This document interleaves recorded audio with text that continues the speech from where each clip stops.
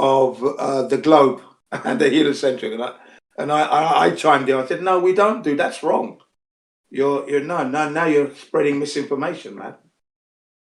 We don't do that. We actually adhere to the scientific method, but we negate the religion part of science, and that's coming from the astronomers, theoretical physicists themselves, scientists. Yeah, because they teach that at school, and that's wrong. That's what's known as agnotology, and he didn't know what I meant. Agnotology, yeah, they're agnotologists, and he didn't know what he meant. I said, yeah, that word was coined from a Harvard professor in 1997. All right, look it up. I said to him, basically meaning the spreading of misinformation and ignorance, right? Which is what they've been doing for years. So we, the flat earthers, we don't negate the science of anything. In fact, we follow nature's laws, and that adheres to the scientific method. I'm sure we can all agree on that. That was yesterday. Okay, and nice. Then we had a young man come in arguing the case for gravity without realizing that there's two types, and one's been superseded by the other. So we had to get him to understand that, and he was spiraling. It was funny.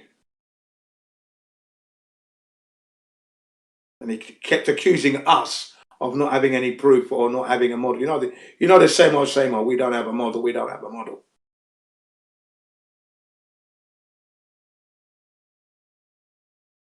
Yeah, it was interesting.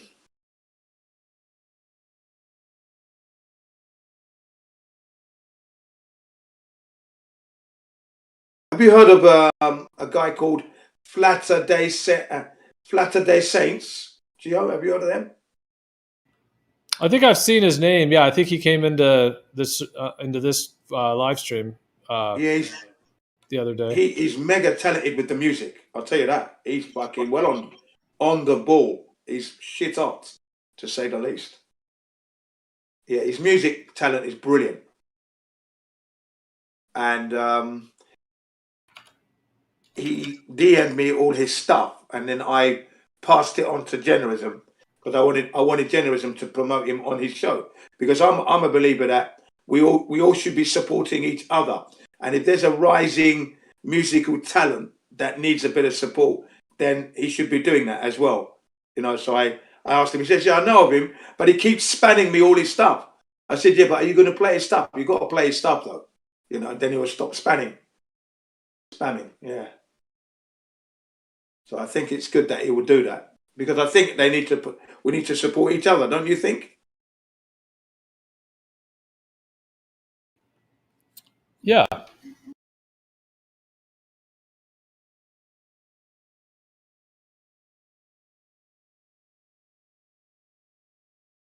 One, two, three. Yeah, you're coming through loud and clear. Hey, Godric. Hey, Gio. Hey, Jen. How you doing, brother? Pretty good. What about you guys? Ready for Christmas?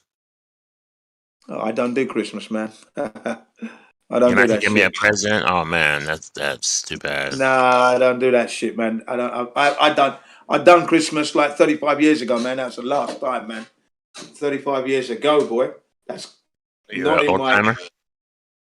Well, I'm 60 now, right? I stopped 35 years ago. That means I stopped when I was in my 25s. So that tells you how quickly I got rid of that nonsense. But I always gave my nieces and nephews money in the new year. That's all I do. And they all get the same amount of money. So I do the same with my children. They don't get anything from me at Christmas. Nothing. It's New Year, that's all. And that's it. That's a nice thing. Money's always good, Yeah, they get what they need. Yeah, they can buy what they need. They all get the same amount. They buy what they need. I don't do the thing. Although here in Japan now, they do the Christmas dinner. You won't believe this, but they do it on Christmas Eve. So instead of having it on Christmas Day like everybody else, the day, they have it on Christmas Eve. So I had to explain to them, Christmas Eve is the day before Christmas Day, which is your last chance to get everything ready. It's the eve. It's the preparation before the Christmas Day thing. How did you get that wrong? How did Japan get that wrong? So my wife said, yeah, well, we're not Christians, so we choose. Okay, well, fair enough. But if you're going to do the thing, do it properly, I said. Bloody hell, what's Christmas Day and you're doing it on Christmas Eve? So here in Japan, Christmas Eve is when they have their Christmas dinner, the turkey and everything. Really odd. And another odd one. When it comes to Valentine's Day, all the women buy the men the presents. And then the following month, March 14th, men, it's called White Day, and men buy the women the presents. Isn't that strange? Now, do you do that one? No, I don't do any of that. I said to my wife, don't measure my love by the White Day or the Valentine's Day. Don't measure me there. I don't fall for that shit either. My love is continuous and infinite. It doesn't require a for Valentine's Day or a White Day for me to prove that. So I don't go into that shit either. I'm a realist, man. You're not doing the pagan festivals? What's up? No, I don't do any of that shit, man. I just don't do any of that. But the thing is, I used to. See, back in my 20s, I used to. Right up, well, even in the 30s. I mean, I remember one time, a girl by the name of Sharon, okay, Valentine's Day, I got her the flowers. And then, no, I didn't get her the flowers. So I got her a card. And then the night was going to be, we're going to go to a nice Taiwanese restaurant. Okay, we've got there. And whilst we were waiting to be seated, I asked the guy behind the counter, can I have one of those roses, please? Because, you know, he goes, yeah, take one. So I took the rose and I gave it to Sharon and she blew her top because I didn't buy it. She got upset because I didn't buy it. And it totally put a downer on the evening, you know. So I said, you know what? I'm not taking a taxi home. I'm walking. So if you want to take a taxi, you pay for it or you walk, either one. And the walk is all uphill. It's like 3-mile walk. And I just walked home. Because I can do that, you see. I don't mind. Totally pissed off. So, yeah, I don't do that shit, man. And I said, don't measure me by a flower that I didn't buy you. Stupidness. All the How about birthdays? Birthdays. Birthdays, of course. Got to do the birthdays. Because that's So when you do presents. It's just not Christmas. Yeah, I just don't do the Christmas thing and the Valentine thing and all that. But yeah, Christmas, no. New Year, yeah. Birthdays, yeah. That's it. You're lucky if you found out a way to get out of Valentine's Day because, you know, that's the big day for the women to get the presents. Yeah, don't do any of that shit. So don't measure my love on it because I didn't get you anything on the Valentine's Day. So I don't love you then? Oh, is that right? Oh, right. So yeah, Valentine's Day is every day for you. You should know that.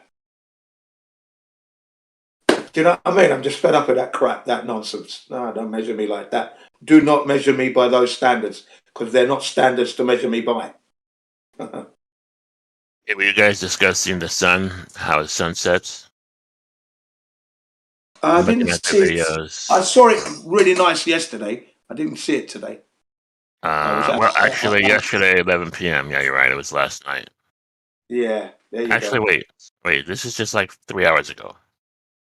Right, so it's 3 hours ago for you. For me, it's today, and it's already, 3 hours ago for me in Japan would be, hang on a second. Let me check that before I make a mistake. Okay. Yeah, that would be 3 o'clock, so it wouldn't have set. It's only just kind of like set now, right? If you look at Geo, an hour ago. Look at 10:58 p.m. 11, 12, 1. So yeah, you're 2 hours and 20 minutes. Although Geo has You're 10:58 p.m. Wednesday then, yeah? Yes. Yeah. So where are you? Hawaii? Los Angeles. Los Angeles, LA, right? You see, it's West Coast. It's 6 p.m. Thursday evening here. Okay, so my day's almost finished. So you are. I'm the other side of the other side of the pond. 17 hours ahead of me. Yeah, Japan, man. Okay, so 17 hours ahead. Yeah, we're nearly done, man. Today's almost finished. You're still in yesterday, man. Amazing, isn't it? Yep. That's what I love about this flat Earth, man. I mean, we're all living at the same time, right? But you're still not in today. Different time zone, yeah. Yeah, you're in yesterday, man. But you're still here. But you're still in the now. We're both in the now. Yeah, we're both in the now, man. But you're in yesterday at the same time. Brilliant. I remember back in 2013, I had 2 birthdays. I had a birthday here in Japan on November 18th, and then I went to Hawaii for a holiday with my kids, and I had a second birthday because we went back 19 hours odd. Brilliant. So I had a birthday all over again. 2 birthdays in 1 year. Fantastic. Yeah, I did that. I got a special present on the plane as well. It was only a meal, nothing special, but there you go. Special birthday meal. Because I had a birthday twice. I said, "See that, children? Now, if you ever get the chance, plan your holiday around your birthday so you can have 2 birthdays in 1 year." Yeah, brilliant. How many people can say that, eh? Not many.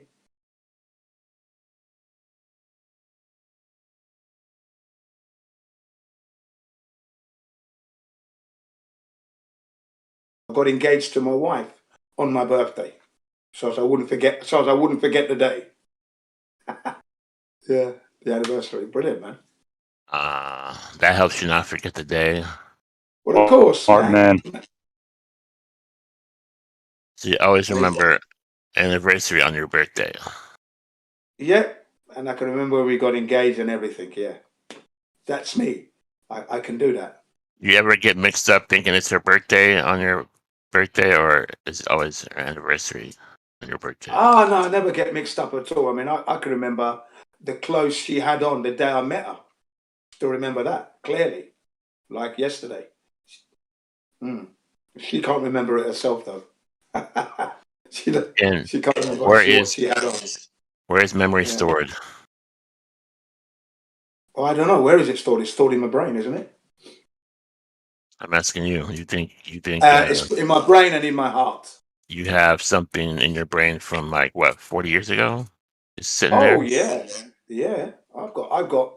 I've got something in my brain from picture in there, a little feeling. Let me see now. I've got images from when I was 3 years old. It's still in my head, rolling around. Yeah.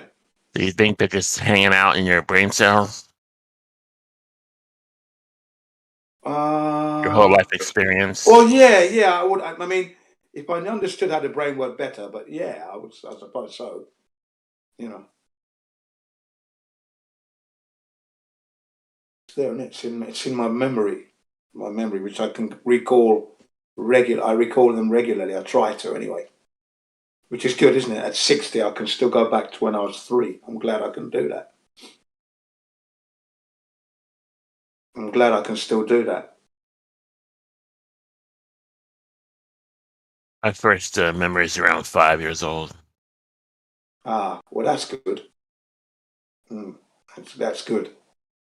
However, I remember shit that doesn't make any sense, so I'm not sure if that's my imagination as a kid or if that really happened. Now, the memories I have are all fond memories, action, things that are happening, events, personal learning.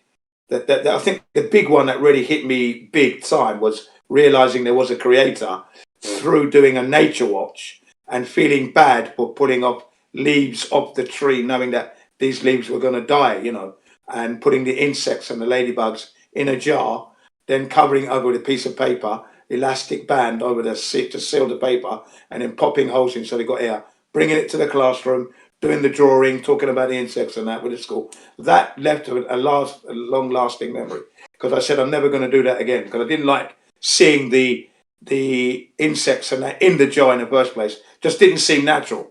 So as soon as we'd finished, I asked for permission to take it back to where I got it from, back into the. So you have what I call empathy. Well, yeah, I suppose so. Yeah, yeah. I felt bad. That was so like you don't like murder cats or shit like that, right? No. I don't even take the kids to the zoo because I can see the stress in the animals. And the first time I noticed that stress was when I went to London Zoo. It's the biggest zoo in London, and my mother used to work there, you see, right? And one day we went there with our elementary school, okay? And I was looking forward to it, you know, anticipating, thinking it was going to be good, and I had a bad time because I could see the stress in the animals. So I didn't enjoy it at all. It stank. Could see the stress. I had a bad time of it. So I never liked zoos at all, and I never took my kids to the zoo. Safari parks are much better because there's open land. It's much wider. Yeah, there was totally different psychologies going on there. You know, you don't see any stress. You know, in fact, you see confidence. You better stay in your car, otherwise they'll kill you. Yeah. Okay, But, okay, question for you. You see a lion tackle a gazelle, about to eat him. Do you save the gazelle? Say that again? You see a lion pounce on a gazelle. It's about to eat him. Do you save the gazelle? I wouldn't. I don't touch anything. I wouldn't touch it because, you know, it's the law of nature. I can't do anything. I don't want to intervene. I wouldn't intervene. Okay, but do you have a dog or a cat? I have a dog. Yeah, Sparky. Her name is. Say a lion pounces on your dog. Oh, I'm going to intervene there. I'm going to intervene on my pet. Of course I am. Why though? Because that's a big eat small, right? Yeah, but I don't want my pet to die, do I? That's my pet, you see. But what if you go on a safari and it's your own fault that your dog jumps out of the van and the lion's there, pounces on him? And, I'll be sad, wouldn't I? Of course, I'll be disappointed and sad, but that, you know, never mind. You know what I mean? You know. Now, knowing yourself, would you put your life at risk to save your dog from a lion? Oh no, I'm not going to do that. Don't be silly. So you love your dog, unless I had a gun. If I had a gun, what I mean? Like some people. Yeah. Some people run into a burning house to get their dog and then die in the fire, right? You know what I'm saying? Yeah. I'm not going to do that. You're not going to put yourself on the line. I'm not going to be fighting a lion for my dog. And then okay. I become the side dish. You know what I mean? But you well know that your dog will probably, if a lion jumped on your dog, probably attack the lion, probably sacrifice itself for you. You realize that? Yeah, I realize that. I know. Most dogs, I mean, I might whack the lion on the head, maybe about a stick or something. You know, try and shoo it away, make some kind of angry noise. You know, like a gorilla. You know what? Make noise. Do you know what I mean? To try and shoo it away. Because, you know, sometimes a human being can do that, make a noise that the lion's never heard before and think, fuck me, that nice. It sounds angry and it can run. What kind of noise would that be?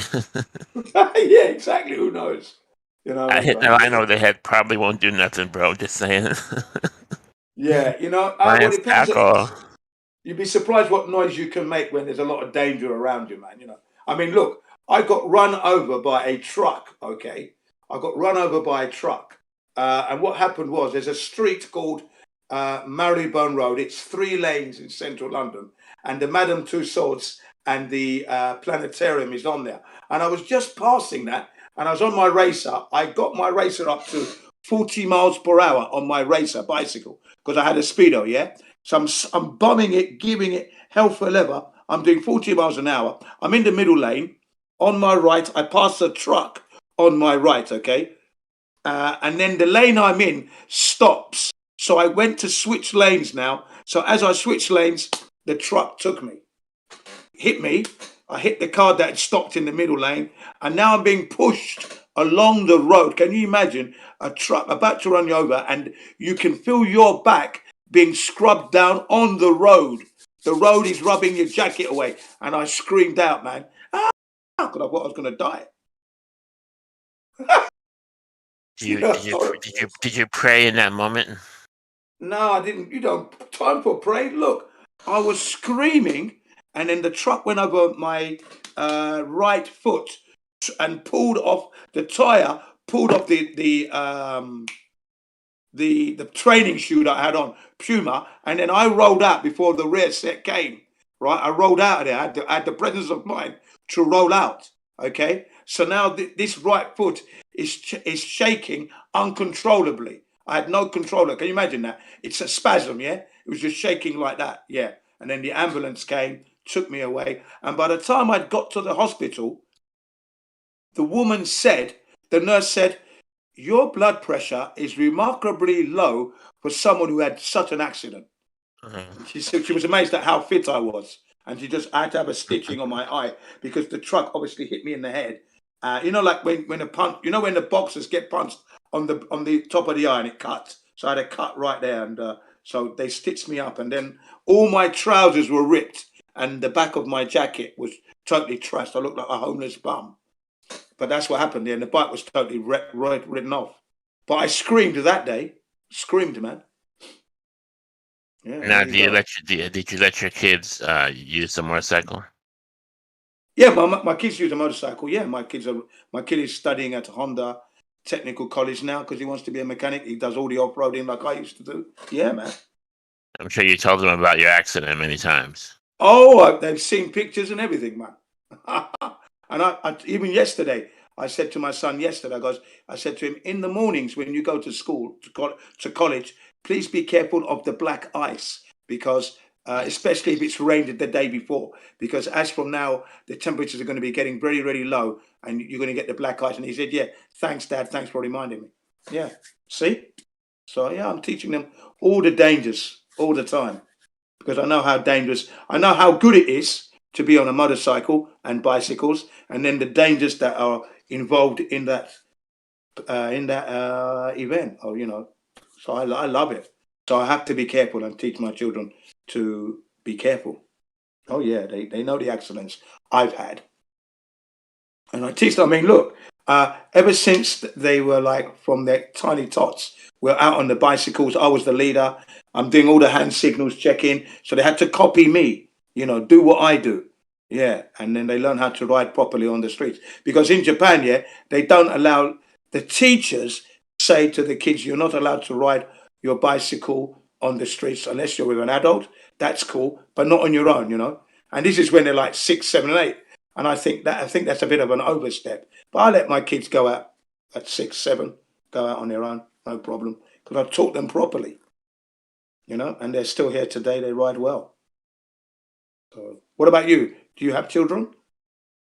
I have 3 girls. So I don't do motorcycles. And I wouldn't let them do a motorcycle. But yeah, okay. They're 21, 18, and 8. Ah, yeah. I suppose the 8-year-old must be really cute, yeah? Yeah, she's getting big. Yeah. But, yeah, they're cute when they're young like that, you know, children. Yeah. My youngest one's 12. Then one is 16. He's on a 4-day trip to Sendai, school excursion. He's lucky. Then there's one at 18. He's the one at a technical college. And there's another one working part-time, supermarket at the moment. He's 21. Yeah. You have a child born in 2000. Yeah, correct. And you have a child born in 2000. Oh, okay. Mine was 2003. Yeah, 2002. And then the next one after that is 2005. And the next one after that is 2009. So your 2000 one, is it a boy or girl? They're all boys. Okay. So I got all girls, you got all boys. Yeah. Okay. Yes. Is the boy kind of what's the word to use? I want to say stubborn, independent. Yeah, he's independent. They're all independent. All of them are independent now. Okay. But he got a little bit of vaccine damage, the first one. Okay, he got a little bit of vaccine damage. When he was young? He got it, yeah, because what happened, he got, you know, like I said to my wife back in 1999, when I first arrived in Japan, that I don't think it'd be necessary to vaccinate the children because the illnesses were not around. Now, I wasn't an anti-vaxxer, right? I was just thinking out of the box. I wasn't a flat earther, and I believed that vaccines are good. That's what I thought at the time, yeah. So when I mentioned it was purely because the illnesses were not apparent in Japan. So I said to my wife, I don't think it'd be necessary. But because she didn't want any trouble, she got, I don't know, I'll think about it. Yeah. So obviously she had the child when my son was born in 2000. I think he got his vaccines from like 2 years old and onwards. And autism takes a little while to kick in. It doesn't kick in straight away. It takes about 4 years. So come at age 6 now, notice the change in the boy. Okay. To the point where he had to go to a special school, couldn't go to the regular school because of his cognitive processes. But he's since grown out of that now, and he's very independent, does things for himself, got no problem now. So I'm really happy.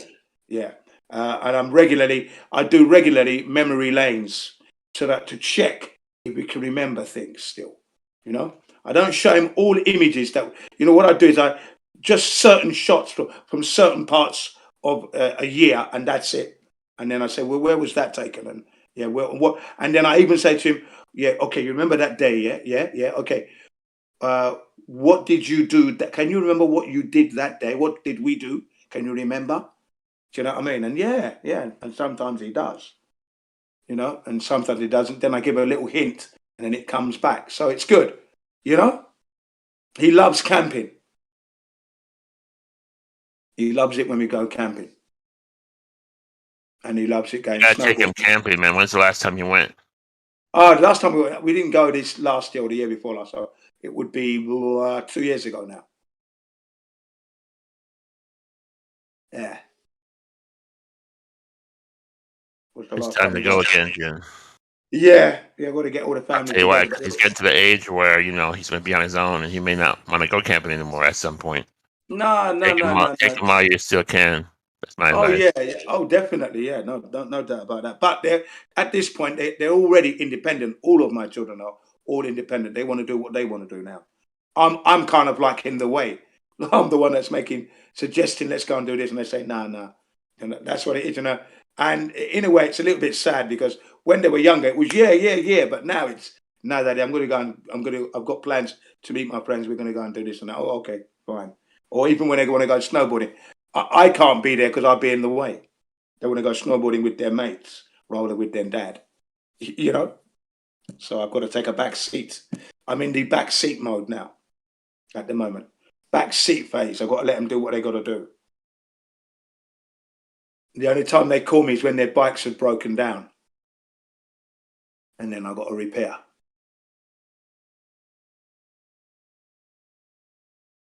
Yeah. It was that kind of thing. But yeah, what about your children? Have you taken them camping ever? Yeah, the older one was never into camping. She's in love with her, or I think that's why, her cell phone. But the middle one, yeah, and the younger one loved to go camping. Though I haven't gone since this whole COVID thing. I want to go again. Well, this is it. This is it. Exactly the same thing. Yeah, that's what I'm saying. It's been 2 years now. I ain't been. Although we could have gone, but nah. Yeah, I'm gonna hopefully plan to go again. Yeah, I took my third boy camping. He was, I'd have to say probably 3 months, 4 months, and everyone was surprised to see like a 4-month-old baby on camp. I said, "What are you talking about? This is how we used to live, man." That's what I said to them. You know, the Japanese, they were like surprised to see an akachan. Akachan means baby. Okay. The uncle goes, "Yeah, you're gonna, but no problem, man. You watch how we control everything. Easy. It was easy. Me and my wife taking it in turns to look after the baby. It was brilliant. I loved it. I'm very hands-on when it comes to like cleaning the diaper, getting that milk ready to make sure it's perfect temperature, and then controlling the hygiene and the sterilization of that even on camp. I controlled all of that so that there would be no problems. Yeah, man. And it was because it's easy. You know, if you can fix a motorbike, you can fix a car, do the plumbing, do the electrics. Looking after a baby is a lot easier. A lot easier. Yeah, much easier. So that was my attitude. You know, this is easy stuff. So I thoroughly enjoyed it when the kids were tiny. But they were my wife's friends were very impressed because their husbands couldn't do that. I said, well, you know, I mean, do they want to survive? I mean, I want my child to grow up healthy and strong, man. So of course, the youngest one was at camp at 4 months. Yeah, that's fantastic. Jin, have you ever met any native people there who still have a planar stationary flat Earth type cosmology, or like that still carry some of the lineage from their ancient traditions? I met one man. I only met one person, and he was in his 70s when I met him. And I met him accidentally because I pulled up on my Honda Fireblade with all the orange wheels and everything. And he said, "Oh, that's a nice bike." And I said, "Yeah, it's Japanese, Honda. They make a good bike, isn't it? Yeah, we're speaking in Japanese, of course." And then I asked him, "Can I have a moment of your time?" I said, "Yeah. What's the shape of the Earth?" Right? He said, "It's a globe." I said, "Are you sure?" And then you know what he said to me? Well, he said to me, "I used to think it was flat." That's what he said. And I said, "What do you mean? You knew it was flat? Now, why do you think it's a globe then?" Because that's what they taught us at school. I go, "No, it's all wrong." But they went, and then he said, "Did they go to the moon?" I said, "No, they didn't go to the moon." He goes, "You know what? I knew." He said, "I knew it was flat. Long time ago, I knew it was flat." That's what he said. That was the only person that's ever said that to me. This man, 73-year-old. One time, and that would have been back 2017. So that's the only person that I've met in that. Everyone I've spoken to has been like surprised, shocked and disappointed that their governments lied. Okay, but in August this year, 3 flat Earth books were published in Japan this year because of Flat Earth Banjo. Okay. He published 16 flights that prove flat Earth. And because he introduced flat Earth to people in his prefecture, 2 people went off because they were so taken by the fact that the Earth is indeed flat and not a spinning ball, it prompted them to want to, you know how it is, you just want to get the message out there. They went out and published books. So 3 books were published August this year in Japan to uplift the flat Earth. Isn't that good? Don't you think? Yeah, that Banjo guy is a guy who talks really funny, and he has a YouTube channel That's right. He talks about 5 times, but he sounds kind. I don't want to say it, but he sounds kind of like a girl, but very high pitched voice. Yeah, but he's very, very good. He's a professional. He's tops when it comes to all those flights and that. Yeah, he even solved a mystery from when the Russians almost shot at a passenger jet airliner because Russia said that this jet airliner invaded its airspace, right? But he proved it was because the map was wrong, flat Earth map. That's why on the regular Mercator map, the plane wouldn't have been anywhere near there. But if you're on a flat Earth map, it goes right across Russian airspace, and that's why Russia was triggered, you see. And he solved a mystery from the 1970s. That was a really good one, that one as well. Yeah, no, Flat Earth Banjo, he comes under Brazil, USA, Japan. Because he's Japanese. I think he was living in Brazil, and he's traveled to the US. So he's got those 3 connections there. The Globers say there's a fight, I want to say, between Cape Town and I don't know if it's Buenos Aires or Chile that Chile, I know where you are. That debunks the flat Earth. Well, no, it doesn't. They're talking out of their ass. Basically, what we got to ask ourselves is when they claim they're going to the South Pole, from either South America or South Africa or New Zealand or Australia, which South Pole are they bloody going to? Because they're not going to the one upside down. There's a lot of different choices. There's a lot of different choices, yeah. Yeah, that's what they're doing. So I think, and I said it to Dave Weiss, right? I actually contacted him on Skype, 2016. I said, I think there must be 3 South Poles because they're not going underneath the Earth to the center. So they must be going to 3 separate locations. Because if you look at the flat Earth map, I mean, they'd have to travel a very long way to go to the one South Pole. And where is that one? Where is it? So they can't be. They must be going to 3 different locations and making out that they're going to the one at the the center of the Earth on the bottom of the Earth. So they're lying. They're clearly lying. Yeah. So it doesn't debunk anything. What it does is highlights the lie, because we know the Earth is not a spherical ball. okay, and there is no South Pole there. There's a North Pole, okay, center, but there's no. The South Pole is the whole 360 degrees. So they're just lying, So you got to think: are they really doing this 700-mile trek, or 500-mile, or even 900-mile trek in the ice? Do compasses work on the South Pole? I hear that they don't work. I have to go there to see. I do wish people would show us this on a video. So I'm going to have to look for a video that shows us compass is not working. They should do it, shouldn't they? So we know for sure. So that's something I'm going to look into. See if I can find some material on that. But I haven't checked. I've heard that they don't. That they don't reach the magnetic north. The magnetic north would be so weak at that distance. Yes, that there's just no, there's just no way you can find it.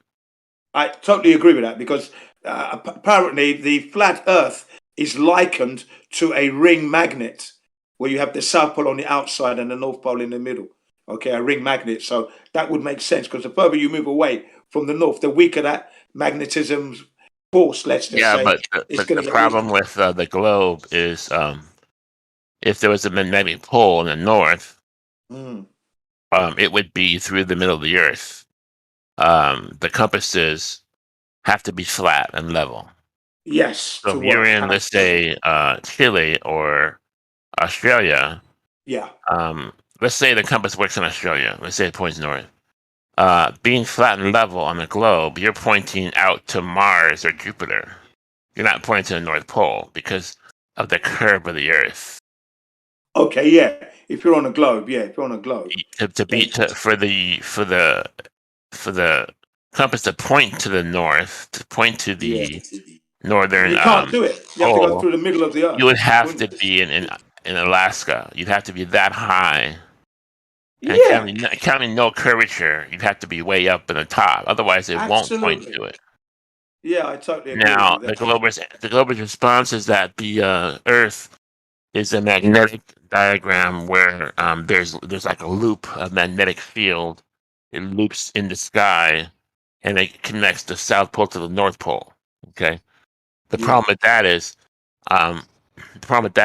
if that was the case, then the compass would point in the air. They don't point in the air. They point directly north, as if it was a flat plane with the northern magnetic in the north. Exactly. Which works fine on the flat plane, but doesn't really work on the globe because no matter what example they're going to give you, it's not going to pull the compass towards the north. There's just no way it would work that way. Through. It'd have to go through the actual Earth. That's right. Compasses cannot work on a globe. No, I was a Boy Scout, and you have to have very flat. If you point it, if you're on the equator and you're pointing to the North Pole, you'd have to point into the Earth. Because you'd have to go through all that hump of curve to get to the North Pole. So that's my example that debunks it. But they're going to give you some ridiculous magnetic field, in the sky. It goes in the sky, then it goes to the North Pole. But no, I'm not going with that. Some mental gymnastics just to try and get out of it, of course. Of course they are. Silly asses. But they haven't got a clue. They're losing every day. That's what I like about this. Is that recently they've been taking a real hammering. It's looking like it's embarrassing. It's embarrassing to call yourself a heliocentrist globehead now. It's the other way around. I like it. And the likes of Professor Dave and Professor Phil, Flyman Sam's. What's his name? Simon Dan. The Globers think they have evidence, man. They think they have it. They think they have a book, and it tells them what happens in the book, and that's evidence. Yes. They're deluded, and they can do very few things by themselves. I have to point to Wiki and Google and Eratosthenes and Al-Biruni. Without them, they got nothing. Well, they haven't got anything anyway. But where's that? But they're nothing. They're not bringing. They're icons of science. Einstein, Newton. These are icons. They wouldn't have science without these guys. There would be no science. Can we return to the magnets for a while? Now, agreed. They don't work on a globe, but they don't work on a flat Earth either. Genius. Tell me how a compass works on a globe. maybe you should have listened instead of starting to say, okay, I'm not going to listen to you. I'm instead going to ask you a question like a triggered moron. Sorry for calling you names, but a conversation would actually include you listening. So I'm not going to answer that question because you were not listening. Yeah, don't call him. So instead, what I was saying was the compasses don't work for flat Earth either, because they actually do work on the South Pole. But what happens is you cannot work a normal compass because the compass, like the needle, starts dipping down and then it touches the plate, which makes it stop working. So you need different sort of magnets in both poles. But actual devices like that are specifically crafted for operating near the poles, they do work on both. And you cannot craft a southern magnetic pole that goes. I'm making that. I'm getting there. I'm making the point. Finish so I can rebut. Yeah. Go ahead. So you cannot craft a southern magnetic pole that loops around the map of the flat Earth. Welcome fucking both. Okay, now get to the part. Thank you, by the way. Get to the part where compasses don't work on the flat Earth. Why is that? That was the part. You cannot make a southern magnetic pole that loops around the edge of the flat Earth. Oh, what an idiot. It doesn't need to loop around anything. Thank you. Well said. Why doesn't it? There's no loop, my friend. Around? It's flat. It's flat, my bro.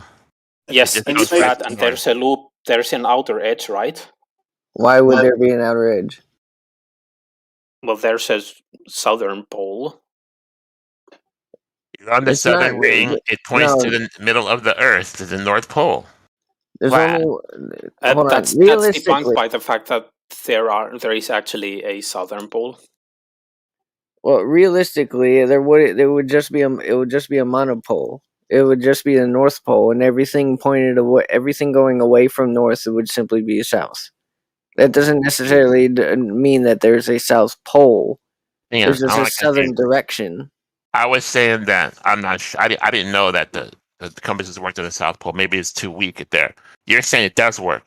If it works, it points north. It doesn't have to loop anywhere. It points directly north on a flat plane. Do you understand that? There's no loop. Yeah. I don't think he made an agnotolic statement, right? In that he said that they work on both. They don't work on a globe because we don't live on a globe. I didn't say that, Sin. So no, maybe if you stop talking and instead start listening. No, I want him to answer me. You said it. What I said was they don't work in either. So you got it exactly wrong. Get me right. Wait, guys. Wait a minute. I want him to answer me. You know the concept of the flat Earth. It's a southern ring, right? If you're on the ring and it points north, it's pointing flat to the center of the world, which is the northern magnetic pole. How would that not work on a flat plane? Yeah, Lori, I was also going to mention, are you familiar with ring magnets and how ring magnets work? Basically all speakers, you know, for music and all that are ring magnets where there's a north pole in the center, which is where, and then there's the outer rim, the southern rim, which doesn't really act like a pole, but it's basically everything opposite from the center. Are you familiar with ring magnets and speakers like that? No, actually.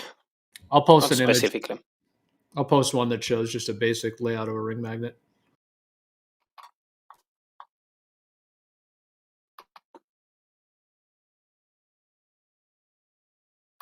Yeah, that could technically work.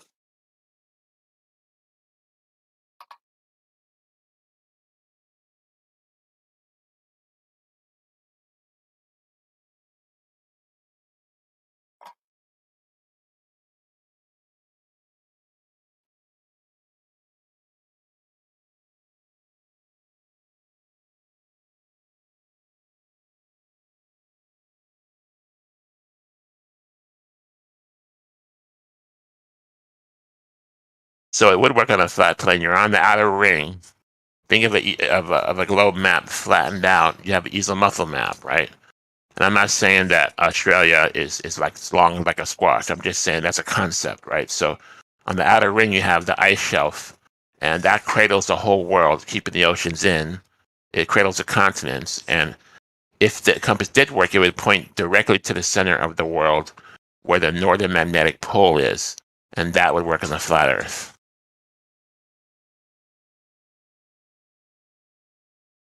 Take a look at a flat Earth concept where you have the North Pole in the center, and then the southern ring around.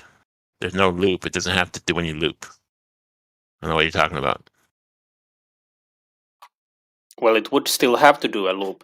You would just explain the loop. It just goes straight. There's no loop, man. It just goes straight to the North Pole. You're on the southern ring. It goes straight to the North Pole. There's no loop. It's flat. Remember, it's a flat plane. Yeah, but if you follow the southern needle, it still does a loop. But I'm not sure why that would be a contention. There's no southern needle. That's the question. Is there a southern needle? Is there something that actually points to anywhere south? Or is there just something pointing to the north and then everything 180 degrees from that would be? Well, that's how they are constructed. Like they have a northern point and then they have a southern point. And actually, I guess if you buy, because they actually make compasses specifically for the north and then different compasses specifically for south, and you cannot interchange them. So you have to use a southern compass for the south. That's not correct. And that's actually correct. And You're that would have. Well, can you prove any evidence that I'm mistaken? Let me explain what you're trying to say. There are 6 different compasses for different parts of the world, and that's because the magnetic is a little bit different. Okay, but none of the compasses point south. They all point north. And you're saying that point south. Hang on. You're saying that they point south. That's just opposite of north. So it's really pointing north. You're taking the other angle, which you think is south. Okay. Sure. There actually is no magnetic south. It's just a magnetic north. So it's pointing north. How do you know that they don't point south? I can't prove it. That's how I explain it. It's not the south that's pointing anywhere. It's just the north. It points north because everyone knows there's a magnetic north. And the opposite of that is, according to you, is south. But there is no magnetic south. It's the north. So how do you know that? Show us one that does. That's just how I explain it. I mean, I guess, we can get a compass and have to go there. Maybe here's something that would help what I'm getting at. How do you know that it's actually pointing north and the south is just a side effect of that, instead of it pointing south and the north being a side effect of that? Because you have no way of knowing. The magnet, because you can't show us. Yeah, yeah, exactly. Yeah, I mean, Lori, would you be able to show one that does point south? Because the magnet in a compass points to the north. Every compass works like that. Like the north needle is just a side effect of the south needle pointing south. I can make the exact same claim, and I can use every single compass to prove my point, just like the guy opposite to me is doing here. There is one way to prove it, but I'm not sure if I can do it myself. So see the evidence. We're talking. If you block the north, if you block the magnetic north, then your south should work. So if you go into Vegas, there's these casinos which have these huge vaults, magnetic vaults, and that will stop your compass from working. So one way to do it is if you can block the magnetic north with a big vault or something, and then what should happen is that your compass should continue pointing south because it is attracted south. But if it doesn't work, if it spins or goofs up, which actually I've taken a compass into the casino, it doesn't work. Then that would prove that the attraction is the north and not the south. So I haven't done it myself, but that's how it works. Yeah, you could technically speaking do that. Before we do, though, both options are still on the table. That there is no North Pole and the compasses point to south, or there is no South Pole and they point to north. Both are on the table. I'll give you that. I don't know myself. I haven't proved that myself, but I believe the understanding is that it's a northern attraction. Yeah, there's a magnet in the actual compass that is pulling to the north. But he's asking you to prove that. He's saying prove it's not pointing south. And the north is just opposite, which makes sense, but you'd have to really, Yeah, the evidence that's on the table, the evidence that I would use to prove my point is exactly the same as you would use to prove your point. So by just pointing to compasses we cannot just say either. Well, I just posted one that shows the interior of a needle compass. So, like, if you're holding that and the north is, let's say, pointing in front of you, the magnetic needle is wanting to point north. So that's why you have to hold it that direction and then, line the needle up to get your north direction. If you turn around, the needle's going to still point north. It's not going to point south. It never points south. It's always the magnetic needle itself is the thing that's actually attracting to the north.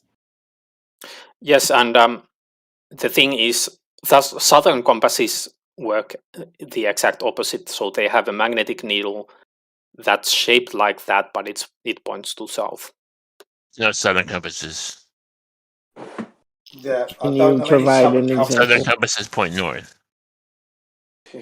That's again your assumption. There are southern compasses, but they point north. Do you have an example of one, or have you ever used one that does that, or do you know like what the interior parts of it are, Laurie? As you're saying that? Actually, no. So I will have to concede that I haven't found yet a picture of a southern compass and what it looks like. Let me just help you. I'm sure that there are like 6 different compasses if you look them up. It's because the magnetic is a little goofy in certain parts of the world, but they all point north, not south. The southern compass you're talking about, it's a southern compass that points north. Yes, that's the contention. That's the issue under contention. That's what we're talking about. Yeah, I mean, yes, you'll have to find out. I mean, well, where did you ever but see? You just go ahead. No, I mean, I just wondered where you found information on a southern compass in terms of that. Yeah. But yeah, go ahead. if you look at the makers of the compasses, they'll tell you that they're numbered. There's a 01, 02, 05, 06, and the 06 is like for the southern, and that works best It still works in the northern, but it works best in the southern hemisphere. But like I said, that actually points north, not south. But is that the actual device that does that, or is that just like some markings on it that are trying to, set for your latitude or something? It could be a conspiracy. See, I don't know, because you have to get a compass made, let's say in New Zealand, and then compare that to a compass made in, let's say, Alaska, and see, or wherever they make compasses, and see if there's really a difference, because it might just be a conspiracy. It might not be different. It's like the bullshit. Like, I don't think a gnome weighs more in Egypt than it weighs in Alaska, but they say it does. But I don't think it does. We just have to figure out that. Yeah, I mean, if you buy just an ordnance survey compass, that should work anywhere in the world. Maybe not in the South Pole, but you should be able to take it anywhere and use it. That's the whole point of a compass. They're not just made for specific regions. They're supposed to be universal, I thought. That's what I learned anyway. Compass was universal. Once you bought a compass, they actually make them for different regions, and it's he's actually right, and I didn't know this already. So Godric is actually right that they make them for different regions, not just for north and south. Well, see, this one I just found. I mean, I don't know which ones you're referring to, but I was just looking, trying to find some, and this one, like, it's called a Southern Compass, but it just basically has an S instead of an N up at the north. Like, it just literally flipped the wording on it. Are you talking about? Is there something different? I mean, magnets point north, so I'm trying to figure out what you found or what you're into. Again, that's under contention that magnets point north. Does the one that you found, does it have sort of like a needle shape? Like, does it have a point also pointing to the yes? Yeah, this one is just like a little $75. I'll post it, but it's almost like a little toy one. But it literally just flips the S and the N around so that when you point it, it's you know what I mean. It's not really doing anything different. At least the one I found. But I tried typing Southern Compass. I'm not finding anything. That's why I've never really heard of that before. I know that there might be, like in the military, they might claim different kinds of compasses, and yeah, some of that could be just, wrapped in some deception, perhaps. And then there's also like there's gyro compasses, which is a whole different thing. Now, it's claimed that there is a southern pole. It's claimed that. I don't know what that is or what that means. The compass doesn't point to anything. It just aligns with the magnetic field of the Earth. It doesn't point to anything. Well, but that is pointing to a direction. Which I agree. We call that pointing to. We actually call that pointing to when we're doing south and north.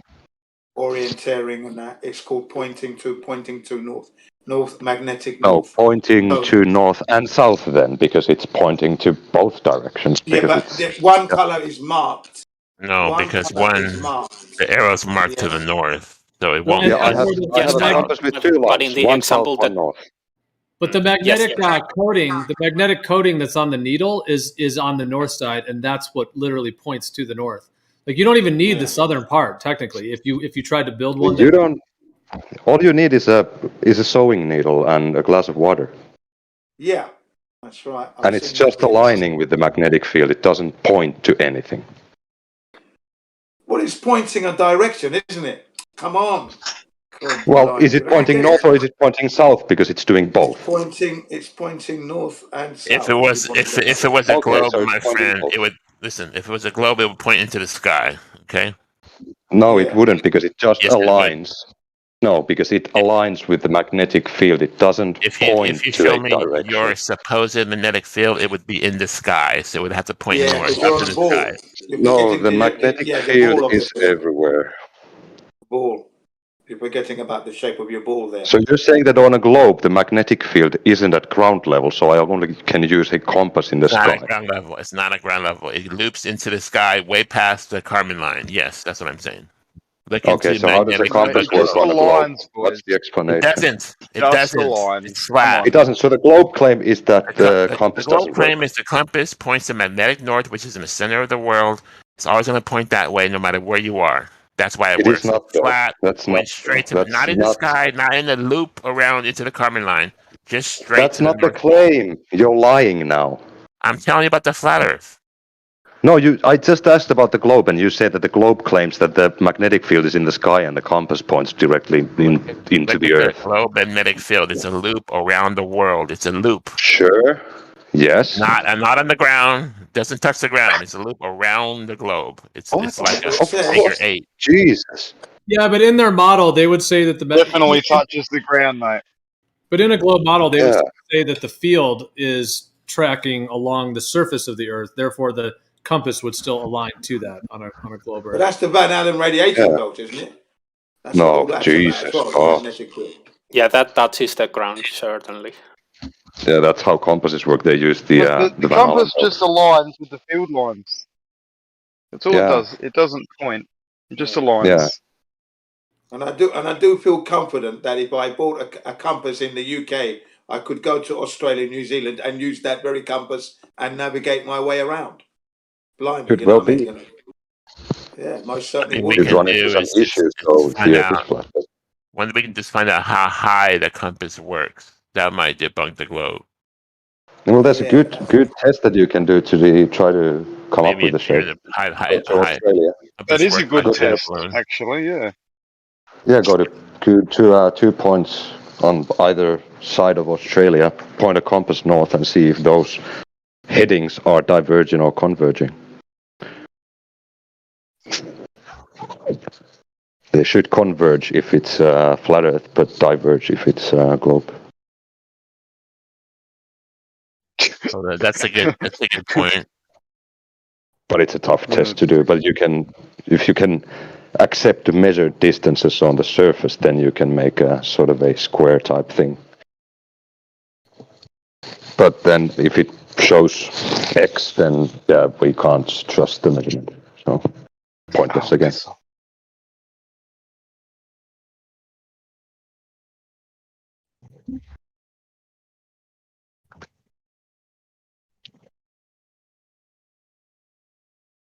One day you ballers will have something definitive. And you?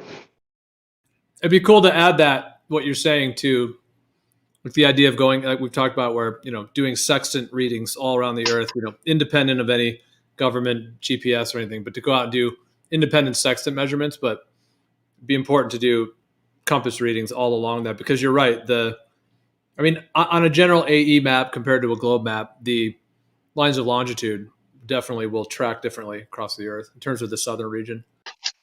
Yeah, you can just take two positions on the equator, move south, and see if you're getting close to one another or further away.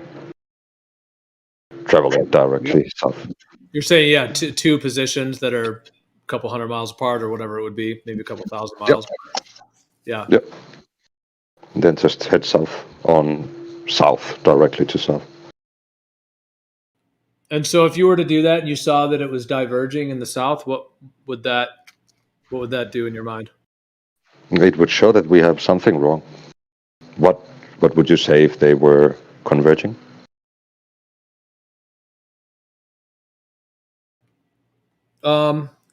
If they consistently were converging all around, not just in one spot, but everywhere, then starts to rule out the AE map. Although not necessarily, because it depends on other factors like the actual magnetic lines. I wouldn't use that as a simplistic. I'd want to actually measure other components because that because we can already test it, but you would not accept the test. Well, I'm just saying I don't think that one thing would be definitive necessarily.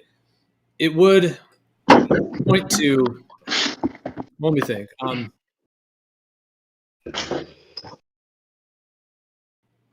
I can't see how if it's diverging. Well, I guess on either model it would depend on the magnetic lines, like the if there's magnetic ley lines that are independent from the Earth. As just a possibility. I'm not saying that is the case. I'm just saying that would have to be considered.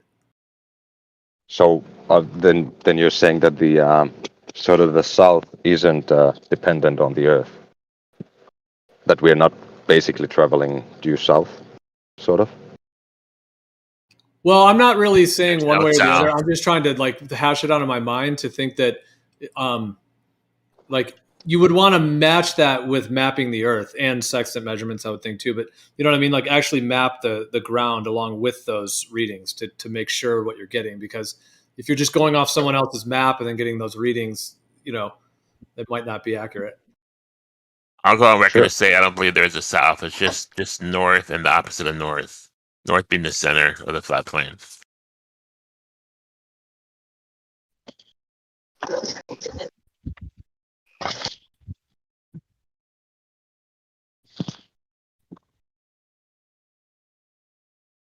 That said, there is a claim there's a magnetic south. I don't know what that is or how to prove that.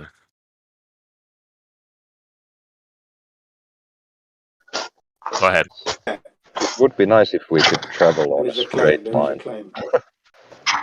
Yeah, I guess the main thing I was thinking is that like the magnetic lines, I would say do align with the Earth, but I'm just saying that instead of only going off those magnetic lines, we'd also want to actually map the surface to corroborate what they're actually doing, which is pretty much what you said. You were saying to track along the Earth and get the readings and then see if they're diverging or converging. So, because by you saying that, meaning assumes that you're measuring the distance between them on the actual land. But you have an issue there because if you say that that we have to map it ourselves and we can't really trust the magnetic lines, then how do you know that you're traveling on a straight line? Because you then can't use the compass. Right. Well, that's where I think the star navigation can come in handy because the stars are in their positions. But that's going to the sky. But I'm saying if you were to do sextant measurements all around the Earth, measure the GPs, the circle of equal altitudes, everywhere on the Earth, and do compass readings, you would essentially be able to map out the entire Earth and do distant measurements as well. And then you would know exactly how the magnetic lines are laying out over the land and how the stars are laying out over the land. And putting all those three together would be pretty fascinating to see the result of that. Well, you can go to a specific latitude in the southern hemisphere. Well, let's assume a sphere. So in the southern hemisphere, measure the angle of elevation for the Southern Cross, and then just check how it works with the globe model.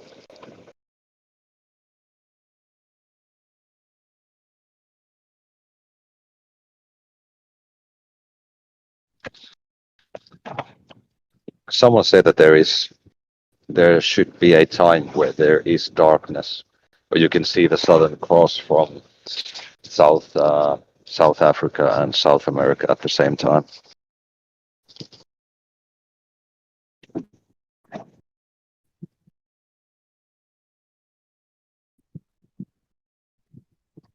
But you wouldn't accept it because you'd say that there's four South Poles. It'd be very hard to prove because you'd have to have people in both places at the same time showing the same thing, or at least similar. Yep. And I don't know if you can do that, can you? I mean, should be if the flathead is in South Africa, so we just need someone from South America. I don't know how the stars work, but I guess it would. You see the same thing. It would just take hours to go from, let's say, Auckland to Chile. No, from South Africa to South America. Those are so sort of close. Like Cape Town to Chile, yeah. Yeah, they're so close. I think you'll see the same thing, but just different times. No, but they have darkness. Like when it's early morning in South America, you have, I think, evening in South Africa. So when it's winter over there, you will see the Southern Cross from both places at the same time. You can show that. I'll look at it. Yeah, someone said it that it's what happens, but then again, no one's done a test on it. So that's something that could be done. If somebody says that, then I'm suspect, because either it should be obvious and proved all the time, or if someone says I did it once, someone has it, then I suspect that. Why would it be? Because it's not a thing that's in contention by anyone. Because if it was happening all the time, it wouldn't be in contention, and you can see it. It should be everywhere, all over the internet, and it's not. What? Why? That's like saying that I have water coming out of my faucet. That should be in every internet page on the earth, and it isn't. So my faucet doesn't give me water. Well, it's a little more obscure than that. You're talking about seeing a star system from two different places at the same time. Right? You have to compare with somebody else and then confirm that they're the same thing. Maybe in theory you can do it with a cell phone, or actually no, not a cell phone. You can. Well, I think a cell phone won't be it won't give you a good picture. Well, it depends on the timing. You can put a longer timing on it. But I mean, the internet is full of pictures of the southern celestial pole, and you still don't accept it. So it doesn't matter. But you need to show that it's happening at the same time. Sure. So you do accept that there is a southern celestial pole, but it's just that you can't see it. There's a Southern Cross, a set of stars. I'm not saying there's a pole, and that moves around. There is a point of rotation.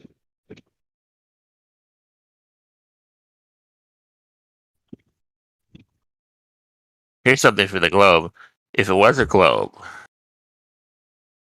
wouldn't those stars in the south be moving much, much slower than the stars on the equator, seeing that the Earth is spinning that much faster on the equator?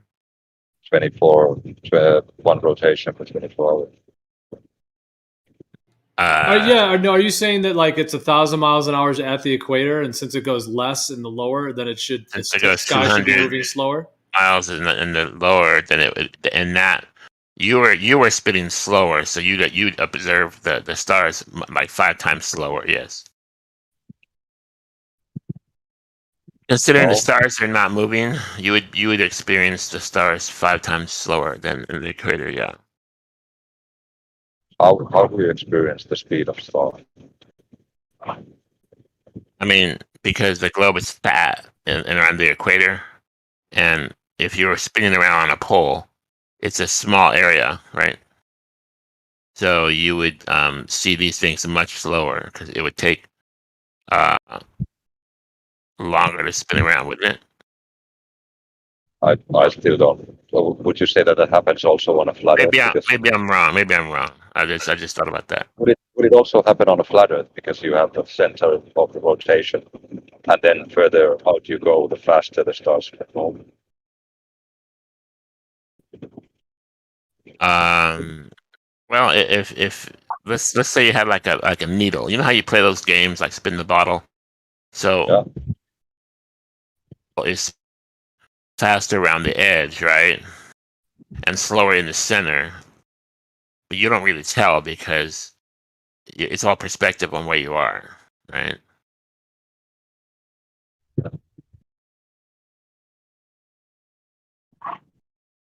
Well, there's a difference between like the ground speed and then the rotational speed. So if you have like the hour hand of a clock, on the inner part of the hand, it's moving across the face of the clock very slowly compared to the outer edge of the, the outer tip of the hand, which is moving much faster along the clock face. But the whole thing is still moving around the whole face in 1 hour.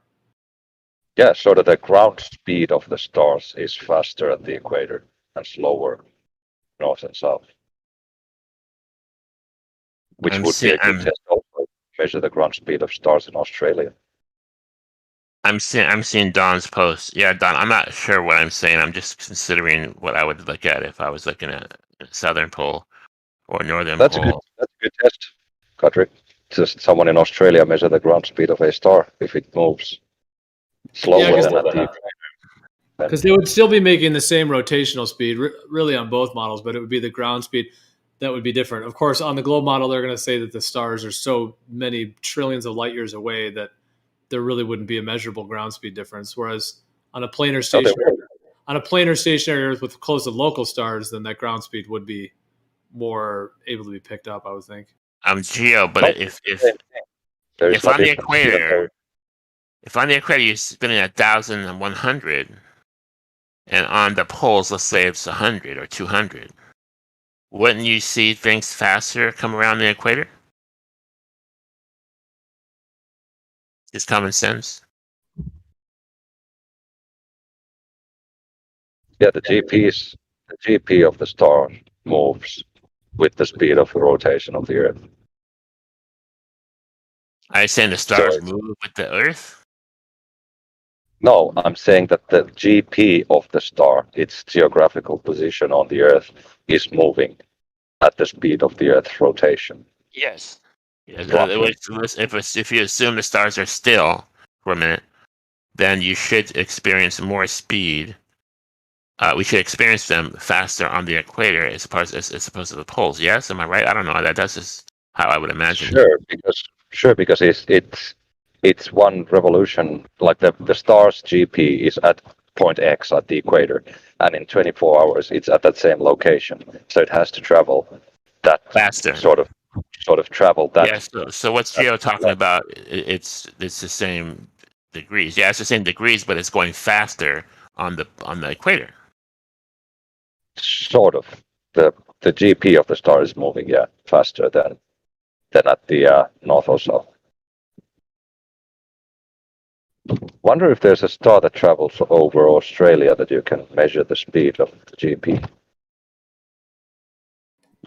We've talked about this, like the subsolar point for the sun, but also like you could do a substellar point for like for a star as well, and you could track that. You'd have to track it along the ground, effectively, and be able to measure that distance, and then you could track how fast it's moving. Because, on an AE type map with the sun moving between the tropics, it would be the same rotational speed, once every 24 hours, but the ground speed would be greater in the south than it is in the north. So that could be measured. And that's what we've been talking about. Because if it's the same, then that would make the AE map hard to think about if that's the case, in terms of if it's the exact same. But if it, which it should be on a globe. So that could be, it would at least be definitive in terms of that, in terms of the way that the sky is moving and tracking along the ground.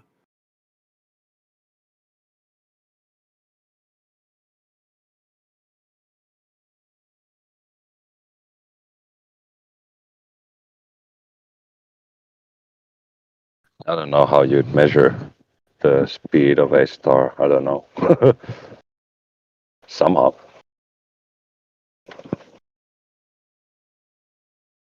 Well, I mean, they're all moving at the 23 hours, 56 minutes, like a stellar day in terms of that. But you're saying in terms of tracking it along the Earth's surface? Yeah, following the zenith, sort of.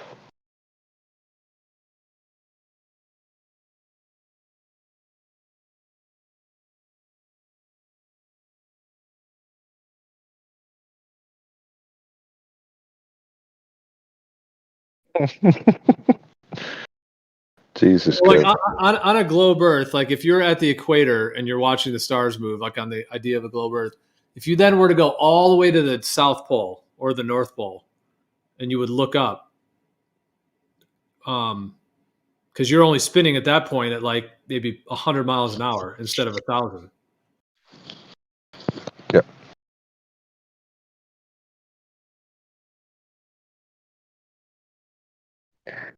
Then again, it's like if you're on the outside of like a merry-go-round versus the inside.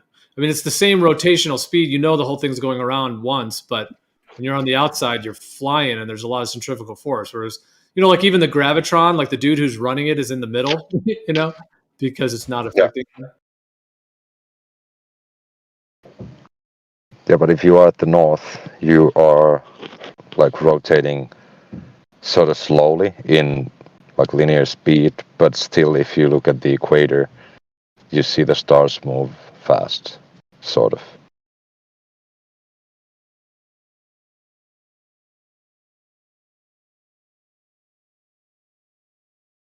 Stars shouldn't be any closer at the equator. Yeah, so I think the giveaway for this would be the ground speed, like the substellar point is where the difference would be, because the rotational speed would be the same on either of these. Like you're still gonna 15 degrees per hour, yeah. Yeah, that part's gonna be the same. So it's the difference of the shape of it. Just like if you're on like a gravitron thing, the difference between being on the outside or the inside is dramatically different. So the same on a globe, the difference between being at the equator or the poles would be your difference. Of course, on a planar stationary Earth, the Earth isn't spinning, but you still would have a difference between the North Pole and the southern region. But on all of those, yeah, the rotational speed would be the same. It's just that like substellar point, under the star and how that tracks along the Earth. That would be the giveaway on that. Yeah, I think there's a definitive conclusion possible in that one too.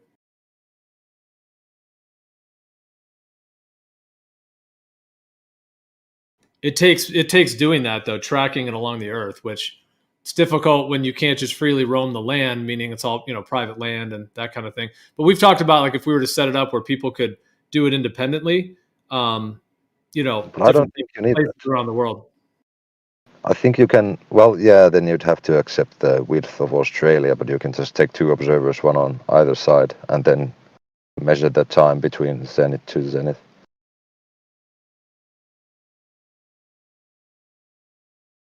You have a distance and you have a time. There's got to be a way to do it with a drone. You think you could like set a drone up that would hone in on a star, and then the drone would automatically move to the speed of the star? That'd be cool. Yeah, but it would. I don't know if that's feasible, because then you'd have to have some kind of optical thing in the drone where you have the star always at the zenith. Yeah, or you could program it, but if you're programming it, then you already would know the answer. So.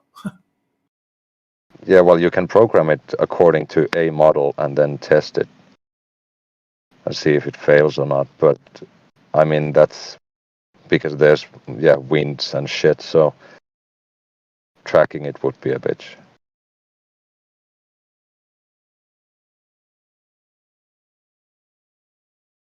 Yeah, these are good ideas though.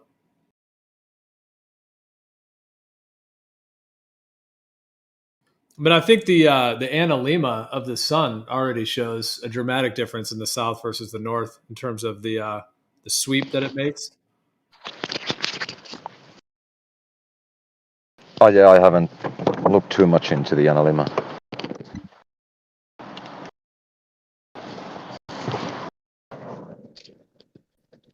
But you've seen what it looks like, right? Yeah, it's sort of like the infinity shape or the H shape. Yeah, but like the fact that it's so much. I just posted one in the chat. The fact that in the southern, for the north, the southern winter, I mean that matches the idea of an AE map with the Tropic of Cancer, which would be the tight circle in this, northern summer versus the southern larger stretch like that. So that already fits that kind of AE type map pattern. Yeah, I know pretty much nothing about the NLM. Yeah, I mean, they have to tilt the globe in their model to try to account for it, but Well, I don't know if they do that to account for the Analema or just the seasons.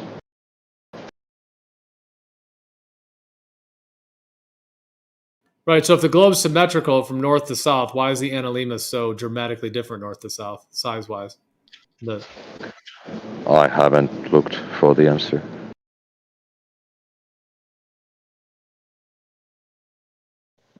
Have you? Tilty ball. I don't think there is one. I mean, they tilt it to try to do that part of it. So that the tilt works, I guess, in terms of trying to make, the tilt, but it still doesn't. I mean, Jerry, do you know of any way that the tilt can solve the idea that the north has the smaller and the south the larger? No, it's just tilty ball. Don't worry about it. It's tilted. Ball. Dr. Bob has a video on it explaining the globe side. Very complicated, but the bottom line is that it's tilted and the orbit is such that it just works. That's what it is. It's the elliptical orbit, which they have to make it elliptical. Yeah, that's how they. Because I think they, like, if the sun is moving Tropic of Cancer out to the equator, out to the Tropic of Capricorn, and then back, basically when it's when it reaches the winter solstice on the outer rim, it kind of pauses there and then starts coming back in. And then when it's the summer solstice in the north, it kind of pauses and then starts going back out. So that creates that kind of they have to make it elliptical to account for that. So yeah, I think that's how they.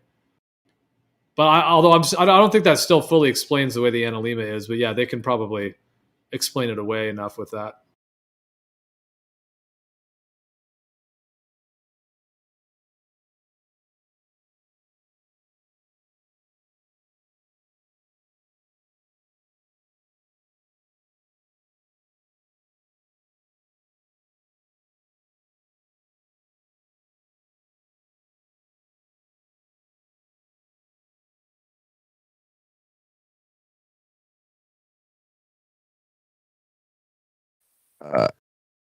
It would actually take more work to make that weird Analema thing work on a flat Earth. I'm not saying it won't work, just saying you'd need more nerds to put effort into that to explain it fully. Because on the globe, we've already got loads of nerds who explain stuff fully. The flat Earth lacks that, so sometimes they haven't quite got the full explanation yet of a phenomenon. You think the nerd per capita is higher for the globe? Yeah, that's why we have full explanations. I've seen the explanation from the flat Earth side that in the northern summer, the sun would be higher in the sky or wherever it is. And in the winter for the north, it would be lower, but farther away. So it kind of spirals up and down, in and out. Yeah. There's no mechanism for that, for a bright hot orb to spiral round and up and down. Right, I have no idea. So, I mean, it's interesting, but why not? Why would there not be? I mean, there would be. I just mean you haven't suggested one yet. Have you seen those little spin toys that you spin and they kind of like expand up as they spin? I mean, that's kind of centrifugal force, though, but similar kind of idea. Like you spin it and then it rises up. I guess the toroid energy would be affecting the orb in the middle, right? Somehow. Yeah, I mean, I think the whole thing is a toroidal vortex Fibonacci golden ratio. So the orb is going up and down the vortex and round the vortex. Yeah, okay. So there is some type of mechanism explanation. And what's the globe one? It's falling towards something, and the angles in the distance make the shape if you track it.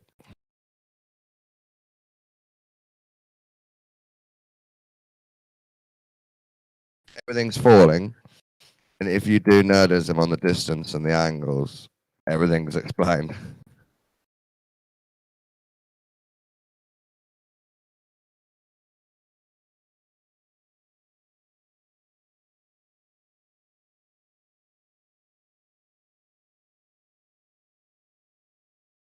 Yeah, I mean, if we live on a stationary plane within some kind of a spinning sphere, whatever that magnetic field sphere or something of that sort, then how that sphere is vortexing, I mean, it could be anything ultimately, in terms of like all the components that would be involved in that.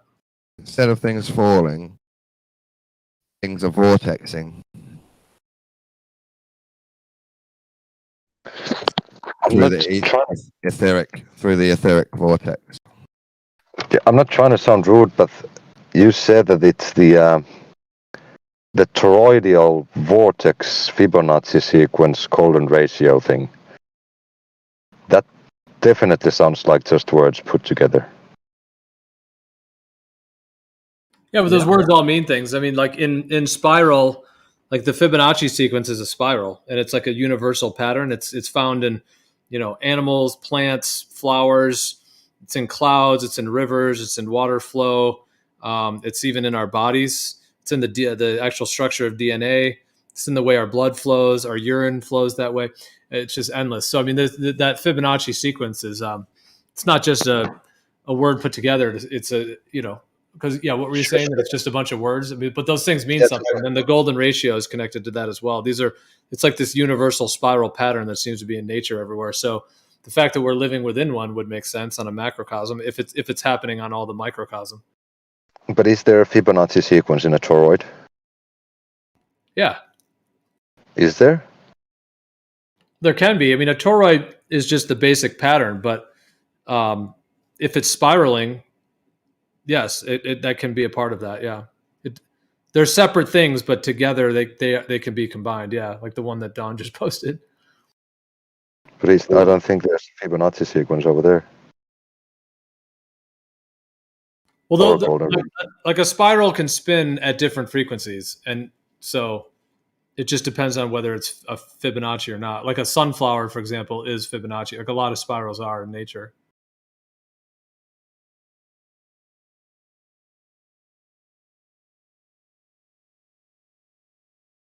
And when you see the whole thing, it could form a Fibonacci. So like we see 1, 2, right in order. And as you get further and further out, the more land, more tornado fields. More land. Yeah, that's a word too. What if the Earth expands in a Fibonacci sequence and it's not a plane, it's some kind of different dimension? Yeah.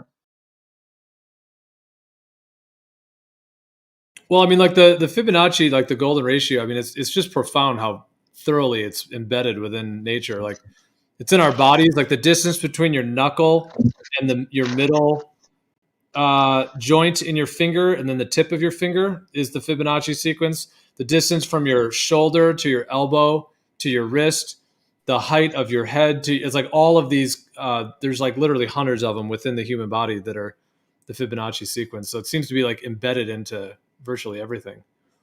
It's very efficient in the sunflowers. He noticed it with the way rabbits reproduce. Yep. That was like his first key.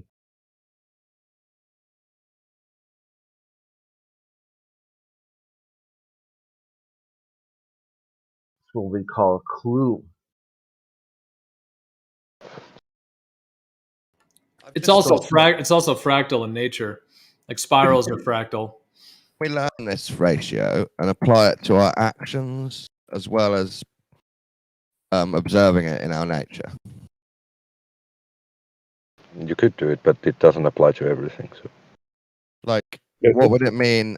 How many YouTube videos would I have to upload a day to get in the golden ratio, sort of thing? Yeah, that's a cool idea to like structure.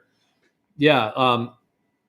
Well, I mean, the whole field of astrology in terms of like the luminaries, because they're all moving at their own frequencies and how those are all correlating, although that's a whole separate topic. But the one thing I was going to just say in response to that, there's a guy, to what you said, there's a guy who he wrote music based on the Fibonacci sequence. It was pretty interesting. So he like had different tones that were linked with the Fibonacci sequence, and he kind of tried writing music along with it. It's cool. I think some music already falls into that as well. I was thinking of like how many times you pray, or how many coffees you should not have, or you could apply it to all different actions in your life and see if it makes you feel better. There's also the other number where, don't remember what it was, but it applies to almost everything. Was it the Mandelbrot set? No, I don't remember. Something. That's like fractal geometry, yeah. Well, what you can do with these as well is you can divide like one number in the sequence by a later number. So like the third number by the eighth number, so you can do that as well. And that's used a lot as well, like different frequencies. Yeah, there was the fractals were the xn1 equals xn1 plus 1 or something. Saw a video about that.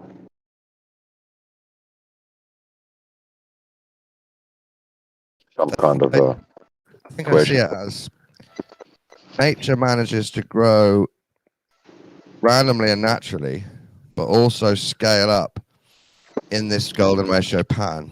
So as long as it knows the pan, it can be natural and orderly. It almost helps the balance of natural and order to happen.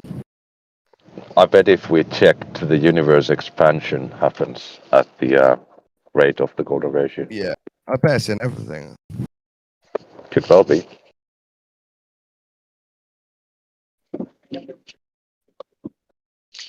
This is how we know dinosaurs aren't real. Because they don't follow the golden ratio. Don't they? They tip over. Yeah, the arms are too short.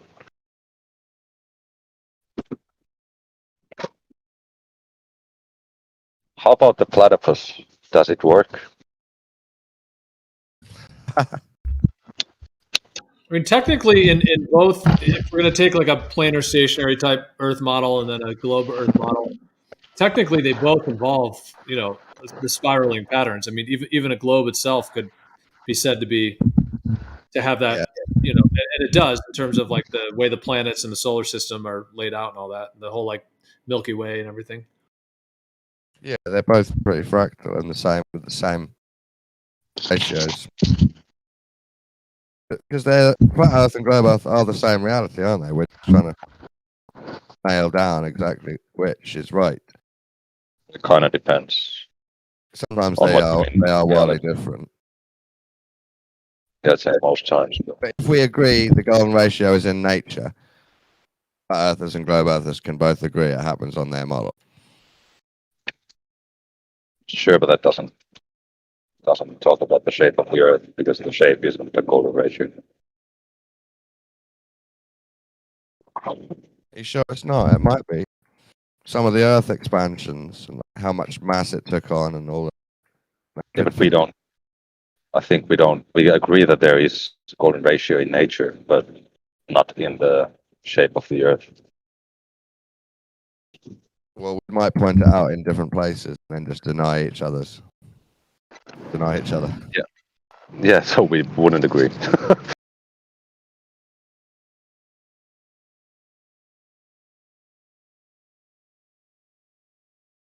Yes, you can sort of see how it works with a shell.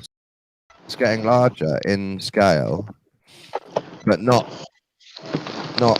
compromising its former self. So as it goes round, it gets larger in the right proportions round itself. What does? The shell. But it does get larger, though. Yeah, it's getting larger round itself very cleverly. That's what I'm saying, using the ratio. Oh.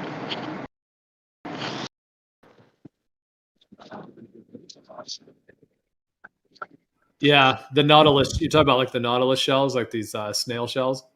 Yeah. Yeah, it's incredible how those match the golden ratio. But you almost see why they're using the golden ratio. Because it's a perfect way to scale outwards. It's the most efficient shape, I guess. Yes, it's not necessarily the most elegant. It's the most efficient. At least that's for the sunflower seeds. If it's gonna drop seeds, that is the best way to reproduce. Yeah, I reckon it is to do with efficiency with a lot of it.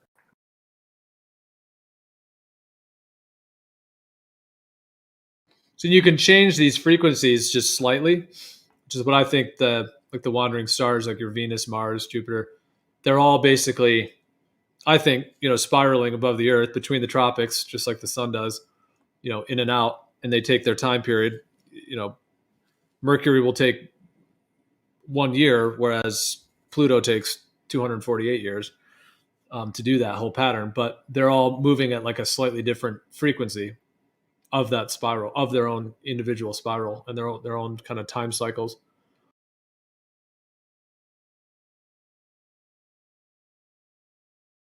So it's like they're all slightly altered from the base pattern, which could be the sun in that case, that the sun would be kind of... This is golden ratio and pi, the same thing.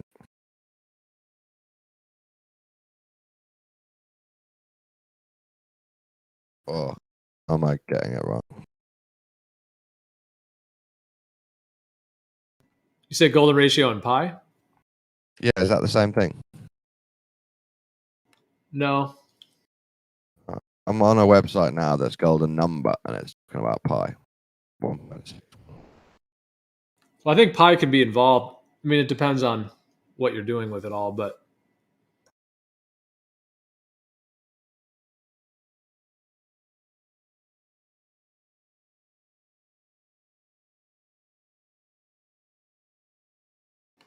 $1.618.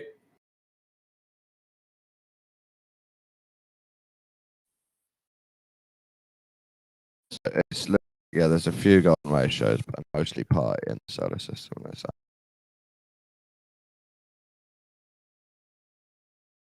I mean, if you involve like a circle or a sphere, you can bring that in.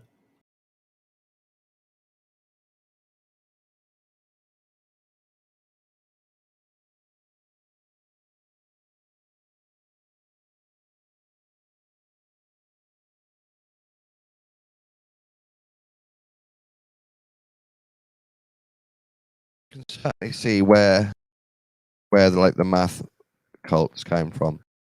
Looking at nature and suddenly working out, oh my god, they're using math patterns. That could be quite mind blowing, right? Back then.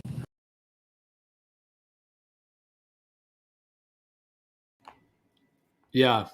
What does somebody who's atheist think of this? Like, oh, I don't know. Oh, it's all just a big accident. It's all just a coincidence. I wouldn't say an accident or coincidence. I would say you do enough iterations and the less effective ones don't make it, but you find at the end are similarities. They'll make themselves efficient. It's like the eye, it keeps evolving into eyes because they're useful things to have. Yeah, but the fact that this Fibonacci sequence and this golden ratio are found within nature all over the place, like even rivers flow along with the Fibonacci sequence, and with in fractal nature, like the way rivers flow through the earth, cloud formations. I mean, like I said, the human body. So does it not point to some kind of inherent design? There's like this universal pattern that's found all within nature? No, not really. Doesn't to me. So that would just be random? No, I'm not saying random. With enough iterations, things will, like, order can come from chaos. It's not. You mean eggshells? Nature just slowly found order. Yeah. How did it find it? Was it by accident or by doing everything, and the things that work stick around? Is that a type of intuition or is that random trial and error? You can. I mean, I do think it's sort of it makes it much easier to talk about it like it has intuition, and I think there is a sort of fascinating sort of virtual wisdom to it. But I think a little bit like when I hear people say water always finds its level. It's like we're adding agency to water. Water's not like looking and getting out of plumb bob and going, I guess that way is down. It's like we're just anthropomorphizing water because it's easier to say. But in this argument, we're actually saying man has found math, and then he's found that nature's using math patterns. Sure. Nature uses math. Yeah, but it's almost like we're saying, how can that be and why? How did it? Don't know. No idea. I mean, if it's a question, it's a great question, but it doesn't. Saying I don't understand why that happened doesn't, to me at least, go. Therefore, it's God. That's just an textbook argument from ignorance. I don't know. Why the whole environment's using math. Just don't know. Well, I mean, I've given you what I think could be the case. No, that's fair. It's just I'd rather have an answer. Yeah, because it's wise. Because it's very wise. That's what my answer. Sure. All I would say is if it is wise, which it looks like it could be, then natural processes would get there. Well, I could sort of doesn't use math any more than time. But when flat earthers say, "Oh, I can't explain that," that's a mark of kind of stupidity. Yeah, you would say again, Jerry. Like if you ask, explain the sunset, and flat earther says, I don't know. Why is that kind of a mark of like stupidity? It's not. I think I don't know is a great answer. I respect people who give that answer. All right. Normally, I think you would try and push them best. further. I'm sure I'll try and push them. I mean, like when I say to somebody, "What does the moon look like?" and they go, "I don't know." And I'll go, "What does it look like?" And they go, "I don't know." I don't think it's a sign of stupidity. I think it's a sign of dishonesty. I think what they're doing is they're avoiding saying it looks to me like it is something spherical because of where the conversation's going to go. But that's just my impression of what they're saying. But if somebody legitimately says, like, I don't know why compass points north, I think that's a great answer.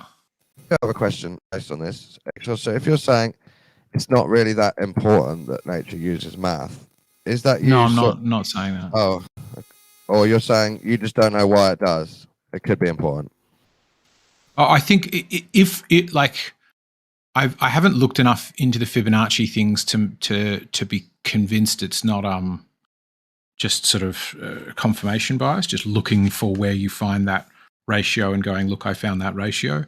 But if it is, then yeah, it's in some way an efficient or effective thing, right? Yeah, like the sort of length of one bit of shell. If it's shorter, the shellfish grows too slowly. If it's longer, it's too flimsy. And so the ones that were shorter and the ones that were long. You're a terrible reductionist. But what I was getting to is, are you trying to pull down math and say math isn't really divine or important? It's just. I think maths is a fairly base structure of reality. I think it's a very important thing. But I mean, so you just don't seem interested in the fact that nature uses it. Oh no, I am. I'm interested in nature using it. I mean, I find that fascinating. I just think it's quite possible it can get there through natural processes.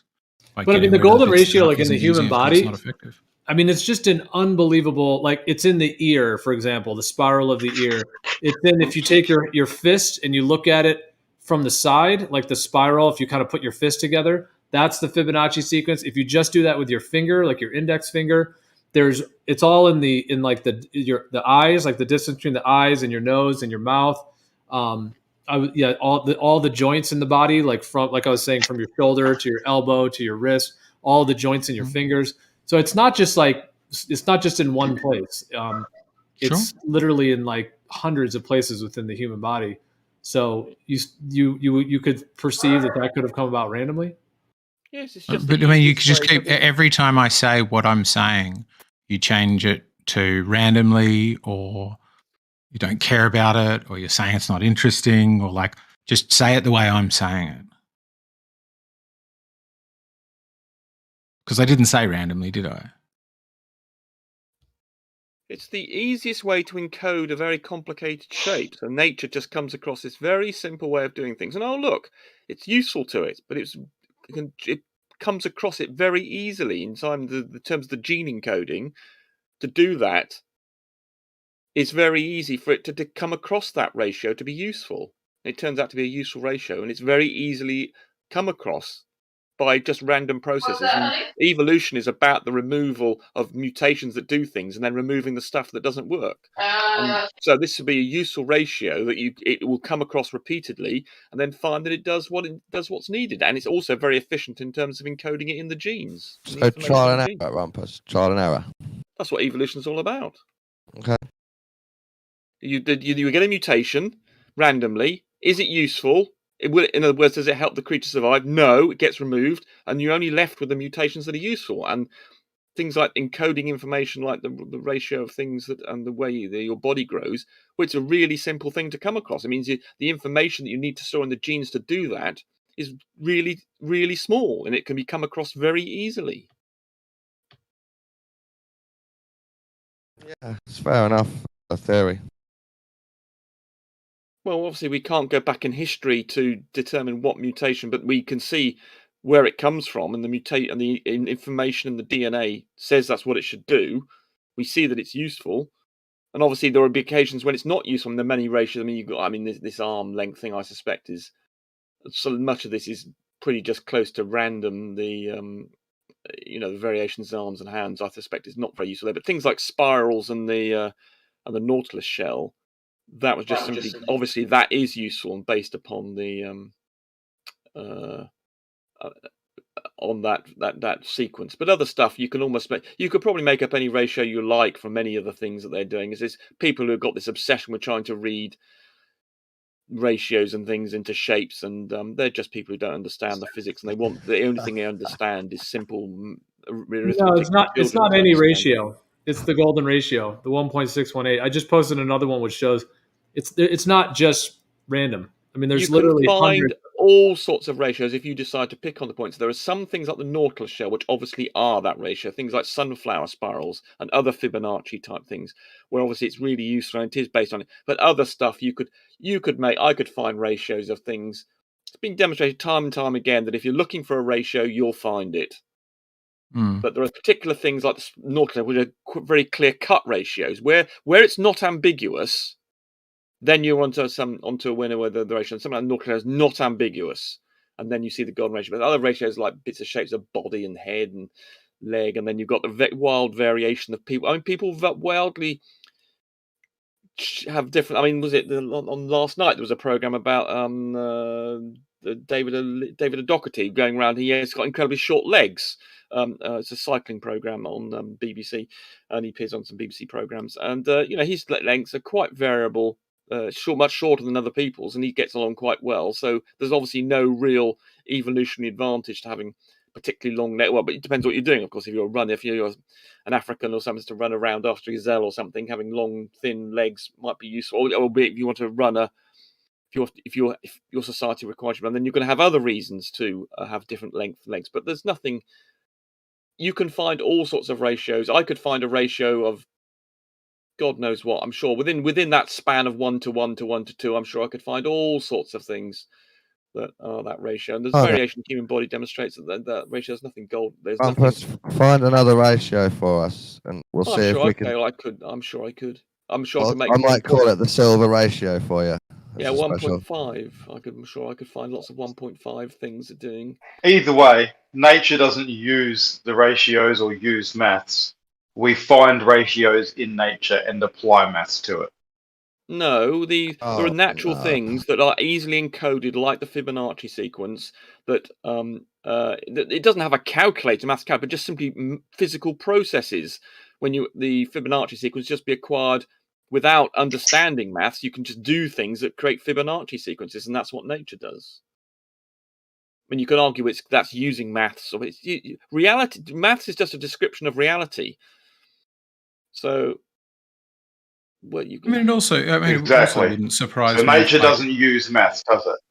well, the physical principles effectively use math. The things that reality, maths describes reality, and that reality operates on a mathematical, and effectively it operates using a mathematical principle, although it doesn't obviously. So you can argue that where does the maths come in? The reality, you know, adding two, when you end up with one rock and you have two rocks, then you add two together, you get three rocks.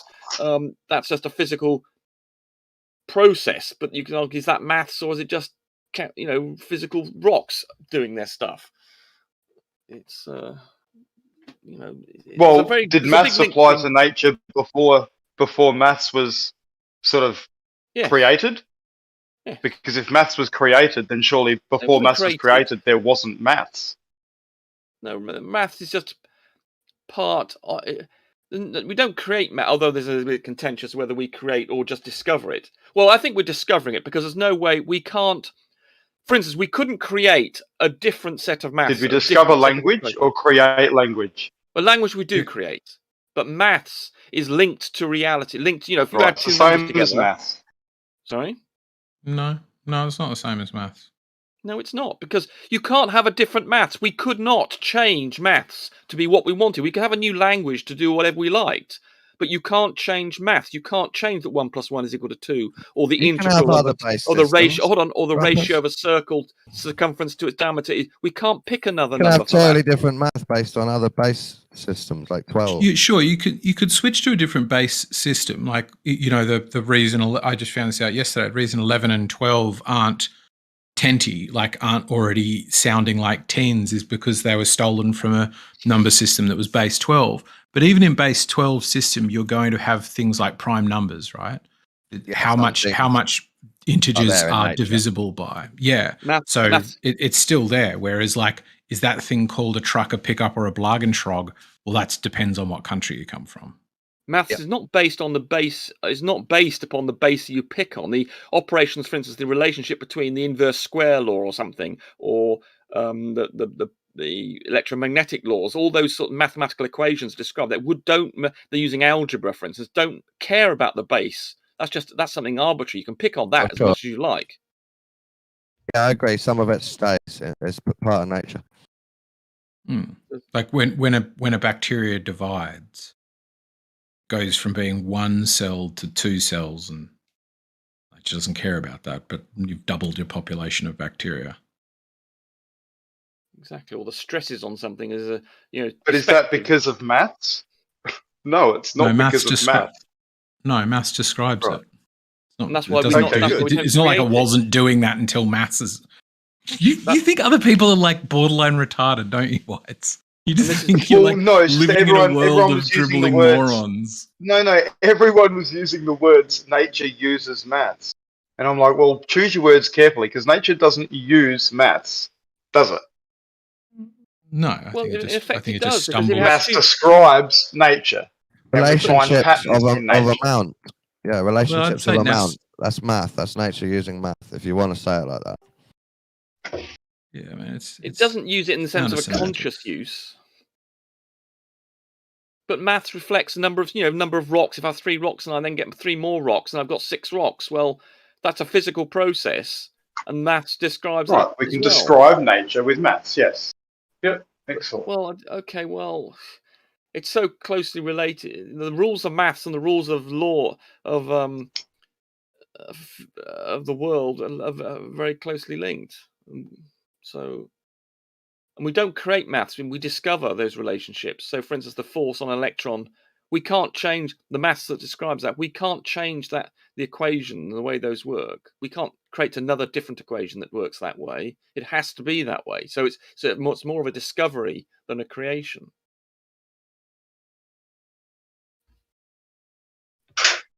There might be some arbitrary maths but the relationship between numbers is just fixed.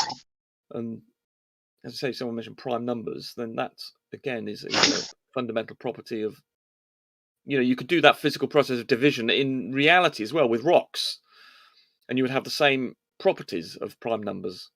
If you wanted to, if you decided you want to take off 10 rocks, you had 17 rocks and you wanted to take off lumps of 3, you'd always end up with 1 over or whatever. You can't find any divisors that work. So whether you regard that as maths or nature or just physics, then it's difficult to differentiate them. But I agree with you, Rumpus. I think mostly there's certain math, if you call it math or you call it ratios or relationships of amount or distance in nature. That's why, as flat earthers or truthers, we need to look into this and try and figure out why and how it's doing it. it's a natural consequences of reality. But it's more interesting than just random material trying everything and then finding a beautiful pattern. Well, it can be both, and it doesn't, or it could be the other, which is like at its start, the most probable explanation is at its start, at least the atheist, whatever, naturalist answer is that all life started at a single point. It's entirely possible that first thing that started turning itself into DNA did so in a way that in some way, is similar to the Fibonacci sequence. And for that reason, the DNA that you and I and potatoes share has this kind of a number sequence baked into its between code. The structure that stores information and the information inside the structure. No, I'm not saying the structure is in a Fibonacci sequence. What I'm saying is the first thing it made, it's quite possible that it had. No, you're getting confused between the information in DNA and the way what I'm that talking DNA about. is structured. There is no relationship. No, I'm not talking about the way DNA is structured. Not listening. Well, you are, because you're saying the way DNA came into being or something. You were saying naturally could be Fibonacci. No, it's not what I'm saying. You're not listening. Let's start with okay, repeat what you said then. It's possible that the first thing that turned into DNA found a structure that was similar to Fibonacci sequence. Right, you see, you mentioned the structure. No, you're wrong. Yes, but I don't mean the structure of the DNA. Yes, call it the leg of the whatever. It's not in the structure of the DNA. The information in the DNA is not so related. Correct me if I'm wrong then. Correct me if I'm wrong then, Mr. Interruptus. Does the information in the DNA code for morphological changes? Yes. Thank you, you fucking idiot. You moron. You don't understand the difference between the information in DNA, which has got nothing to do with the structure of DNA, so which the is information what you were talking about. So the information could have 1, 1, 2, 3, 5, 8 encoded into it as information, and that keeps spitting out in morphological changes in the way that is represented in the diversity of life around us. You just don't listen. Sometimes you're just so sure that you're smarter than other people. No, you don't listen to what they're saying. You don't listen because you talked about the structure of DNA. That is, and perhaps you weren't being particular about your words. I wasn't meaning physical structure of DNA. I just meant the sort of the way it comes about. I don't mean the actual DNA strands and spirals. The way it comes about, that's the design. That's the fine. So clarify it rather than being sure that the other person's already wrong. You imperious prick. Well, you moron. If you've got to be more particular about your words instead of coming out. Well, obviously with you I do, because you're just insufferable. No, you're just a moron who doesn't understand the issues. Remember the training. I don't understand the issues. Despite what I was saying was correct, and you're now conceding that. It I'm a moron correct. who doesn't understand the issues. Good on you, mate. DNA. You're the structure of DNA moron. has got nothing to do with information I talk in to. the DNA. I can tell that I'm smarter than them. Remember the training. Because they're disagreeing with me. It's really simple, and you just don't seem to get it. No, it's not what you just misunderstood what I was saying and kept speaking over me rather than letting me clarify what I meant. Because you were so sure you were right. No, but even when you clarified it, you still got it wrong. Because I use the word structure. Like what I'm describing is morphological changes written into the information of the DNA. The DNA, not the morphological side of it. Are you talking about this? When you say the structure of DNA, are you referring to the way that DNA, the polypeptide chain, is with the various bonds inside? That's what you mean by the structure of DNA. Surely, that's what we mean by the structure of DNA. Yeah, the way it folds this way and that. Yes, exactly. So that's got nothing to do with the information inside it. I know, but I'm not saying that has... If you know that, then why are you claiming it's related? Because you're not letting me finish. You're just still sure that I'm wrong. You're claiming that because I'm not letting you finish. You've repeated it many times that the structure of DNA is related to whether or not it encodes Fibonacci, and it's not. So is the structure... So let me ask you a question a different way. Is the structure of DNA... Does that relate to the information it has? If I change the structure of DNA, will the information and therefore the output morphologically change?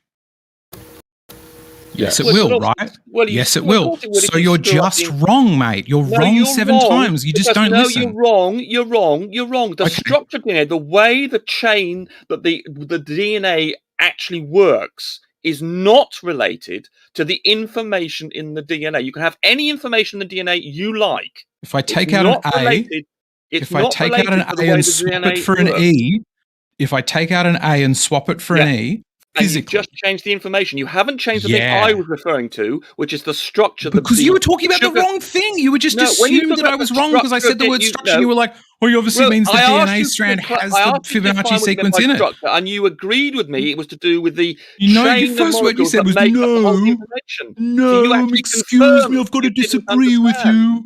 You confirmed that what I thought You're you so thought. toxic, mate. No, you clearly are not particular about what you say, or you don't understand what you say. Sure, so it's entirely possible, but just get me to clarify rather than did. because the other person doesn't agree with me, they're definitely 100% incorrect. You got it wrong again. You're insufferable. You're an idiot. I appreciate you don't find me correcting you very nice, but you didn't go into engage in discussion. You're not correcting me. I did Every ask you- time I've said it, How you've about, had to concede how that I'm about right. one of you guys define structure so you could get on the same page? Well, there's the structure of DNA has a sugar chain that goes up it, and then inside it has options, these bases, which determine the actual information that's in there. So there is a relationship between the content of the DNA, but the backbone of it, the structure of it, as it will be called by people who understand these things, is independent of the information. You can change anything that's on the inside, whatever you like. The code, the information in there can be anything, and that's what makes DNA so wonderful. You've got So let me ask you structure, this the whole percentage, if information. this makes sense to you then. If I were to change some of the material inside something so that the shape of the thing overall was the same, but something fundamentally inside was different, so it coded differently, would you say that would still be reasonable to say I changed the structure of it? Swapped out an A for an E. I don't know for if example. I don't know if it's comparable. Copied one gene. So what Rumpus said, I agree with. The general structure, like if you have a car and then one tire is Yokohama, you swap that out with a Michelin tire, right? The structure of the car would be the same. The content, But we're talking about the tire of matter isn't exactly the same, right? So would it still make sense? Well, actually, let's go rather than from Yokohama, let's go to a hard drive, right? Let's say. And I go, could it be written on the structure of the hard drive? And would that preclude and make it impossible that what I'm talking about is the ones and O's written onto that hard drive have changed, and therefore the information on the hard drive has changed? If you talked about See, that's the thing, though. I don't definitely think this incorrect? is. I would say it's hardware instead of software. I wouldn't say it's the ones and zero. Well, I guess hard drive physically writes. Hold up, You could hold talk up. about the structure of the hard drive, Guys, and that hold would up. not be changed by the information on it, and that's exactly depending on how you analogous define to Let me DNA. answer writing. Okay, so if you have a physical hard drive, you have the pins, the platters, the disk, or whatever, and it's physically writing that data, right? It's not actually writing a 0 and a 1, but it's physically, like recording that data, right? So I would agree that if you swapped out, some of that data for other data, the structure of the hard drive is the same, but the content, the information it has, is different. So that's why Is it not written into the structure? Not into the See, that's what structure, no. you have macro structure and microstructure. The hard drive consisting of the disk, the platters, the pins, the enclosure, all of that. The structure is the same. Right, but if it's not getting the information from the structure, I agree with you that that it's physical changing, to write different data. So you could say the microstructure or like the fractional structure or whatever would be changing. But that's why I got you guys to define, or one of you to define structure, and I'm fine with his definition of it. If you are as well, that's I all don't that have matters. a problem with rumpus's. I just have a problem with Rumpus telling me I'm wrong rather than getting me to clarify what I meant? The problem with Rumpus's definition, you just have a problem with Rumpus. No, I've just got a problem with the way Rumpus speaks. I did not. Yeah, I know generally. you have, but I didn't say you were wrong. Everybody initially. does. Let's be fair. I'm not unique in this, mate. No, I get along with lots and lots of people. That's unnecessary. Well, I mean, maybe I heard you talk. It sounded lovely when we were talking about World War II the other day. You were the one who was abusive, not me. You were the one who's sure. You're insufferable. I abused you. There you Great, are. So there we are. You're the one with the problem, not me. Sure, and you were wrong, possibly as well. And I didn't say you were wrong initially. Still only when you into started the to get all structure of DNA. confrontational. And then I told you just you were because you're wrong. a prick. But see, you're a moron and a prick.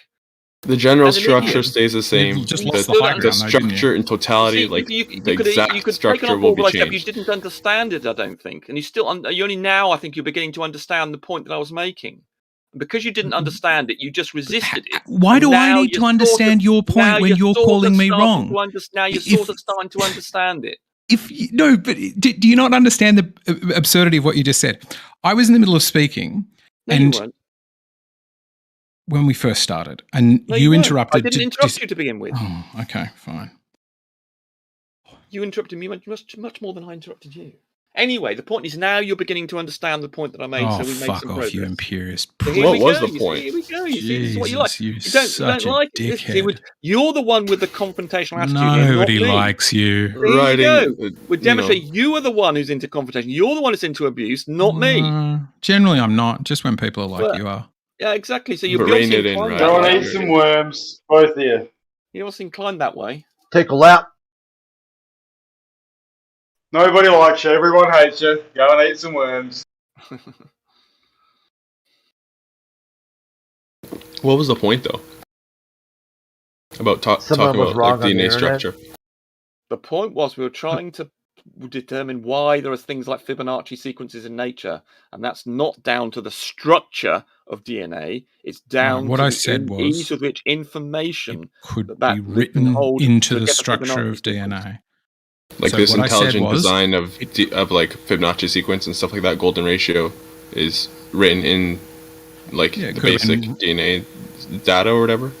Yeah, exactly. It could be I written. There's a chance that the very first time life sprung from non-life, if that's the way it happened, it could have been written into the structure or the Not whatever. written into the structure. Just let me finish the sentence, bro. It could have been. You know what he written in means, the very Rumpus. first Allow it. time. Yeah, exactly. He understands what I means, but he's still like, no, it's my words. It's wrong. It in that could be. book. Well, I don't give a shit, Out man. of what he said, what's wrong is that if life came from non-life. Possibly. That's what I have issue with. My feeling is it could well be that the very first thing that did that with something, or even if it's not the very first thing, but something very early in the chain, so that some life across the planet does represent this because, you know, it was just there. You know, it's like if you went digging through my PC and you would find code from like, you know, old DOS systems back in the day, and it's like, yeah, that code was just so robust, so simple, so effective that we just kept using it. We there's no point going back and deleting it. Whereas a lot of the other stuff's changed. Are there That's all I objects was that saying. are inanimate that exhibit? That's what I was Googling, actually. I was trying to find that. Like, I'm trying to think if there's like, you know, some sort of rock or formation or something like that has, you know, the Fibonacci sequence or. Yeah, I was trying to Google that when we first started talking about it. I mean, I wouldn't be surprised if people sort of look at things and see Fibonacci where it doesn't exist, but maybe it could be. Well, I guess you could like describe it in a whirlpool. I mean, water isn't living, right? And as the water goes down, it creates the Fibonacci sequence. Maybe. I think And like that's actually the sequence. You're something like a vortices. I think you'll probably find that's related to E.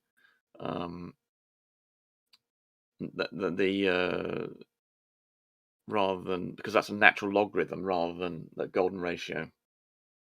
I'd say golden. Well, is Fibonacci sequence the golden ratio? Are they the same thing? I think the steps between things in the Fibonacci sequence are close to the golden ratio. They're not exactly. As the numbers get bigger and bigger, they get closer and closer, I think, to the golden ratio. But one of the most natural things in and maths and in nature is the value E, which, if you know any calculus, is the base of the natural logarithm. And if you differentiate E, you get E again. It's the only number that does that. And it's the basis of a lot of maths. And then as a result of the way it behaves, it's also the result. It means the rate of change of something is proportional to the amount of something. The same as the amount of something. That's why it has a particular gradient of, in other words, the gradient of the curve of the function is equal to the value of the point that you're considering. And that's a unique condition. And with physical process as well, it's useful as well as in the maths. And so but that's the value E, and I think that's more natural, more likely to be used for these sort of vortices things than the golden ratio. Okay, yeah. So they are different. So I've never even heard of this, the golden section. But basically, the golden ratio is like the reciprocal of the golden section. Well, the golden ratio is essentially in the Fibonacci sequence. You take the number in the sequence and divide it by the number previous in the sequence, and you get the 1.618. Yeah, it's not exact though for the start. So obviously the first couple, 1 and 1, is not. 1 and 2 is not. But as it gets bigger and bigger, then it gets closer to the golden ratio. Right, and then 3 divided by 2 is only 1.5, and then once you get to 5 to 3, it starts to be pretty close to it. I see. The Fibonacci sequence is the one where you just add the two preceding numbers, right? To get the next one, yeah. Yeah. Okay. And that gives you lots of interesting shapes and easy to encode shapes, and it's easy. That process is easy to accidentally come upon, and hence it's come upon and used where it's useful. Fingerprint of God. 1 plus the square root of 5 divided by 2.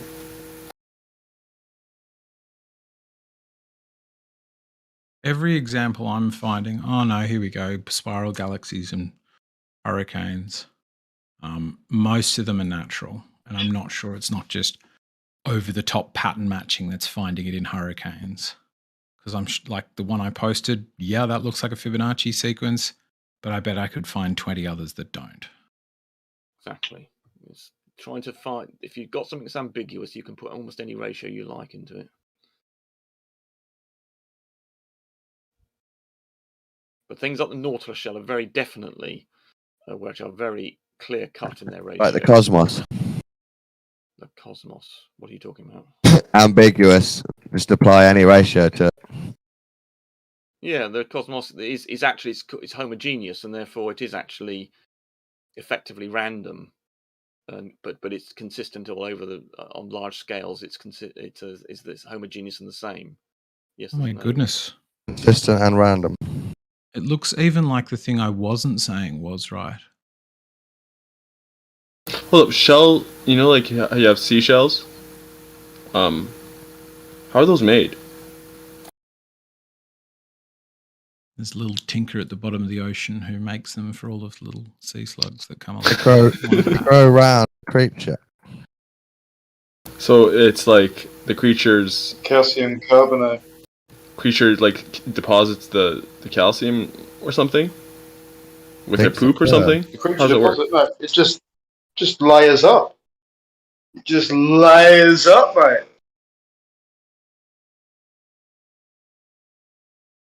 So like a snail, if you take it out over time, it'll just make its own shell again.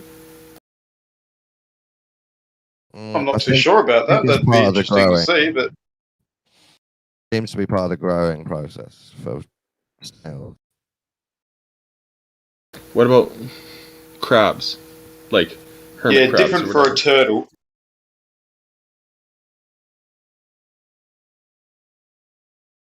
Because you have like the hermit crabs that like upgrade their shell, right? Upgrade. Yeah, because they get too big for the shell they have, so they go search out another one. It's idiocracy again. Keeps fucking coming up, doesn't it? Sharks' teeth, don't they like grow on a conveyor belt and come up? They're probably in a ratio. They just keep coming. Conveyor belt from the back though. Like, No, but like from, like, the shark is they've come creating the outwards. teeth, right? Yeah. But if the crab isn't creating the shell, it's just finding it, and these shells, exhibit the Fibonacci sequence or something, that would be a representation of a natural inanimate object having it. But maybe they do create them. I don't know. Well, don't forget. No, but those shells were grown on something else. Well, there is examples percentage, mountains and everything. There's loads of examples of it. Yeah, that's fair, actually. You could say that the shells were growing on something living. I don't know how the shells form, though, to be honest. I don't know what causes them. Yeah, Google it quickly. I can't, because I am interested now. I think the shells all grow with the creature, but some of those creatures, they ditch the shell, and then another one takes their shell, so they swap out shells. No, they don't. That's just dead. The hermit crab picks up shells that are left over after the creatures inside them have died. Right, but the shells all come from a creature, right? They don't just come. Yes. They're not like rocks that just come from Yes. So if you took the creature out over time, like you left them in an environment where they wouldn't die because they don't have a shell, over time they would like grow a shell? Well, I think they grow a If shell that's when they're like born, and then when they die, the shell remains, and then another one can pick it up, I think. Yes. They sometimes form cool little chains where one finds a shell that's too big for it, and it's like, I can't go into this yet, but I know somebody else will want it, and so he'll hang out next to the too big shell until another one comes along. And then sometimes there's like a little daisy chain of them, and then they all do like a quick switch where the biggest one like switches to the biggest shell, and then the next smallest tries to scrabble for that one's shell. It's quite funny little videos of it. It's so cute. It's like musical chairs. And there's one guy in the video I saw, one guy gets left out, and he's like, oh God, he's stuck with an even smaller shell than he turned up with. The structure shell.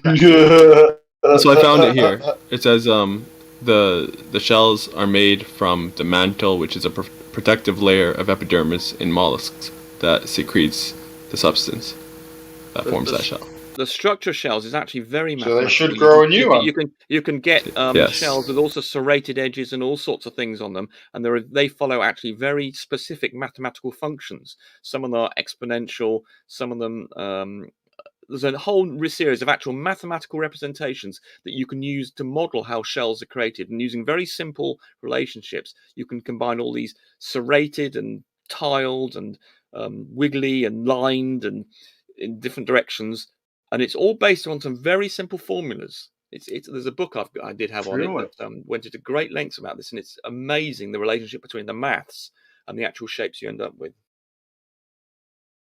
It's almost like maths was, developed to describe reality. It's so strange. I don't know why you think you're saying something profound. Okay, so how about this? Well, if the Fibonacci sequence is only observed or observable in living things on Earth, then isn't it likely that the spiral galaxies, which exhibit Fibonacci sequences, are living? Well, storms and the way urine goes up, like when you pee. There's other things too, the non-living. Never mind, you just killed my thing. Okay. Yeah, if you have a tornado, and it's observing a spiral pattern, then that tornado isn't alive. So Hey, maybe they are the finger of God. Then again, the tornado does have an eye, right? We call it. This is the we call it act of God. Yeah, sorry. What'd you say, Riley? This is like I googled Fibonacci galaxy. That just looks like such weak and obvious attempt at pattern matching. Like it's got of the obvious arms to that galaxy, it's picked like a lot of fake, fairly dim one, and there's just this scattering vaguely around the lines. And I don't think the evidence for it appearing in inorganic things is very strong, at least that I've Googled thus far. So you think these are just like artist renderings then? I think galaxies are real. No, I mean the spiral galaxies that you I think saw right now. It's just somebody using a Photoshop to show how you do confirmation bias, right? You decide that you're probably going to see the Fibonacci sequence there. So you get a see-through Fibonacci sequence and start slapping it over spiral galaxies till you're happy with your results. Well, what if you search up like NASA, like images of spiral galaxies or something, and then try and put it over? Yeah, could do that. Hang on, I'll turn on my screen. You'll get it in all the spiral galaxies on the arm. If you look close enough, you'll probably get it in all the other galaxies as well. I can see dragons in the a known clouds, amateur. Sorry, go ahead. No, I was finished. I was gonna say, or like a known amateur astronomer that puts out good quality stuff, and then if they have a YouTube channel or something like that with spiral galaxies. Whitesword, when are you doing your test with your purchased line? God, have you not known? It's winter time. I've missed out. Winter time, mate. A few months. We're in the summer now, so I've got to wait until winter. Why can't you do it in the summer? For reasons of access to the beach. Oh, okay. So it's one of those things. Okay, all right. I hear you're doing a test soon, Rumpus. Well, I will be doing it about late spring, early summer, so it's 3 or 4 months away now. I nearly managed to get it done before things got cold here in October. October was very warm. Nearly managed to get it done, but I hadn't done all the PR and preparation side of it, and I didn't have quite enough people on the day. I only had 6 people, and I needed about 8. So right. I'm gonna organise it for probably May next year. I've got more people booked in for it now, so which I do need lots of people basically to do all this thing simultaneously. But so that will happen. I'm just in the process of doing some promotional videos and things for it, which hopefully will come out in the next week or so. Awesome. What is it? Oh, this wrecked thing is basically similar thing to the George Natayuk did, which is along the Bedford Levels Canal. I'm doing a curvature test over 8 kilometres, raising some targets on top of some telescopic poles, and by comparing that to horizontal, I can demonstrate that the Earth is curved, and I'll be able to show you exactly how much. Hopefully, if the Earth is curved as it's the accepted radius, I will actually have to raise up this target 5 meters more at 8 kilometers than I would have to make it match an auto level elevation on a bridge at Welney. So I'll actually be able to point at the curve and say, look, here you are. Here's this pole. There's the distance that we've had to raise the target to make it match the horizontal plane we've defined at the 8 kilometers away. And there's the gap. There's the curve. There's the difference between the two. And I'll be doing. Are you having some flatties to come and be invigilators or whatever you call that? Yeah, Brian Mabbitt's very, very keen on coming, and I've said he can come along. There are other flatties I'm not so keen on, like Bev, who I regard as just too obnoxious and too deceitful. But I'm actually other flatties who are I don't regard as objectionable are welcome to come along and witness it. But as it's live, people will be able to comment and say, when a ray raising up, we're looking through these telescopes and things and the auto level. You'll be able to get simultaneous broadcasts from the people raising the target, this telescopic post 8 kilometers away, and at the auto level, and you'll be able to see the line, matching the line simultaneously of the target, matching the graticule in the auto level, and then hopefully it'd be verifiable, because we couldn't, people could make requests like, do something now, and then we could do it to demonstrate that it's all live and happening at that time. And they could also request that we did a particular thing, provided it wasn't stupid. And we've got the ability to raise up these targets over about 6 meters high on the bank of this Bedford Levels thing, so we can move things around a lot and accede to any reasonable requests. So, didn't you already prove Earth to globe? Oh, many, many times. But yes, but flatties don't.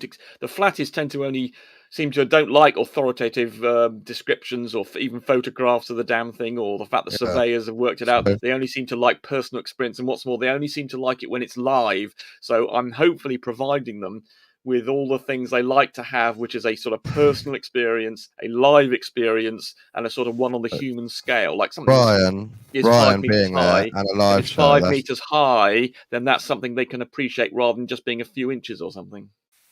Brian being there, your live thing, and the 5 meters, that's going to sway it this final time. Then you won't. It may sway some people. Well, obviously, people like invested idiots like Nathan Oakley and QE. Obviously, they've got a religious reason to believe what they do, and they're a bit like whatever it is, that guy who ran the who said if the evidence contradicts the Bible, I'll go with the Bible. So I mean, those sorts of people, obviously, you're never going to convince them. They've got this religious zealotry that would not end. No argument, no evidence will convince them of what's what. But you will try and go on their show and present this test, won't you? I'll give it a go, yeah, but it'll affect other people who are perhaps sitting more reasonable and sitting on the fence. But obviously, just because I can't convince Nathan Oakley or QE doesn't mean to say it's not. So it's certainly an interesting endeavour, and actually doing this thing has been intellectually demanding and physically demanding.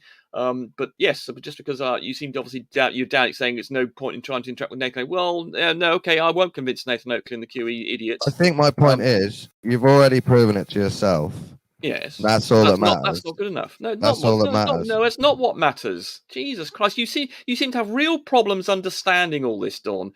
There are people out there who are confused, and by perhaps some of them seeing some of this actual, real, easily understood evidence will be affected by it. And they will, and the anti-science, and it will affect people with an anti-science agenda.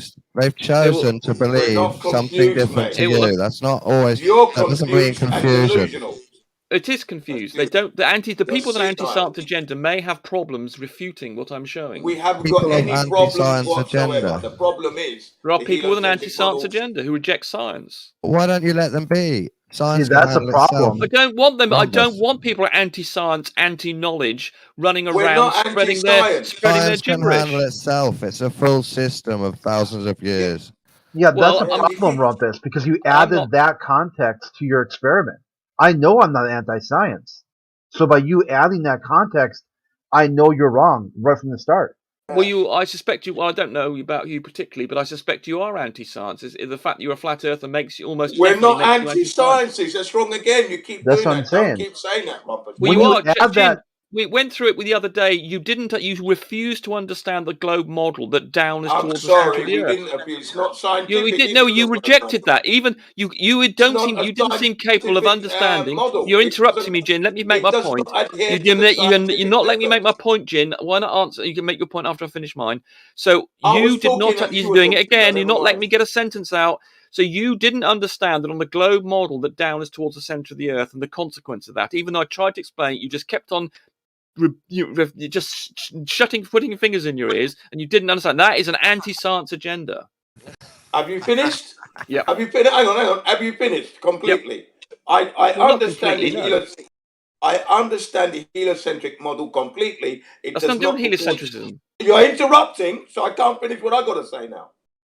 Right. So shut up, you idiot, and pay attention. Now, you idiot. The heliocentric model does not follow the scientific method. Thus, yes, it does. It doesn't fit our reality. And we're not. This has nothing to do with heliocentrism. You're interrupting when I'm talking. What's it got to do with the sun? Nothing. You're interrupting when I'm talking to you, man. Shut up and pay attention. Like I said, the heliocentric model does not fit the reality we live. It doesn't. It cannot adhere to the scientific method. Yes, it does. It agrees with it completely. And the heliocentric side's got nothing to do with the shape of the Earth. Again, you can't. Heliocentric with nothing to do with the sun. I'm not doing anything involved with the sun. Can you? You can't wait for me to finish, can you? Let me finish what I'm trying to say, then you'll understand where I'm coming from. I'm saying to you that the globe model that you bring up stand against the scientific method. When we bring it to that, using the scientific method on your heliocentric model, it's totally destroyed. And we give me an example of where it invalidates the scientific method. Right. Ooh. A single example. This is a good one. Sorry? Give me a simple example where the globe model, which has nothing to do with the sun or heliocentrism, has in any way invalidates the. It cannot be. I think you said invalidates the scientific method or something, or it's not. Yeah, I think you said invalidates the scientific method. Yeah, give me an example. Give me one example of that being the case. Right, for example, the actual rotation of the Earth, for example. How do you know? How can you prove that? You can't prove it, can you? Yes, I can. Well, you don't. Science doesn't prove things. I can verify that it's the most probable. It agrees with the rotation. The most probable. Foucault's pendulum, for instance. When you have a rotating Earth, you see, you're interrupting me, and you're not letting me answer. The rotating Earth means that we should see things like the Coriolis effect. We should see things way differently at different latitudes. We should see things not dropping vertically. We should see gyroscopes showing a 15 degree shift. So I've just given you 6 things that you can do to test whether the Earth is rotating or not, and we see all those things. None of these things. Nearly finished. And if the Earth was not rotating, we would not see all that phenomenon. Finished. Well, take the Foucault pendulum, for example. In order for that thing to move, you have to move it yourself first. So the Earth spinning doesn't. You have to make it. You have to make it swing. Right, and then there are motors and magnets that keep it moving. No, you don't. No, it's not dependent on magnets. And if the Earth is indeed rotating underneath it, then that would be the same for a drone, a helicopter. No, yeah, it wouldn't. Things that hover. The Earth should move underneath it. We should observe this. Yes, it would. No, it wouldn't. Yes, you don't understand that's it. what I mean. This is why you're anti-science. You don't understand. No, we're not anti-science. You are anti-science. You don't understand it, and therefore you reject it. No. For instance, you're claiming that I think you're saying that helicopters, basically, or whatever it was, would be affected by the rotation of the Earth. No, they wouldn't. Just like if you're in a train and you pour yourself a cup of tea, it works. We don't live in a train, though, do we? We don't live. The Earth is a ball. It's analogous. You're on a moving body. It's analogous. Give me a second. Hold on. Let me make my point, please. It's analogous to being on a train where you can pour a cup of tea and it all works, even though you're moving. Similarly, on the surface of the Earth, you can have a hovering helicopter that is not affected by the rotation of the Earth. Finished. No, it's not analogous at all. Let me have a go. I need to explain to Rumpus. I know that you get triggered by people that are anti your science and anti-mainstream science, but this is all you can do about it. All you can do about it is complain in Discord, you see. And I need to tell you the reason why people are anti-science. People are anti-science, your science, mainstream science, because science has imposed itself like a religion. And you being annoyed with people that are anti it proves it's imposing as a religion. It's not a religion. Yes, it's a Dawn, where do you get this idea it's a religion? A religion is based not on evidence, but on a religion faith. Is a system and of also, beliefs. A religion's also based around a supernatural body that has a consciousness that guides the universe. It has no basis in religion whatsoever. Science is evidence-based and testable. Religions are not. So to make that comparison, I don't mind if you disagree with what religion means. You're making a stupid point. It's a stupid point, and you'll dismiss it. If you're equating science with religion, they're totally antithetical. One is based on evidence. One I can demonstrate to you in a lab or in reality and say, look, here, and I could get you and show you the evidence. But you reject it. Whereas religion is exactly the opposite. You're not listening. You will never demonstrate anything to me in a lab because I don't want to come to your lab. Exactly. That's your problem. You've got the problem. So you're describing your own problem and your rejection of information evidence that you just don't want to hear about. That's your problem. You're able to demonstrate your dream to people if they don't care. You're going on mute.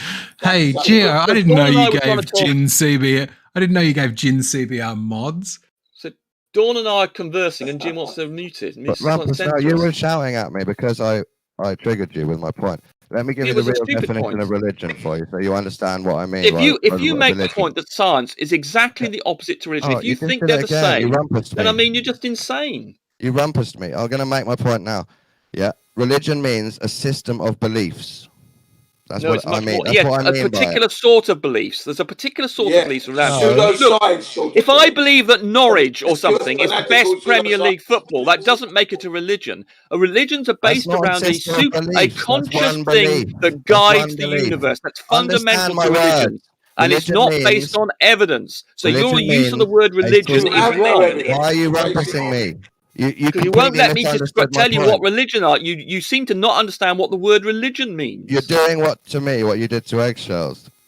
completely rumpusing over my point, and then you wouldn't let me make my point. I let you make your point. You keep interrupting his point. I'm making a point. Religion means a system of beliefs, not one belief that a football team's the best. It's a system of beliefs. sort of belief. Don't interrupt. Yes. Doing experiments, trusting astronomy, trusting NASA, doing experiments, reading white papers. That's your system of belief. But they've earned that trust, Dawn. They're providing evidence in the real world. No evidence has been provided. We can test this stuff. To other people, they have not earned it. Test And it, if they did Dawn. earn it, We they've can then test destroyed it, Dawn. We can test it. You can't do that with religion. You can test it. Not we, you. Yeah, you don't like scientific bodies, professionals who engage in this. You reject all that body of human knowledge and that work. For whatever reason you've got in your head, you don't like other people doing the work that you don't understand. So your problem is you don't understand it, therefore you reject it. We are allowed to reject anything we want, and you'll have to cope. And you yeah, of course you're allowed to reject it. Yeah, you haven't got. You're not coherent in your thinking, Rumpus. You just believe. I'm very coherent. There's no evidence. No evidence has been brought to bear for us to believe it. To take a hold of it. Yes, indeed, the Earth is a spinning ball in the vacuum of space. But you just ignored the 6. I gave you 6 pieces of evidence of why we're rotating, and you just ignored them. Not ignored anything you said. I've said I've agreed. I've listened to what you had to say, and I've rebutted it by telling you that if the Vulcan pendulum proves that the Earth is rotating underneath it, that would mean if there was a drone in that same room, it would rotate underneath that drone. And that's because you don't understand the physics. No, it wouldn't. You don't understand the focal pendulum is based on the Coriolis effect. To have a Coriolis effect, you have to have a velocity with relationship to the surface of the Earth. And, so, and as the drone does not have a velocity with respect to the surface of the Earth, it is not affected by the Coriolis effect. You see what I mean? You see what I mean, Rumpus? I compared your Foucault pendulum and the Earth rotating underneath it, and I said if I put a drone in that room, the same thing should happen with it shouldn't. You didn't listen to me, did you? You didn't listen to what I just told you. The Coriolis effect, which is what drives the focal pendulum, is a function of a velocity with relationship to the surface of the Earth. The drone does not have a velocity with respect to one that's sitting there stationary. I mean, although I didn't quite get. Do you talking about a stationary drone that's just sitting there, or are you talking about a drone that's moving around? Well, even if it's moving around in the same motion, the Earth should move underneath it, and it doesn't. So if I swung it left to right, if I moved it left to right, this drone. But the drone, yes, but the one is in free motion and moving in a plane. The other one is a drone that's deciding where it's going to go, so it's very different. Oh, here we go now. See? I mean, you don't understand this, do you? So here's the problem. You don't understand the explanations I gave you because you don't understand science or physics or geometry. You don't I mean, for instance, you don't understand how you couldn't work out how the centripetal force or centrifugal force was involved there. Stuff. Don't you worry, mate. I know what did I just hear you say you understood the centripetal force? Linear angle and yeah, I understand. You understand the centripetal force? I understand it that the centrifugal force is the force that goes towards the center, and centrifugal throws you away from the center. I understand but you don't understand the basis of that, though, do you? We don't experience any of that on this. You don't understand how that's derived, do you? The Earth is not a ball, Rumpus. Can you? No, it's not a ball. It's a sphere. It's not a ball. A ball is a thing you use in a game. It should be easy for you to prove it, like switching on the lights. Anybody who understands physics and then looked at the 6 explanations I gave would immediately say that the Earth has to be rotating. But I gave you 6. I say if gave you 6 reasons that are verifiable to show the Earth's rotating. Because you don't understand them, you reject them. So by remaining ignorant, conversation's getting super boring. So by remaining ignorant and the fact you don't understand science means you can reject those explanations because you don't understand them. You have failed miserably.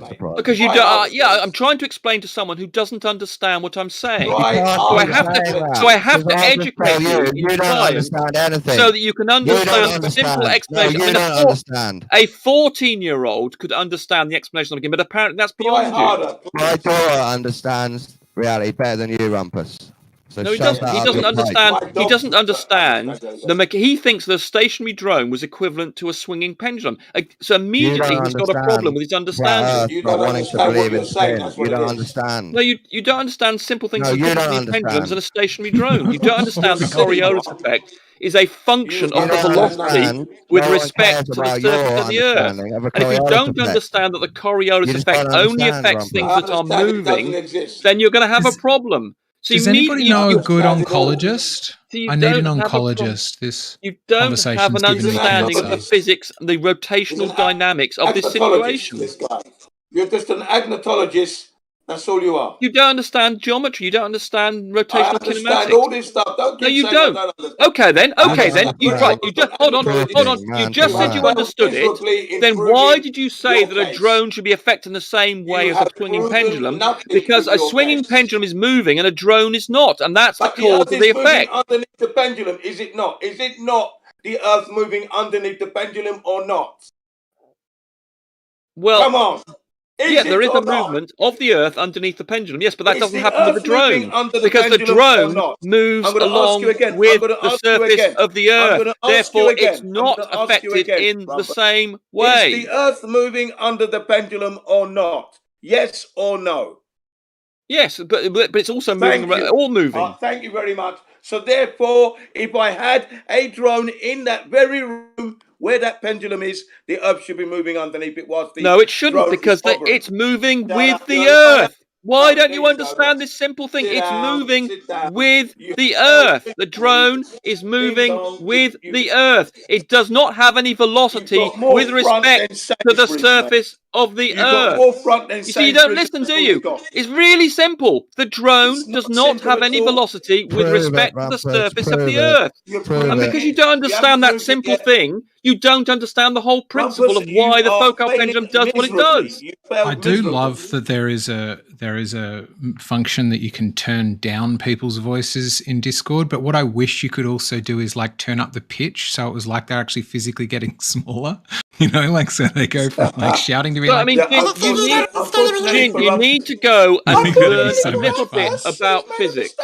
You need to go and you need to learn about the physics that a 14-year-old understands. You need to learn about how to I mean, converse with other Jin, you men. clearly have not Yeah, done he any does, exams in doesn't he? physics. Fanatic. You clearly know nothing about the You are a subject. tempestuous, You know nothing about pseudoscience physics, do you? fanatic, Rumpus. You don't know proved anything about nothing. physics. You claimed I've you just understood what debunked centripetal your force. full-god Could you pendulum derive has been the debunked centripetal by a force drone. equation? There you go. You couldn't, could you? It's been You do done not by- know. you've Do been you know the done- relationship between linear kippered, velocity and mate. angular You've been done velocity? up like a kipper. No, you don't. Been done up You like a don't know kipper. any of the issues involved in what you're you talking are about. totally You out are of your league. Dunning-Kruger afflicted. Do you guys want to go to If there was a Livestream 2 hospital or for something? Dunning-Kruger, you would be in intensive care in that You hospital. have provided nothing, mate. I have the You focal wouldn't even pendulum, be but able you to didn't get in the ring. understand Do you it. want to go to Livestream 2 or something, guys? Because it's just kind of you guys shouting at one another constantly. Well, he won't let me finish a sentence. I mean, he's not interested in having turn. This honourable gentleman. You're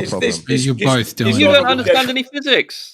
You don't understand what I'm You're just talking shouting at about. people they don't understand things again. It's not interesting. Yeah, well, to listen to. unfortunately, but that's the elephant in the room. He doesn't understand. He thought that I know, to you, nobody understands anything, but like, he thought a let's have a drone conversation. and the pendulum were affected by the same thing. Well, he doesn't understand they're fundamentally different. You have totally got Right, it wrong, but haven't we you? don't You want to just listen to said that shouting. the That's Earth the moved point I'm underneath getting it. at.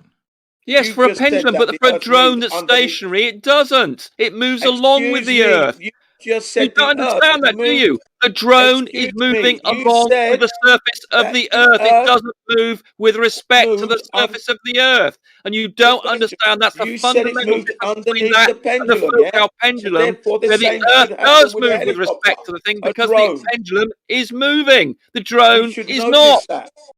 We should notice that the Earth No, is we moving shouldn't. underneath the The pendulum. drone is moving with the Earth. Therefore, it I'm does sorry. not have a Coriolis effect upon it. You are totally wrong, sir, because if the pendulum that is swinging to and fro, yeah, and the Earth is moving underneath that pendulum, therefore if I put my drone right next to it, right next to that pendulum. No, but it doesn't move, does it? If the drone is stationary, it doesn't move with respect to the surface of the Earth. Therefore, it does not. You're talking. You're being silly now. You're being silly with your stupid. You don't understand a really simple thing. It's been debunked. You've been done like a kipper, mate. You don't understand the. Like You don't understand any of, if I was to present you with an equation for this, you wouldn't understand it. If I take the drone outside, do you even understand what angular velocity is, for instance? You see, now it's supposed to be. Do you understand what angular velocity is? I understand angular and linear. Okay, I understand. Right, what's angular velocity then? I am more concerned with the. What's angular velocity? Not the angular. I'm not concerned with the angular velocity. Because the angular means that everything's moving at the same time. Angular velocity? The angular, it means that everything's moving at the same time. That's all. Define the units for angular velocity. Right. The angular velocity means that everything on the globe is moving at the same time. I'm not concerned with that. I'm more what concerned is with the unit? unit? You see, just by saying something as bland as that, a 3-year-old could have said that. What is angular velocity? I want to know specifically in its units. You don't know, do you? You don't know. Well, I'll tell you. You don't have to tell me. I'll tell you so you learn something today. It's radians. I know already. No, you don't. You didn't know. So I'm telling you. So perhaps we might. If one small achievement today would be that you learn one thing. This might be it. I already know it. You don't have to tell me. You do know the units for angular velocity. You do know the units for angular velocity. I know what angular velocity is. You don't know the units, do you? Linear velocity. You don't know the units, do you? Exactly what they are. Give me the units for angular velocity. I learned that when I was in the army, cadet. Give me the units for angular velocity. Yeah, I know what they are. Don't worry. What are they then? No, you've just said you do. You're deceiving us, and how you're going to be honest now. I'm not deceiving you. You said you know. So please, I know what they are. I know exactly what they are. What are they? Angular velocity and linear. What are the units of angular velocity? The units for angular velocity. Yeah, you want to know? Yeah. Let's have a. You don't know, do you? Hang on a second. I'm trying to work it out in my head. Hang on. I'm just trying to work it out, man. Give me time to work it out, please. All right. Angular velocity. Hang on a minute. You're now googling it. Well done. At least showing some initiative. I'm not googling it. No, I've got it already here. I'm just trying to get it up. Got it already there. Where is it already? Is it on a piece of paper in front of you? Here. It's already have a go at guessing it before Jin does. Is it velocity over? Going to be the speed at which a rock slung goes from a slinger. Don't interrupt him. Let me finish. Right. So angular speed we're talking about. Yeah, that's what we mean by velocity. Is that right? Angular speed. No, it's really angular velocity, but I'll let you off with angular. I'll let you off with angular. I'll tell you, I'll be generous, and I'll let you define it in units for angular speed. So angular speed equals like that, but radius. Is that it? The radius of the Earth. Okay, we've got radius. Okay, we've got radius. One element of it. What's the next? And then the speed, of course. And then the speed. So read out the units of angular speed. Velocity times. Velocity is not a unit. Well, what is that? What a unit? Miles per hour. Like a meter. A meter. Miles per hour or kilogram is a unit. Meters are a unit. Kilograms are a unit. That's what I want you to describe it in terms of. And the fact that you can't means you don't know what the units are. So when you said you did, I was talking about angular speed. That's why. Not angular speed. Then I'll accept units for angular speed. Well, it's velocity over time, isn't it? Velocity is not a unit, and velocity over time is acceleration. So you got that completely wrong. So you didn't know, did you? And you didn't know. I'm talking about angular speed, not velocity. Didn't. So here was a case of angular speed. You were adamant that you knew. You said to everybody you knew. I meant angular speed. You didn't even know what a unit was. You do not know the most basic elements of what you're talking about. You are a moron. You are ill-educated. You know nothing about this subject. I'll tell you what. I'm going to tell you what the units of angular velocity are. I'm going to tell you so that today you'll learn something, and then when someone asks you next time, you're a teacher. Here we go. Leave him. Let me tell him what they are. It's got nothing to do with what we're talking about anyway, but carry on. But no, it just demonstrates you know nothing of the subject you're talking about. Because angular velocity is absolutely crucial to understanding the focal pendulum. And you don't know what angular velocity is. That would be angular speed is what we're talking about. Carry on. Right. So the Same thing. units of angular speed, we call it angular speed for your sake, are radians per second. Those are the I've got units. yeah, I've got it down as radius per hour because of the speed. Because we've got What I've got did 500 you say miles it per was hour. again? What did you say it was again? Radians per hour. No, it's radians per second. The usual. I would have let you off with radians per hour, but you didn't get there. You talked about radius. No, I've got it right here. I mean, I've memorized. Where is here? here? What are you looking at? What are you? I'm looking at my material. That's a bit of a stretch on memorized, Jin. I'm looking at my memory. Unless you're operating like on 8-bit here. memory. I'm actually looking at my material that I recorded last 2 years ago. That's what from Generation. That's what I'm looking at. Okay.